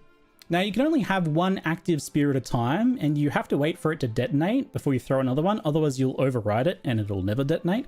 So there's some level of self-control that you need to apply here. That said, consuming a frenzy charge causes it to detonate instantly, leaving behind burning ground. Explosive Spear's explosion, whether it's with frenzy charge or after the delay, acts as a detonator, meaning that it can detonate other skills that we'll see later on, like Stormlance or Rapid Assault's Stuck Spearheads. And the leap is a real skill. Spear overall is very satisfying and effective. The limit on active spears and the longer detonation time actually means that you weave it in between your other skills and combine it opportunistically. Whenever you find a parry opportunity, you can disengage to make a frenzy charge, Explosive Spear for that burning ground and some nice damage, and then follow up with Whirling Slash or Twisters to empower them with that added fire damage. Most builds I think will use this for at least a while in Act 1. It's just a good leveling skill for that early portion of the game, if nothing else. But that said, it's definitely got core skill potential, and it was one of the main skills I ended up using in the elemental build that I fell into, combined with Stormlance. For supports, you've got your obvious choices like Fire Imbuement and Primal Armament, Concentrated Effect or Magnified Effect if you want more area of effect, for example. And you could do things with Persistence or Despoiler for burning ground duration, of course, if you're using it mostly to buff your Whirlwinds or Twisters. The gem I liked the most, though, was Overabundance, which is +1 charge and 50% less duration. The duration doesn't actually affect the detonation time, which would obviously probably be a good thing, but that's okay. The extra charge, though, is excellent. It means you can throw 2 down and have 2 explosions for a bit more coverage, and it makes it a little bit easier to not accidentally override yourself and still get those explosions for detonating. The only thing that is affected by the less duration is the burning ground, so it's not as good for applying that effect, but there's plenty of other ways to do that, if you're playing some kind of wind build and need ground effects. On to the level 3 skill gems. We'll start off with Lightning Spear, which I know a lot of people are excited for. This throws a Lightning Spear with a boosted chance to shock enemy. People are excited. An enemy, it bursts firing secondary lightning bolt projectiles at multiple other enemies within a large area around it. Consumes frenzy charge if possible to cause the main spear to split into multiple copies, of each of which then bursts. Okay, projectiles can split from hitting terrain. Spear cannot fierce, pork, chain, or return. 80% conversion. Okay. Split towards 5 targets when consuming a frenzy charge. Deals 30% more damage when consuming a frenzy charge. Okay. For. This throws a lightning spear with a boosted this is like lightning chance fury to from shock D2. enemies. The spear itself cannot pierce, fork, or chain or really do anything, but when it hits a target or a wall, it splits lightning bolts to enemies in a large area. Adding more projectiles doesn't affect that core spear, which is a running theme for these spear throws, but it does affect the split lightning bolts themselves, which are projectiles. The frenzied charge adds more splits and more damage overall, turning it into a bit of a clear speed beast. The splits have full lightning conversion as well, and even more chance to shock too, so particularly good for shocking there. It should be quite nice with barrage, but I didn't really get much of a chance to test that. And the innovate support is obviously a pretty good choice here to gain lightning damage on killing shocked enemies. To me, this felt less useful for leveling though than other options that I had access to, but I can definitely see this being a clear speed machine at endgame, especially if you can keep a steady supply of frenzy charges going for those empowered splits. Fangs of Frost is next up, a simple icy stab attack that has its own unique payoff on parried enemies. So when striking a parry debuffed enemy, it causes an icy explosion that leaves chilled ground. This means it can be used as an elemental ground source for wind skills, but I don't really think it's ground. Icy stab that explodes enemies who are already off balance. Hitting a parry target consumes a debuff to cause a nova of frost and leave chilled ground. This means it can be used as an elemental ground source for wind skills, but I don't really think that's going to be the main use case for it here. What do you think of the play, Huntress? And stab have 50% more freeze build-up, and the high damage on the explosion does make for some pretty solid freeze potential. By default, it's not stronger than regular spear stab for raw single target DPS, and I initially kind of wrote it off as not too useful as I wanted to use those parry debuffs to make frenzy charges. Why would I want to consume it for Fangs of Frost when I want to throw my exploding spears and stuff? But I did end up changing my mind on this skill completely later on. When I started getting frenzies from other sources, I found it much more useful overall. With the Combat Frenzy Spirit skill, freezing enemies can generate you easy frenzy charges, and this made it become a core skill in my eventual elemental spear throwing build. A quick poke on trash monsters is a near guaranteed freeze, and therefore a frenzy charge. Great. Much easier than trying to do a parry and disengage. And then when you do use parry for a tougher enemy, you can follow up with the Fangs of Frost for an even more higher chance of getting that freeze. And with decent supports like Cold Infusion and Pursuit, for example, it became a pretty solid high damage and satisfying melee skill to weave in on an otherwise ranged playstyle that I was messing with. The next skill is Spear Field, which is a slightly unusual one that I initially penned as mostly a utility skill, but I think has some pretty strong potential. With Spear Field, you stab the ground and see many spears emerge from the ground in a cone. These spears will stab the ground and see many spears emerge from the ground in a cone. These spears will explode when enemies come into contact with them, so either when you summon them into an enemy, or if the enemy walks into them or is pushed into them. The spear explosions maim enemies with additional maim effect, slowing their movement speed considerably, and dealing a decent little chunk of damage. Nothing too crazy for single explosions, but obviously this is something that you can do more with and build up a bit. I did kind of write this one off initially, but then when I tried it again much later on, and again on a second run I was focusing more on like a Bleed Fizz character, it did start to blow me away a little bit. You get a spear every 0.2 meters of space, so the way this skill works is more AoE equals more spears, but they don't cluster tighter if you use something like Concentrated Effect, for example. It has a maximum of 70 spears total, and they seem to start replacing after about 3 uses of the skill. So although the amount of spears you get per 0.2 meters of space is fixed, you can stack the spear fields on top of each other. So you can stack 3 on top of each other and get quite a bit more damage clustered for where a boss is going to be walking through, for example. So a bit of a hypothetical here. This is just some theory crafting. Stack this pull. Let's see that again. Usually the spear remains for duration or explode when enemies touch them, damaging and maiming them. Creates 1 spear per 0.2 meters.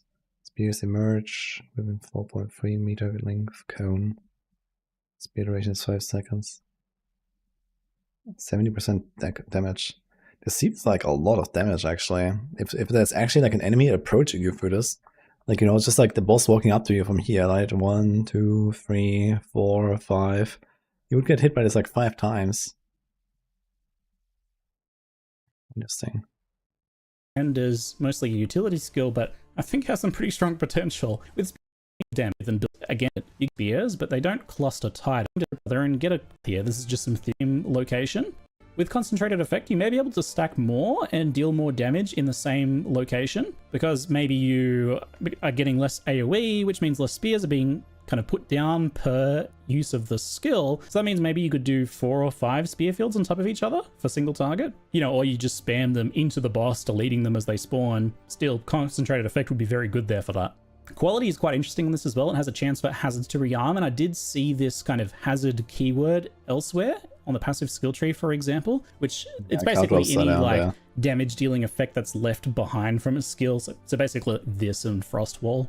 There's new passives in the Huntress area that affect hazards in various ways, such as rearm chance, and rearm chance for something like this is just a direct damage multiplier. 15% chance to rearm is 15% more damage. It's effective against larger enemies and very effective against enemies that move around or chase you. I kind of wonder if you could use knockback from the spears to push enemies into more spears. So some knockback on the skill itself, or globally perhaps. It would probably take some investment, but could be interesting to look at. I actually think this is a super strong skill against the right types of enemies and built around correctly, in addition to providing some decent utility for slowing enemies down in ranged or bleed builds. Keep in mind that a moving enemy gains bonus bleed damage, and if they're walking slower, they spend more time overall walking to get where they want to be. Speaking of bleed builds, the next skill is Rake, the last of the level 3 skills, and this is a bleed-themed mobility skill. Rake is a slashing attack that leaps forwards to a target if possible. It's got a moderate range when targeted on a specific enemy, otherwise it's just a small leap forwards. It takes a bit of practice to get used to targeted on a 100% more magnitude of bleeding, up to 100% more damage based on distance traveled. There's only 61 base damage at level 3.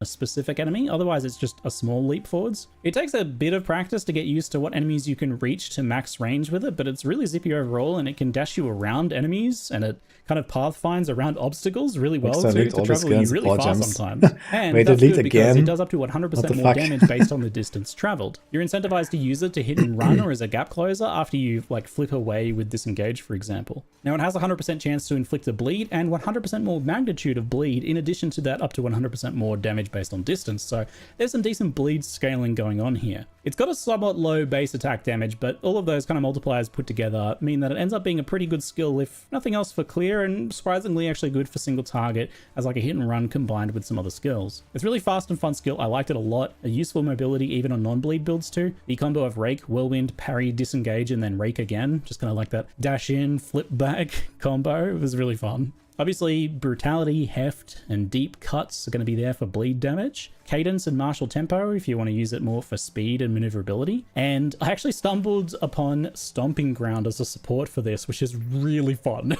Rake moves so fast and there's kind of a lot of steps, so Stomping Ground adds a bunch of hits to make Rake a better single target and clear skill at the same time. You just kind of have a little bit of strength for the damage to be based on while leveling, but because on a bleed build you need a bunch of red sports, you're going to have some strength anyway, and just with the strength I kind of needed from and got from some incidental gear, I found this combo was very strong. Definitely a cool combo. One to have a look at for sure. Since we're talking about bleed skills, it's time for the skill with the edgiest, sickest name of all time. Herald of Blood. Herald of Blood is, as the name suggests, a new bleed or...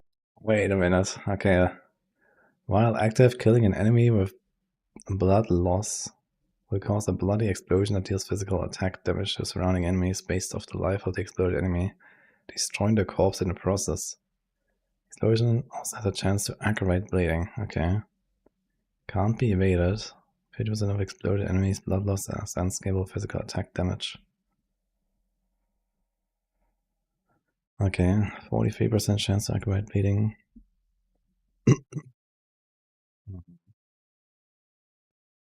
So it's not like, you know, percentage of their life, but it's kind of like that. So if you like giga bleed them up, basically the more you bleed them up and then they die. Although I'm not 100% sure how blood loss works. Oriented Herald skill, which means you get access to it at gem level 4, also known as gem level 10 after killing the King of the Mists. While active, killing an enemy that has experienced quote-unquote blood loss causes them to explode, dealing physical attack damage in an area. So blood loss is this new system where the total bleed damage on enemies can be tracked and seen on the life bars as this kind of like missing portion of life. You'll only see it whenever you have a skill or an effect that cares about blood loss in some way. So as soon as you put Herald of Blood on, you'll start seeing it on enemies. The explosion has some base physical damage, but the bulk of its damage is actually based on the total blood loss of the exploded enemy. It's 15% of the exploding enemy's blood loss total, so this is an unscalable value, which is typical for effects like this, since it's already effectively has been scaled by your damage in the first place, via the actual bleed in the first place. A bit like Plague Bearer from Path of Exile 1 if you're familiar. What this means is that even just 1 point of bleed damage is enough to cause Herald of Blood to explode for a small amount of damage, regardless of whether the enemy actually dies to bleed or another hit or something else, just as long as they experience blood loss at some point, even if they've stopped bleeding entirely. But enemies that have had a lot of blood loss, say primarily dying to like a large bleed from Rake, for example, will cause some very chunky, high damage explosions. As an added bonus, the explosion can aggravate bleed on nearby targets, which makes the bleed deal its bonus damage as if the target was moving. This alongside the explosion should help clear up stragglers and give bleed builds that juicy AoE clear that they desperately need. Although it's an attack and requires a martial weapon to equip and activate, it doesn't scale off of your weapon damage, so maybe you can do some clever things with that perhaps. It's pretty satisfying and effective at even leveling a build that's not really focused on bleed, and using Rake for mobility, it was great for AoE clear. You can of course support it as well, just keep in mind that the blood loss damage is unscalable, so you mostly want to stick to things like magnified effect for extra area or utility supports, I imagine. Now moving on to skill level 5, we'll start with Rapid Assault. This skill performs 6 small stabs in a pretty fast sequence and then a large final strike. It seemed like a partial lock-in skill to me, but I think you can... And this skill seems really strong in all the previews, at least from what we saw from the official footage. It's 40% attack speed, 36 attack damage, so times 6 strikes, that is 108, 216% attack damage for a relatively slow attack. The final stab inflicts bleeding and leaves a spearhead stuck in the target, maiming them for duration. Detonator skills will cause the stuck spearheads to explode, dealing further damage to the target only by nice. Interrupt between the 6 fast stabs and then the final large one if needed, but there is some kind of element to commitment to it. It's a skill that you want to use when you can kind of do so safely. The final strike is definitely the most important part of the skill, and it has pretty long range, which means it'll often connect even if you miss that first combo, which is nice. And that final strike is guaranteed to cause bleeding and has a small knockback for a bit of bonus bleed damage as well. Finally, that final strike lodges a stuck spearhead in the target for up to 10 seconds, and you can have a total of 5 stuck spearheads in a target if you can do so quickly enough. The spearheads themselves don't do anything, but if they're hit by a detonator skill, they explode, dealing some extra damage in a small explosion. At gem level 5, it was 85% damage per explosion, so it's not a ton, but that does total to over 400% if you get all 5 in and then detonate them. So it makes it a decent final punch finisher. Mechanically, I think this works quite nicely. When the enemy is vulnerable, you hit them with a few rapid assaults. Then when they start moving again, you detonate the spearheads with an explosive spear or a thunderous leap.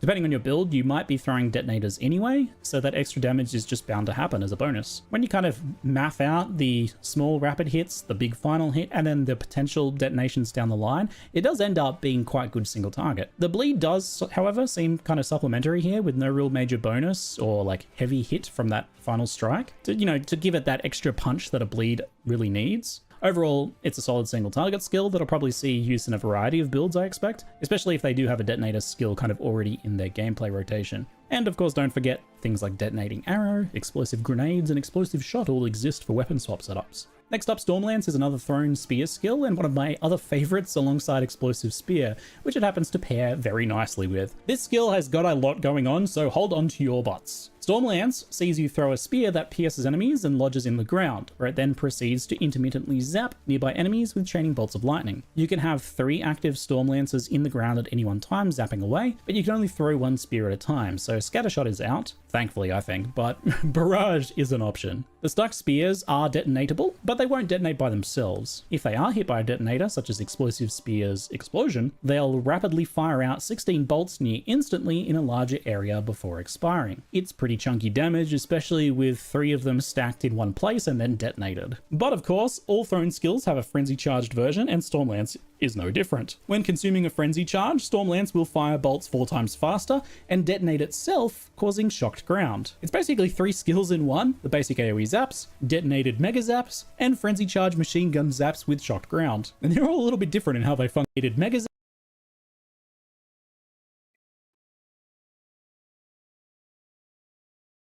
Minus a bolt every 0.2 seconds. 6 seconds, large speed duration is 1.5, so it does 7 times.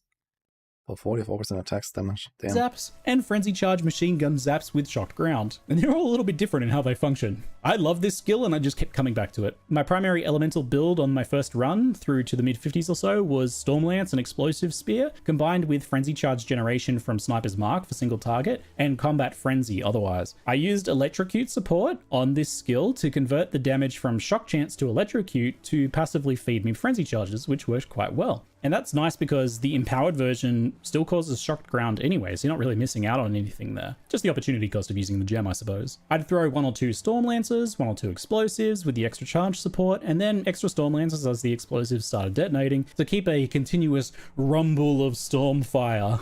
And those would just be getting passively empowered as frenzied charges kind of trickled in better and better as I got more and more investment as I went. It's safe to say that Stormlance is a hard recommend from me, based on my first impressions, though I can see Lightning Spear outperforming it on most of the skills are definitely relatively complicated, I think. This is a nice combined AoE and single target skill. The final skill I did want to mention is Barrage. Well, I guess not so much. It's just like they have like some effect, and then they also had like the empowered version of Frenzy Charges, and they gave the Frenzy Charge stuff to like all of them. I guess this is probably what it might means that there's so much going on, right? But if you look at the individual execution of a skill, you just throw it and it does damage. It's basically what you can break it down to, right? Like the Stormlance, for example. Barrage, it's not technically a new skill, but it is available here on this line and has been reworked a little bit to have its functionality expanded to the entire body of arrow spears. It looks pretty much similar to what it was. Include thrown spear attacks in addition to bow attacks. This means that it doesn't work for Twister, which isn't a thrown spear. It's a projectile attack, but you don't actually throw your spear. But it will for the rest of the thrown spears. If you're unfamiliar, Barrage works by you cast a quick spell that gives you a little buff that then empowers your next attack, compatible to have 2 additional repeats, basically. One thing to remember is that it also consumes frenzy charges to add additional repeats, and that's a good thing, but here in these builds, it may consume the frenzy charges that you intended to empower a spear throw instead, so it's not necessarily all upside there. Let's do a quick rundown on the functionality with the thrown spears as I see it. Explosive Spear is bad with Barrage because of the limited number of active explosive spears being 1 by default or 2 with the support. Either way, if you throw 3, it's kind of wasted. You're better off just not barraging and throwing them separately most likely. Lightning Spear does seem good with Barrage. You use Barrage as you're moving between packs of enemies to empower it, and then you unleash 3 Lightning Spears to clear a large area. Great. I'm not entirely sure of the interaction with Frenzy Charges on the throw, as there was some inconsistencies here and there that were still being worked on, so we'll have to see where that lands once the developers have finalized those mechanics. Like, I'm not sure if it takes 3 frenzy charges to empower a full barrage, or if it's just 1 frenzy charge for the full barrage. Obviously, the latter would be much stronger there, but we'll have to wait and see how that pans out. Stormlance is a pretty good pairing with this too. With the limit of active Stormlances being 3, you can barrage a set of 3 and then focus on using other skills for some nice front-loaded damage, so pretty good. As Glacial Lance was not playable in my test, I cannot comment on it. We'll have to wait and see for that one. Whirlwind Lance does seem like one of the best pairings. I didn't think to re-equip Barrage when I got it, unfortunately, to test. Sorry about that, but Barrage gives 3 projectiles, and that's an instant 3 stages with the whirlwinds that the Lance creates. That'll be in part 2, so we can look at that then. Overall, Barrage 3 stages with the whirlwinds that the Lance creates. That'll be in part 2, so we can look at that then. Wait, he just said that he forgot to do it, and now he says it's going to be in part 2. So did he actually make this video while he was still there? Really? Throw his spear with enough force to kick out a whirlwind where it lands, slowing enemies and blinding them in an area of effect. Ah, this was this one. Was this actually the one skill, or is this another one? No. Ah, right. This is the ranged one. So there is like another one version of this that do slash, and this is a throw. And so then 2 additional stages of spear kills an enemy. That's an instant 3 stages with the whirlwinds that the Lance creates. That'll be in part 2, so we can look at that then. Overall, Barrage didn't feel mandatory. Ritualist sound as busted as it does to me. I find Ritualist not very impressive, to be fair. Which I appreciate. I like that it just kind of felt like a potentially But it can be really good for builds that really need like a really shitty unique ring or something. And really still want to have like, you know, normal rings equipped and so on. Maybe there's even like a combo of like, you know, 3 unique rings that is otherwise not possible or something. I mean, the extra stats are nice and all if you have a good ring, but yeah, I don't think it's that crazy. The skill you're using. I ended up rotating it out for other skills long term, as there was a lot I wanted to use on the Huntress, and the slots were pretty tight, honestly, more so than ever before. I did not have enough skill slots, despite how many you actually get. I can see Barrage being a part of some setups based on more player preference than anything else, so that sounds pretty good. We'll see how it pans out. But that's it for part 1. In part 2, I'll cover the skills from level 7, 9, 11, and 13, as well as some of the Amazon Ascendancy skills and mechanics. We'll also take a look at Tame Beast, but just as a heads up, I didn't get a chance to try the Roa mount, so you'll have to wait till launch to see more on that. That's it for now. I'm Ziggy D, and thanks for watching. Okay. That was a nice video, actually. So I'm gonna link this.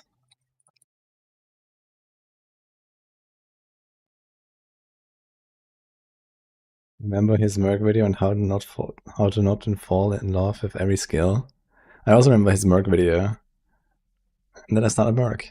And now I'm watching his Huntress video, and now I'm starting Huntress. Oh no.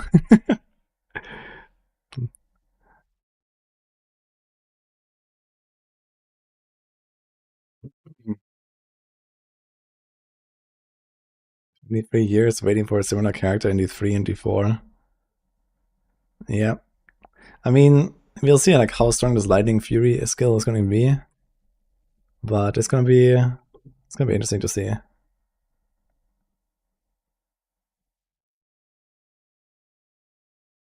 This league start. You always attempt to pivot while you're watching these last 3 days. Is there more videos like this from Huntress? Yeah, I'm planning to go Amazon. Like this infusion stuff seems pretty good. And I have some high hopes for that. And then maybe the crit stuff and the attacks do extra physical damage stuff. We'll see.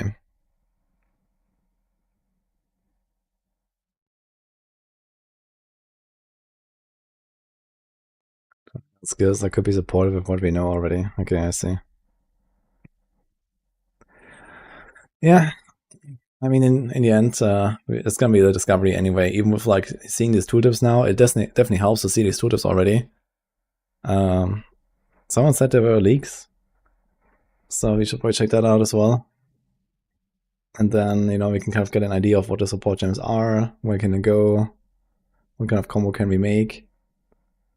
That's definitely cool stuff. So I think my plan for now would be probably something involving like, you know, one of these lightning throw attacks. There's like either the storm lance or like this lightning fury thing. And then, yeah, I don't know. Probably not the cold stuff. Maybe not the bleed stuff. But it's like the stabby stab, like combo melee attack. Definitely disengage.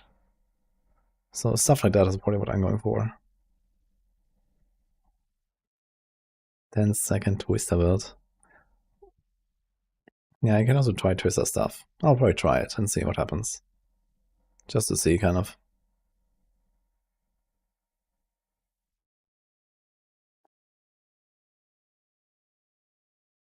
I'm gonna try a full Spark Tornado spam at some point. Yeah, good luck, Crucible. I know, Lich is also pretty hype. And what's on a Giga nerf it on like day 3 or something. Oh man. Anyway, guys, since I don't have patch notes yet, I'm just gonna go now, I think.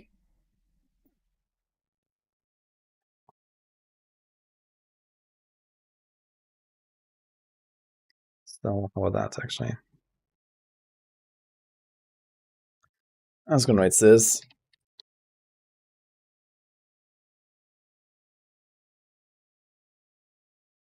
I'm not planning to go for bleed. I don't really trust the bleed stuff right now. I mean, this Herald of Blood seems like it could help a lot. But in general, I think bleed is still pretty underwhelming unless there's some other things in the patch that we don't know about. Enjoy the notes at 5 AM. Yeah, I might get up early tomorrow and then just like log in early, basically, and then we can discuss the patch notes on stream. So get ready for that, I guess. I'm not gonna sit here at 5 AM and read them. At this point, it's in 5 hours from now, so by then I'll be sound asleep. But yeah, hope you enjoyed it. Otherwise, yeah, tomorrow we have the patch notes discussion, no matter what. Copium. That's it, guys.